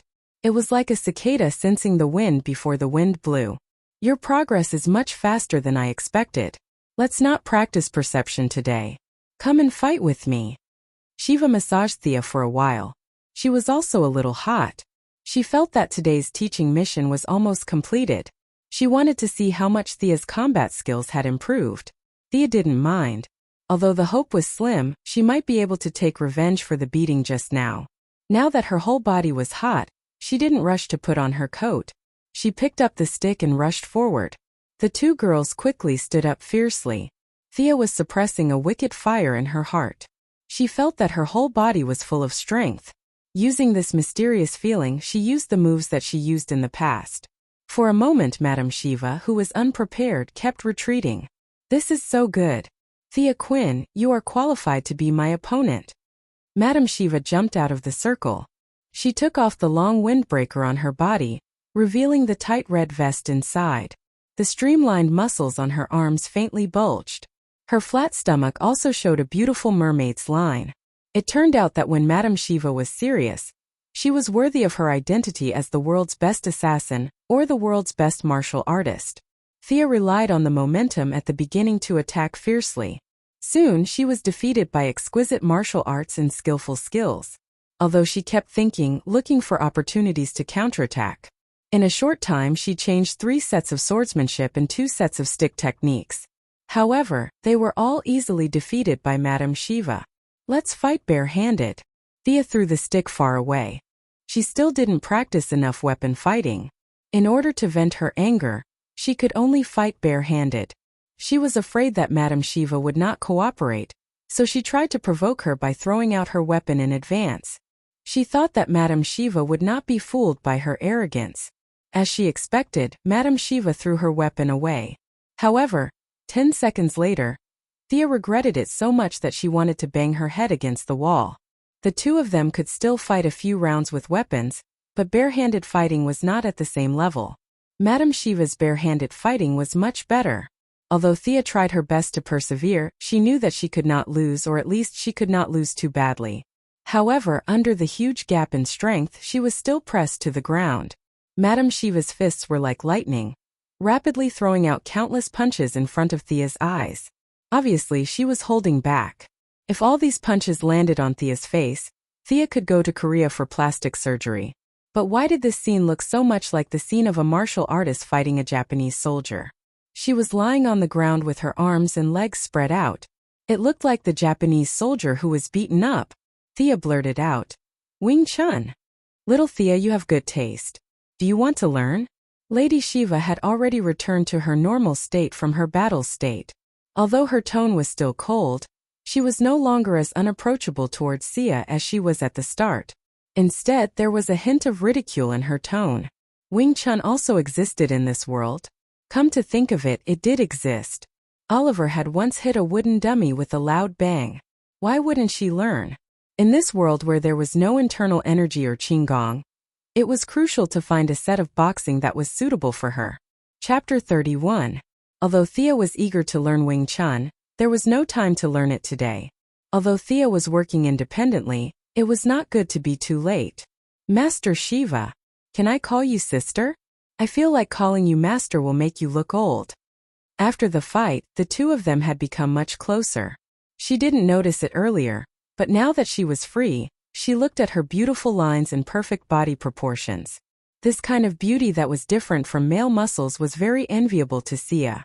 Shiva knew that she was deliberately trying to get close to her, but she was not disgusted. Up to you. It's just a name anyway. Sister, can I train to have abs like yours? Thea said as she gently stroked her smooth lower abdomen with her fingers. It was firm, soft, and full of strength. So beautiful. Shiva felt a little strange when she was touched by her, but she quickly covered it up. Take your time, little girl. She put on her coat and walked out of the valley slowly. They agreed to continue the next day. Thea turned 16 last month and successfully got her driver's license. However, she had not decided on a car yet. She just randomly picked a Ford from the company. On the way back to the base, Thea felt that there were all kinds of noises around her. No wonder Madame Shiva always went deep into the mountains and forests.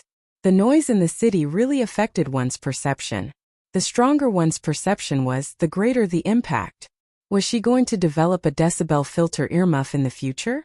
She slowly drove the car back to the software department of the former factory. From afar, she saw a red figure waving at her. Hey Thea, come here. What's wrong, Felicity? Good news. The facial recognition software is finally done. She had been depressed for the past few days. Developing and upgrading software was very exciting, but rewriting from a higher version to a lower version was extremely boring. Therefore, it was indeed good news for her that she could continue to write brainwave acquisition programs in the future. It's good news for you, but not for me. Also, I'm tired and hungry now. Bring me a Big Bailey burger. We'll talk about the rest when I wake up. After the software was completed, they still had to continue coordinating with the police, contacting the media, and setting up the venue. There were too many things to do. Thea felt that her head was a little heavy and her feet were light. She sent Felicity away with a few words, closed the door, and fell asleep on the guest sofa. He had a good sleep.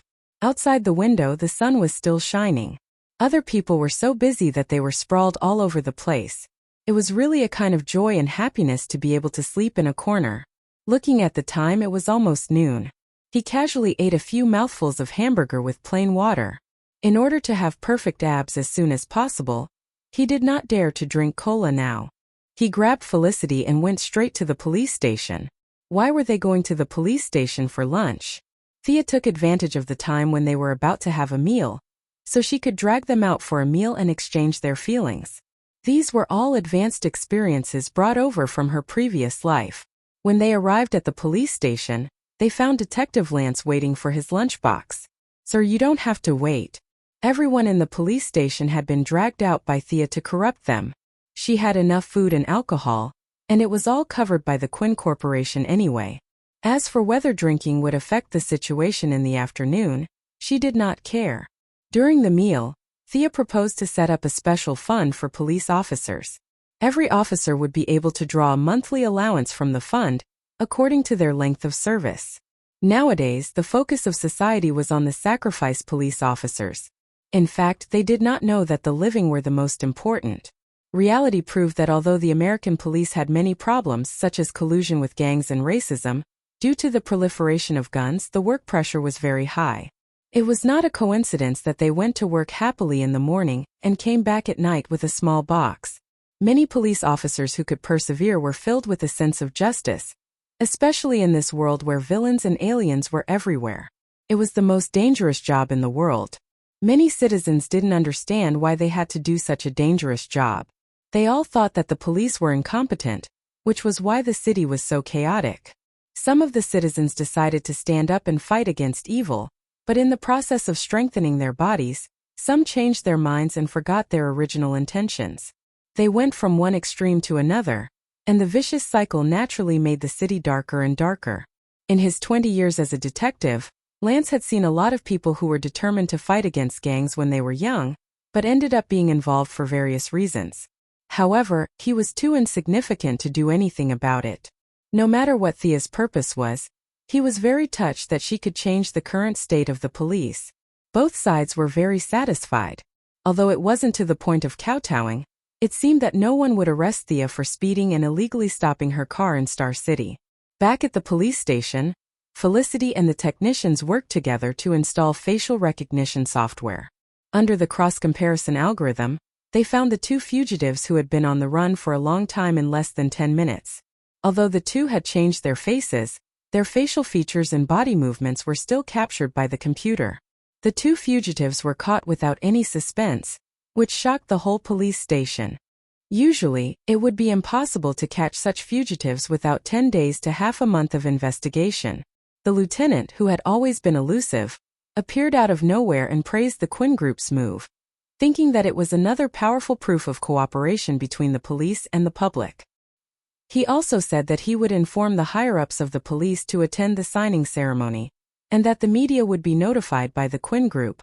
When they left the police station, Thea asked Felicity if she knew anyone from the media. Felicity said that she was a hacker and had hacked the computers of those media people before. She had done things like changing speeches and turning the screen black during live broadcasts, but she had never seen any of them.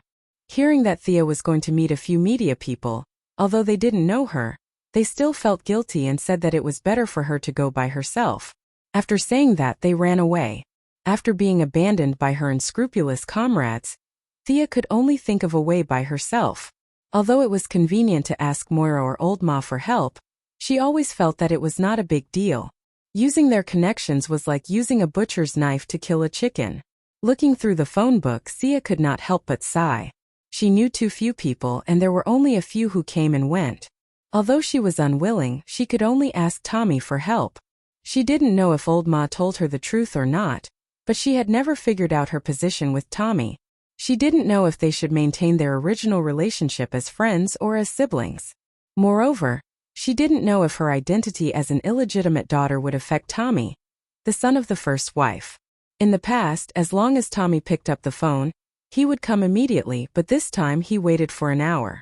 Just when Thea was wondering if he knew the truth and broke up with her, young Master Tommy, wearing sunglasses and holding a cane, walked in front of her like Daredevil. Chapter 32. Tommy, who used to be cheerful, looked like a frosted eggplant this time. He barely managed to greet her. "Hey Thea. You must have been waiting for a long time."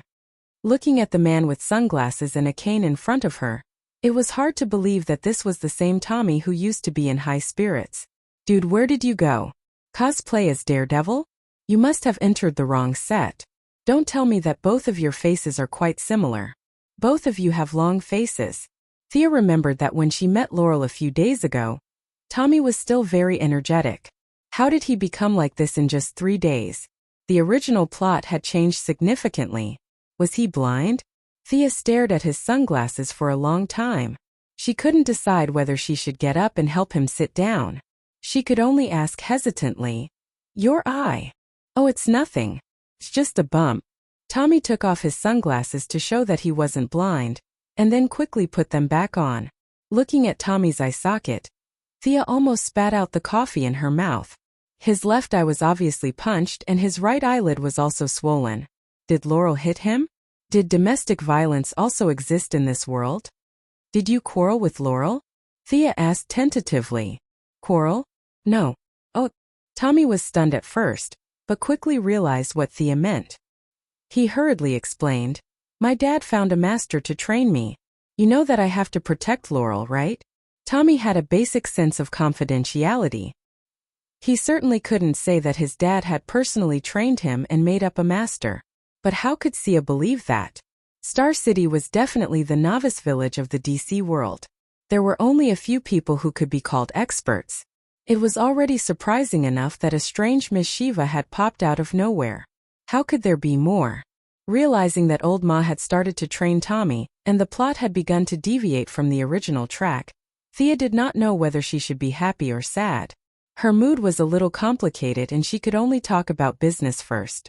When Tommy heard that it was just a few media companies, it was not difficult for him at all.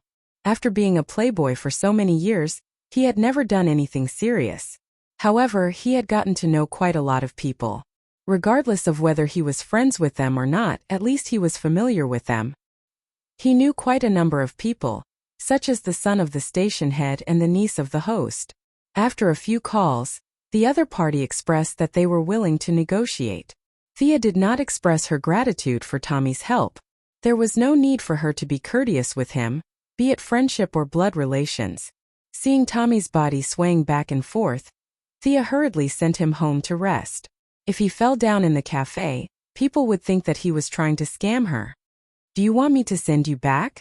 Old Ma never told him the truth, so Thea didn't know how to address him. She could only use you to refer to him. No, I can do it. Tommy stumbled to the door. Whether it was the customers or the staff of the cafe, they all automatically made way for him, afraid that he would fall down without a word. There was even a kind person at the door who opened it for him, indicating that he should leave quickly and never come back again.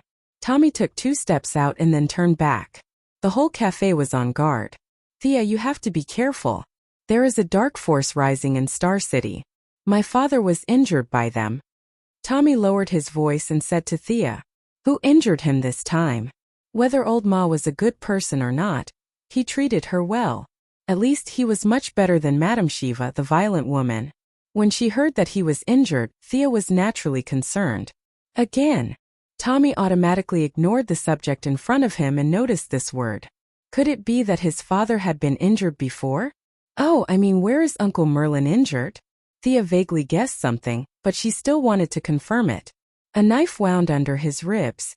It's a very serious wound. It's about 10 centimeters long. Oh my, this old liar. Isn't that the wound that I made? What dark force? He really knows how to make up stories. Looking at Tommy's reaction, Thea knew that Malcolm was playing the trick of injuring himself to gain her sympathy. Or rather, he was using the current situation to put on a show. He came up with a mysterious force out of thin air for the sake of harmony between father and son. Thea criticized Old Ma's foresight. In fact, she had wronged Old Ma. This was the result of improvising. The old man was now thinking about how to continue lying. Many times, for the sake of one lie, one could only continue to make up another lie. In the end, the lie would become bigger and bigger until the truth was revealed. Although Tommy said that she did not need to send him home, Thea still drove him home. She had had enough. She wanted to talk to Old Ma about everything. Even if he did not admit it, at least he would not feel so bad. At this time, Malcolm was resting with his eyes closed. He was so busy recently that he did not have time to think about the plan to exterminate the poor in Star City. In order to raise his son, he had spent a lot of energy. Even if he could not achieve anything, it was all worth it to improve the relationship between father and son. Hey, Uncle Merlin, I heard that you're injured. Is it serious? I'm here to see you. Suddenly, he heard a clear and familiar voice in his ear. He quickly opened his eyes. Thea, why is she here? He looked carefully at the teasing expression on her face and immediately understood what she meant. Through his knife wound, she had confirmed that Malcolm and Black Arrow were the same person. This was not a problem. He had only changed his identity out of caution. However, when he saw Tommy next to her, he realized that his lie had been exposed. The victim's family had come knocking on his door. He smiled embarrassedly and said, Thea, long time no see. Thank you for your concern. I'm much better now. Thea pointed at Tommy with her chin and gave Old Ma a look, which meant that he should hurry up and tell the truth. Everyone was here today. Malcolm had been thinking about this problem for a long time. Tommy was full of love and missed his mother. If he knew that he had cheated on him, their relationship as father and son would be completely broken. There would be no chance for them to continue. It was impossible to stop halfway, so he could only drag it on. In response to Thea's look, he could only shake his head violently when Tommy was not paying attention. At least not now. Although Thea was dissatisfied with his dissatisfaction, she could only maintain her respect. What if she was too enthusiastic and was misunderstood as robbing his property? He changed the topic and said in a strange tone, I heard that you were injured by the dark forces in the city. Can you tell me more about it? Yes, father. When I asked you, you said that you were injured by a woman. You haven't told me the details yet. Tommy gave a beautiful assist. Oh, which woman did it? Hurry up and tell us the details. Thea looked at the sky and said unhappily. Malcolm had never been so embarrassed in his life. He was squeezed by his children's words. He wanted to go up, but he couldn't go down. He was caught red-handed when he made up a lie. Now that he was the victim, how could he continue lying? Chapter 33. It was dark that day, and I was discovered by a woman. She was wearing a long trench coat and had long black hair. She had a long knife in her hand and then... Thea listened with a strange expression on her face. Was he talking about Miss Shiva? Dad, you're really good at bullshitting. She gave Malcolm a thumbs up when Tommy wasn't looking, implying that he was really good. Malcolm couldn't say anything now, so he could only hold on. He was afraid that they would ask more embarrassing questions, so he used the excuse of dizziness to send them away. Since he didn't want to tell the truth, they could only let him be. Thea said goodbye to Tommy and contacted several media outlets. The matter went smoothly. Thea and Tommy's family background played a key role, and the media outlets that received the invitation all said that they would participate in this great event. 3 days later, the Star City Police Station and Quinn Group officially held a signing ceremony. At this time, the main character of the meeting was naturally not Thea. After all, the CEO was still Moira. She had only briefly told her mother about the police fund, and neither of them paid much attention to it because the money was really not much, and compared to the good reputation they would gain, it was a drop in the bucket. Watching her mother on the stage talking about the various contributions and sacrifices that the police station had made to Star City, and looking forward to the beautiful scenery of the future, one had to admit that Moira was really talented in politics. Her words were like a spring breeze, and people were unconsciously influenced by her. She believed that if she were to enter politics in the future, what she had done today would be a good start. In order not to steal her mother's limelight, Sia was dressed very casually today. She threw away the damn business suit and changed into a t-shirt, jeans, and canvas shoes. She was dressed like a girl next door, and her long hair was tied into a beautiful ponytail. Felicity sat next to Thea. She was disgusted by this kind of political show, but because she was bored, she also came to join in the fun. The two whispered a few words from time to time. From afar, it looked like the two girls were talking about some private matters. It was a very warm and gentle scene, but if you listened carefully to their whispers, your jaw would break. Haven't you solved the problem of the missile? Without a weapon, it's useless no matter how fast it flies. I'm anxious too, but it's really difficult. To take out the weapon, I need 3 people to sign, and there's also a password lock that changes every day. It's really hard to do. I can hack into the password lock and change the agreement. By the way, your software sucks. Don't stare at me, I'm telling the truth. Only you can solve the problem of signing the agreement. How about this? Let's put the skateboard away first. I'll go rob a few gangs. They should have firearms, right? But missiles? I don't think. This was the best idea that Sia could come up with after much thought. That's a good idea, but how are you going to deal with those gangsters? Felicity made a boxing gesture. They won't fight you. I can shoot arrows.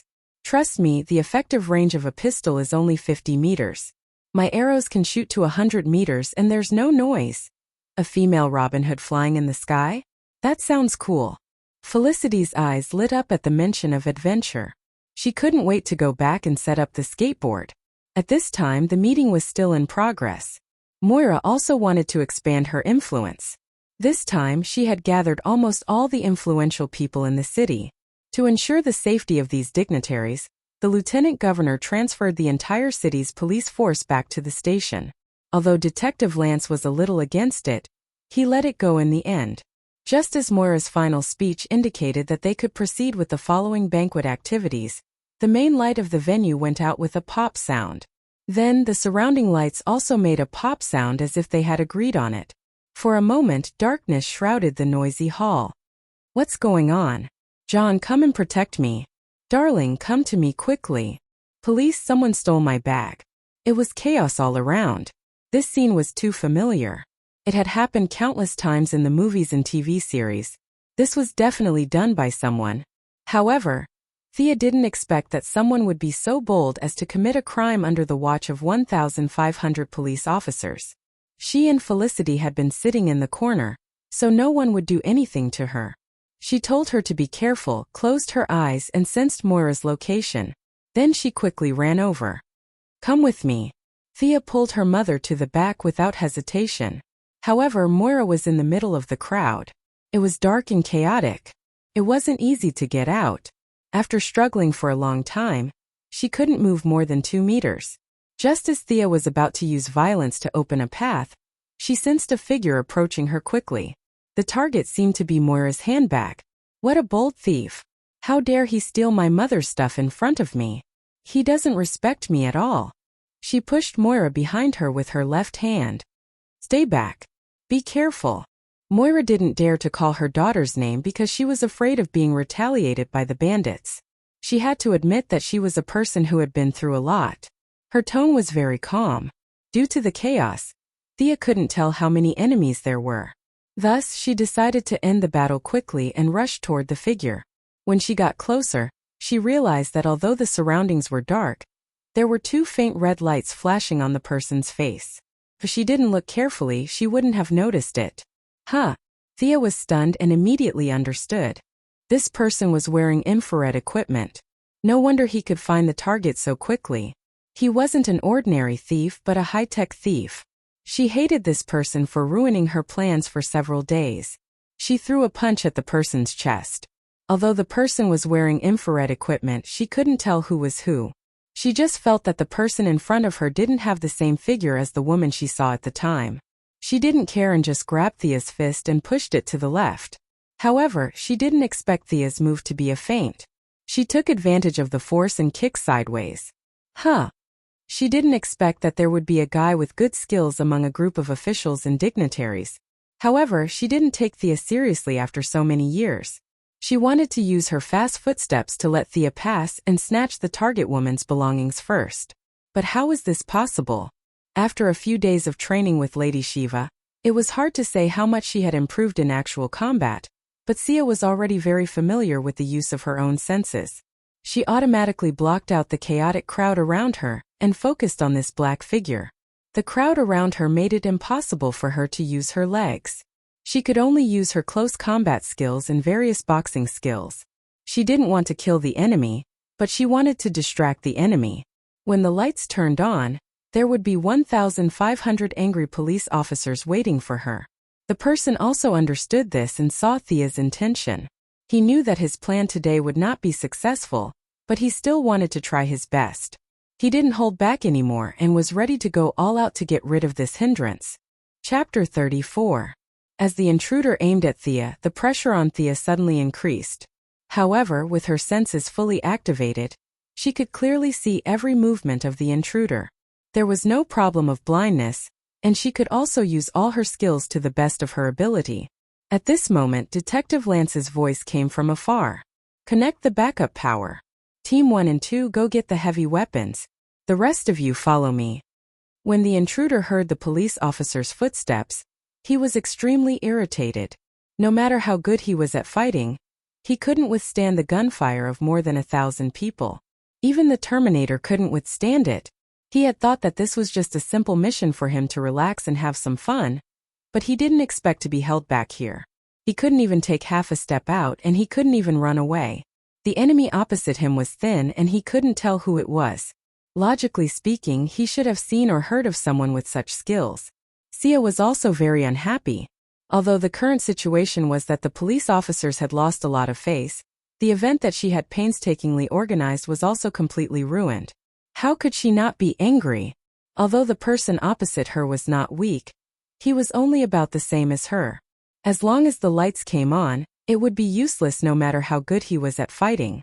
The two of them gradually became more and more aggressive. Both of them were agile fighters and they fought with speed. The situation was in a stalemate for a while. The lights on the side slowly came on. Thea stopped in time half a second before the lights came on. She stood in the crowd, trying to be a graceful spectator. She didn't want to expose her skills. After all, in the eyes of kidnappers, kidnapping a weak young lady might be enough with a knife. But if they were to kidnap someone who could fight, they would have to bring a submachine gun. You could say that she was pretending to be a pig to eat a tiger, or that she was pretending to be low-key. In any case, Thea was prepared to maintain her image as a harmless little white flower. Under the dim light, Thea looked at the figure opposite her. Black tights, high-heeled boots, a butterfly mask and seductive red lips under a delicate nose. Was this Catwoman? Wasn't she hanging out in Gotham? Why was she in our village? As the lights gradually came on, Catwoman knew that today's entertainment was about to turn into a life-and-death escape. She glared at Thea. Although she was hiding in the crowd and pretending that nothing had happened, she had fought with Catwoman for a long time, and there were traces of a fight on her body. For Catwoman, who was known for her sharp eyesight, it was too obvious. The sound of footsteps was getting closer and closer, and the light around them was getting clearer and clearer. Catgirl was in a very bad situation. Sia had insidiously set the fighting ground in the middle of the hall. Now there were people all around and the nearest window was 10 meters away. Although the police officers weren't as good at fighting as the heroes, they weren't useless either. A few of the nimble and clear-headed ones had already run towards Catwoman, drawing their guns as they ran. It couldn't be helped. Catwoman's outfit was too obvious in the crowd of people in suits. Anyone who didn't have cerebral palsy would know that there was something wrong with her. Just as Thea was whistling and waiting to see how Catwoman would fight her way out, a cylinder was thrown in through the window. With a bang, it hit the ground and thick white smoke enveloped the hall. A smoke bomb? The originally stable situation became chaotic again. Fortunately, Detective Lance was experienced and shouted to maintain order. He instructed his subordinates to open the windows and turn on the high-powered blowers. When they gradually regained their vision, Catwoman, who had been surrounded by the crowd, was nowhere to be seen. If I let you swagger away like this, it would be too embarrassing for me. Seeing a few bodyguards come to her mother's side, Sia went to find Felicity and whispered, "Pull up the city's surveillance and see where she ran to. I'll go and catch her." One street up ahead, about 600 meters away. Felicity operated quickly and soon found Catwoman in the camera. How did she manage to run so far in such a short amount of time? Thea put on a headset. "Help me find a path she has to take. I'll block her." She didn't go through the front door, but opened the window and quickly chased after Catwoman. It was already 9 o'clock in the evening, and it was dark all around. Thea wasn't afraid of being discovered by passers-by. As for the cameras along the way, Felicity could hack them at any time. Turn left. Go around 100 meters ahead. Turn right under the billboard. This was the first time Thea and Felicity worked together, and it had to be said that their cooperation was perfect. After running at full speed for 3 minutes, Thea finally blocked Catwoman's path. "Hey, you're Catwoman, right? Why did you come to Star City?" She was a tourist and a simple citizen of Gotham. If she wanted to set up a branch in Star City, she had to ask first. At the same time, she wanted to buy time, so she was a little out of breath after running at full speed. Catwoman's face was indescribably ugly when she saw her jump out again. She carefully compared the girl in front of her with her memory, and confirmed the identity of the girl in front of her. "Thea Quinn. I didn't expect a rich girl to be so skilled. I really don't understand the minds of rich people like you." There was a hint of resentment in her words. Was she talking about her? Why didn't it feel like it? Thea was a little confused. Although Catwoman wasn't a hero, she wasn't a villain either. Her facial features did look a little like Anne Hathaway's, and her original desire for revenge faded a little. Looks were really important. It was rare to meet someone who was as skilled as her, and it was a good opportunity to spar. Thea didn't intend to let her go so easily. Seeing that she didn't answer her question, Thea continued to ask, "What's your purpose in coming to Star City?" Catwoman said lightly, "I'm just passing by." "Little girl, you're too nervous." It was pitch black just now. Although she could use her perception to observe, the crowd was too chaotic and it seriously affected her performance. Thea didn't feel good fighting just now. "Since you don't want to tell the truth, then let's continue fighting." Catwoman also felt that she had been in the underworld for many years. Today, her reputation was ruined by a little girl, and she was very unhappy in her heart. Seeing that Thea rushed over, she also expressed that she wanted to teach her a lesson and let her know the power of a senior, and that she should be careful in the underworld in the future. The two fought again after 3 minutes. Thea had completely recovered her vision, and there was no noise around to disturb her, so she could exert 100% of her strength. Catwoman felt that she had run far away, and the people in the police station couldn't catch up with her for a while. She also didn't have the sense of urgency just now. In the face of Thea's fierce attacks, she cautiously responded with her years of fighting experience. For a while the two were evenly matched. Thea had a strong perception, while Catwoman had a rich experience in street fighting. She could always use some roadblocks, trees and the like to resist the attacks. For a while, neither of them could do anything to the other. As the physical strength of the two was severely exhausted, Thea gradually gained the upper hand. This was mainly because Catwoman was still wearing high-heeled boots when fighting. This person's sense of balance was really strong, and she could do all kinds of high kicks, side flips, and other movements in high heels. This made Thea want to write a big word of admiration. Seeing that Catwoman's breathing was getting more and more disordered and her footsteps were no longer as stable as before, Thea knew that she was not far from defeat. After all, she was still an Earthling. If she could defeat her in high heels, she would have lived in vain. She would be too sorry for the teaching of old Ma and Shiva. Chapter 35. Thea knows that if she wants to defeat Catwoman, she has to limit her speed. Although she is agile, that's only when compared to Catwoman. Compared to her, there is always a gap between them.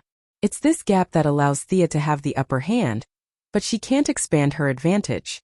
She moves sideways to avoid Catwoman's consecutive kicks. It seems that Catwoman's leg skills have been trained hard. Whip kicks, spinning kicks, and all kinds of other kicks make Thea tired. She really doubts whether this guy has the supernatural ability to walk on flat ground while wearing high heels. This is too unscientific. Anyway, Thea thinks that if she wears such shoes, it's good enough that she can walk at a normal speed. How can she kick up and down like this? It's already GG. Finally, when Catwoman's physical strength is exhausted, her powerful side kick loses its precision and is easily blocked. Thea sees that she shows a flaw, so she rushes to the inner circle and hits her face with her elbow. Catwoman sees the fierceness of this move. If she is hit in the face with the dense nerves on the face, it will definitely cause a short period of coma. At the critical moment, Catwoman suddenly exerts strength between her waist and legs, and her body jumps up a little. However, the fierce elbow still hits her shoulder near her collarbone. Thea is not going to let it go. She grabs Catwoman's shoulder with both hands, stomps on the ground with her right foot, and bends her left leg, using a Muay Thai knee strike. Seeing that Catwoman is about to be hit in the lower abdomen and lose the ability to fight, a shining metal object in the distance quickly flies towards Thea's right foot. She doesn't know what it is. If she continues to exert strength, although she can hurt Catwoman, she will also be injured. Thea weighs for a moment. She just wants to learn from each other. Not a duel of life and death. It's not worth getting injured for this. She can only change her upward knee strike to jump back with both feet to temporarily get out of the fight. With a crisp sound, the metal object was inserted into the ground where Thea was standing. She stared at the metal object that was inserted into the cement road. It was streamlined and had a special metallic texture under the dim light. There was also a sharp blade on the side of the metal object that was exposed from the ground. "Oh my, is this a bat dart?" Felicity's anxious voice came from the earpiece. "Thea, be careful. It's Batman." In fact, Thea also saw the legendary Master Batman. He was wearing a Kevlar bulletproof bodysuit, a black mask, and a dark black cloak. He looked like he was flying on a sword as he floated down from the sky. If he were to return to the Middle Ages, he would be worshipped as a god. This was to put pressure on him. The information said that he was a famous psychological master, and it was true. Where did he come down from? Did he have a cultivation technique? That was impossible. Thea carefully filtered the surrounding environment with her perception. Sure enough, there was something strange above her head, but the distance was a little high, so her perception was blurry. It should be his bat plane. It has a very strong ultra-low flying ability. She couldn't see it with the naked eye, which meant that it had an advanced optical camouflage stealth function. This was different from the traditional stealth fighter that couldn't be seen by the naked eye. This was both invisible to the radar and the naked eye. It was very advanced. She would ask Ryan's weapon research department to develop one for her later. After seeing Batman float down, he stood beside Catwoman.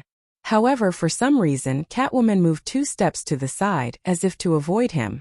Although Batman's face was covered by the mask, from the outline of his chin and other facial features, there was a hint of helplessness. He seemed to want to say something but didn't know where to start.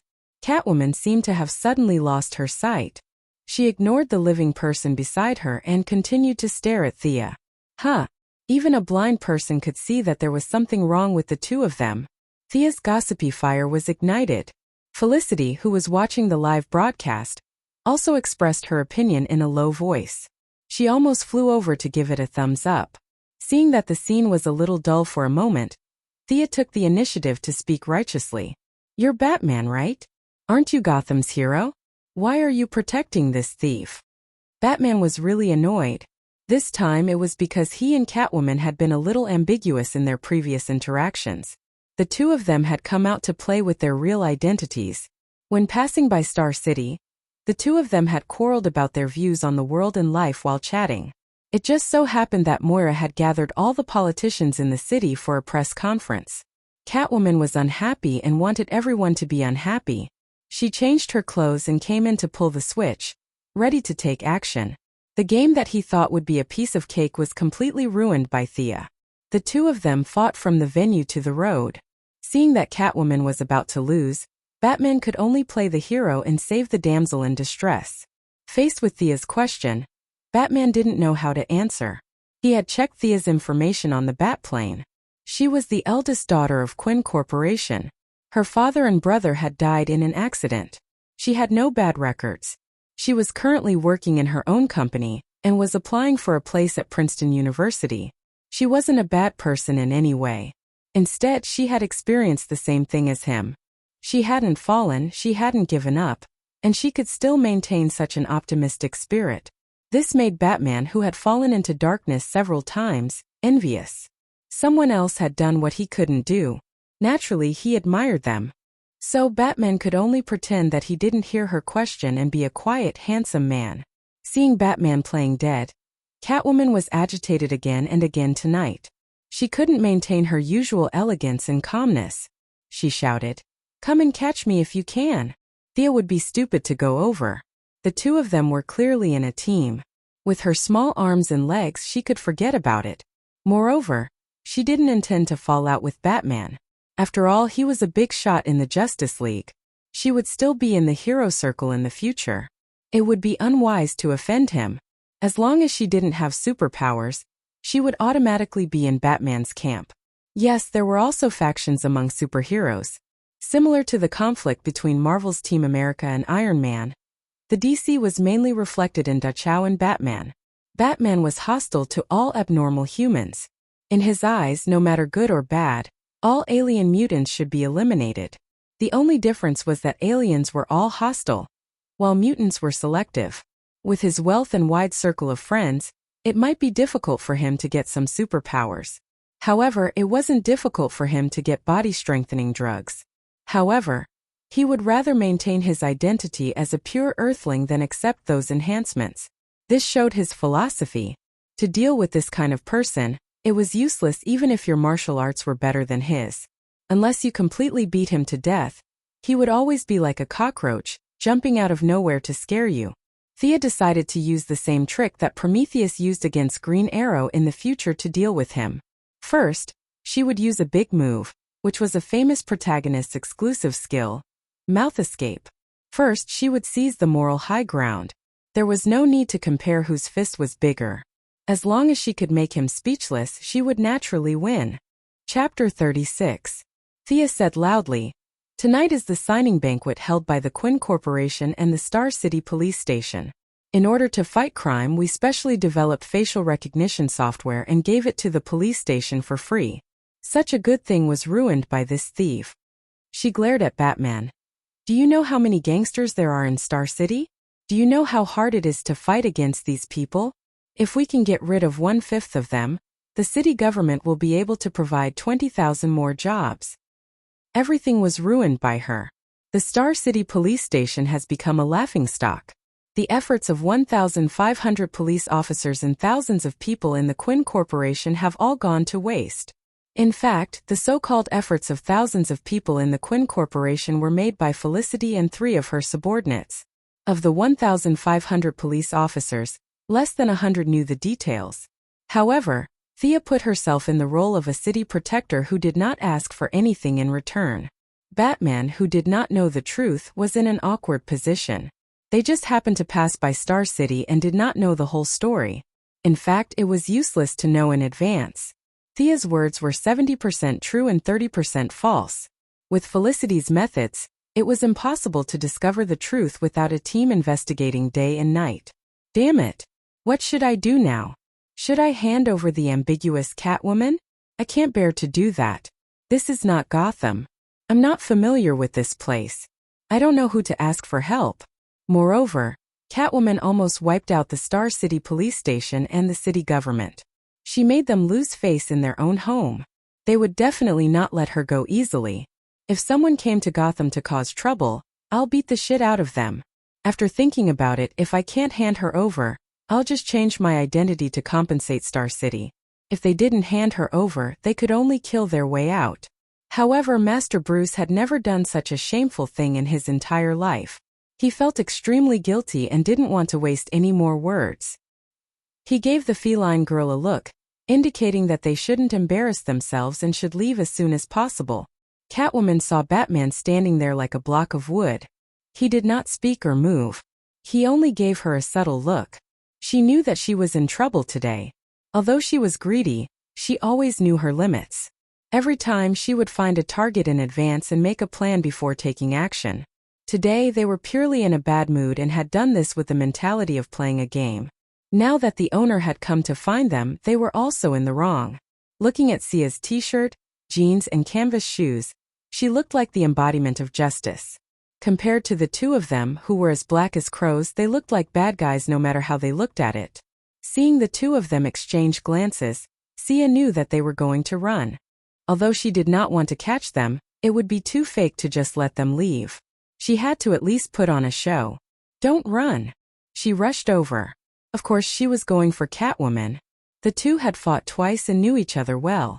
Compared to Batman, who was 1.9 meters tall with bulging muscles and wearing defensive armor, Catwoman was the easier target.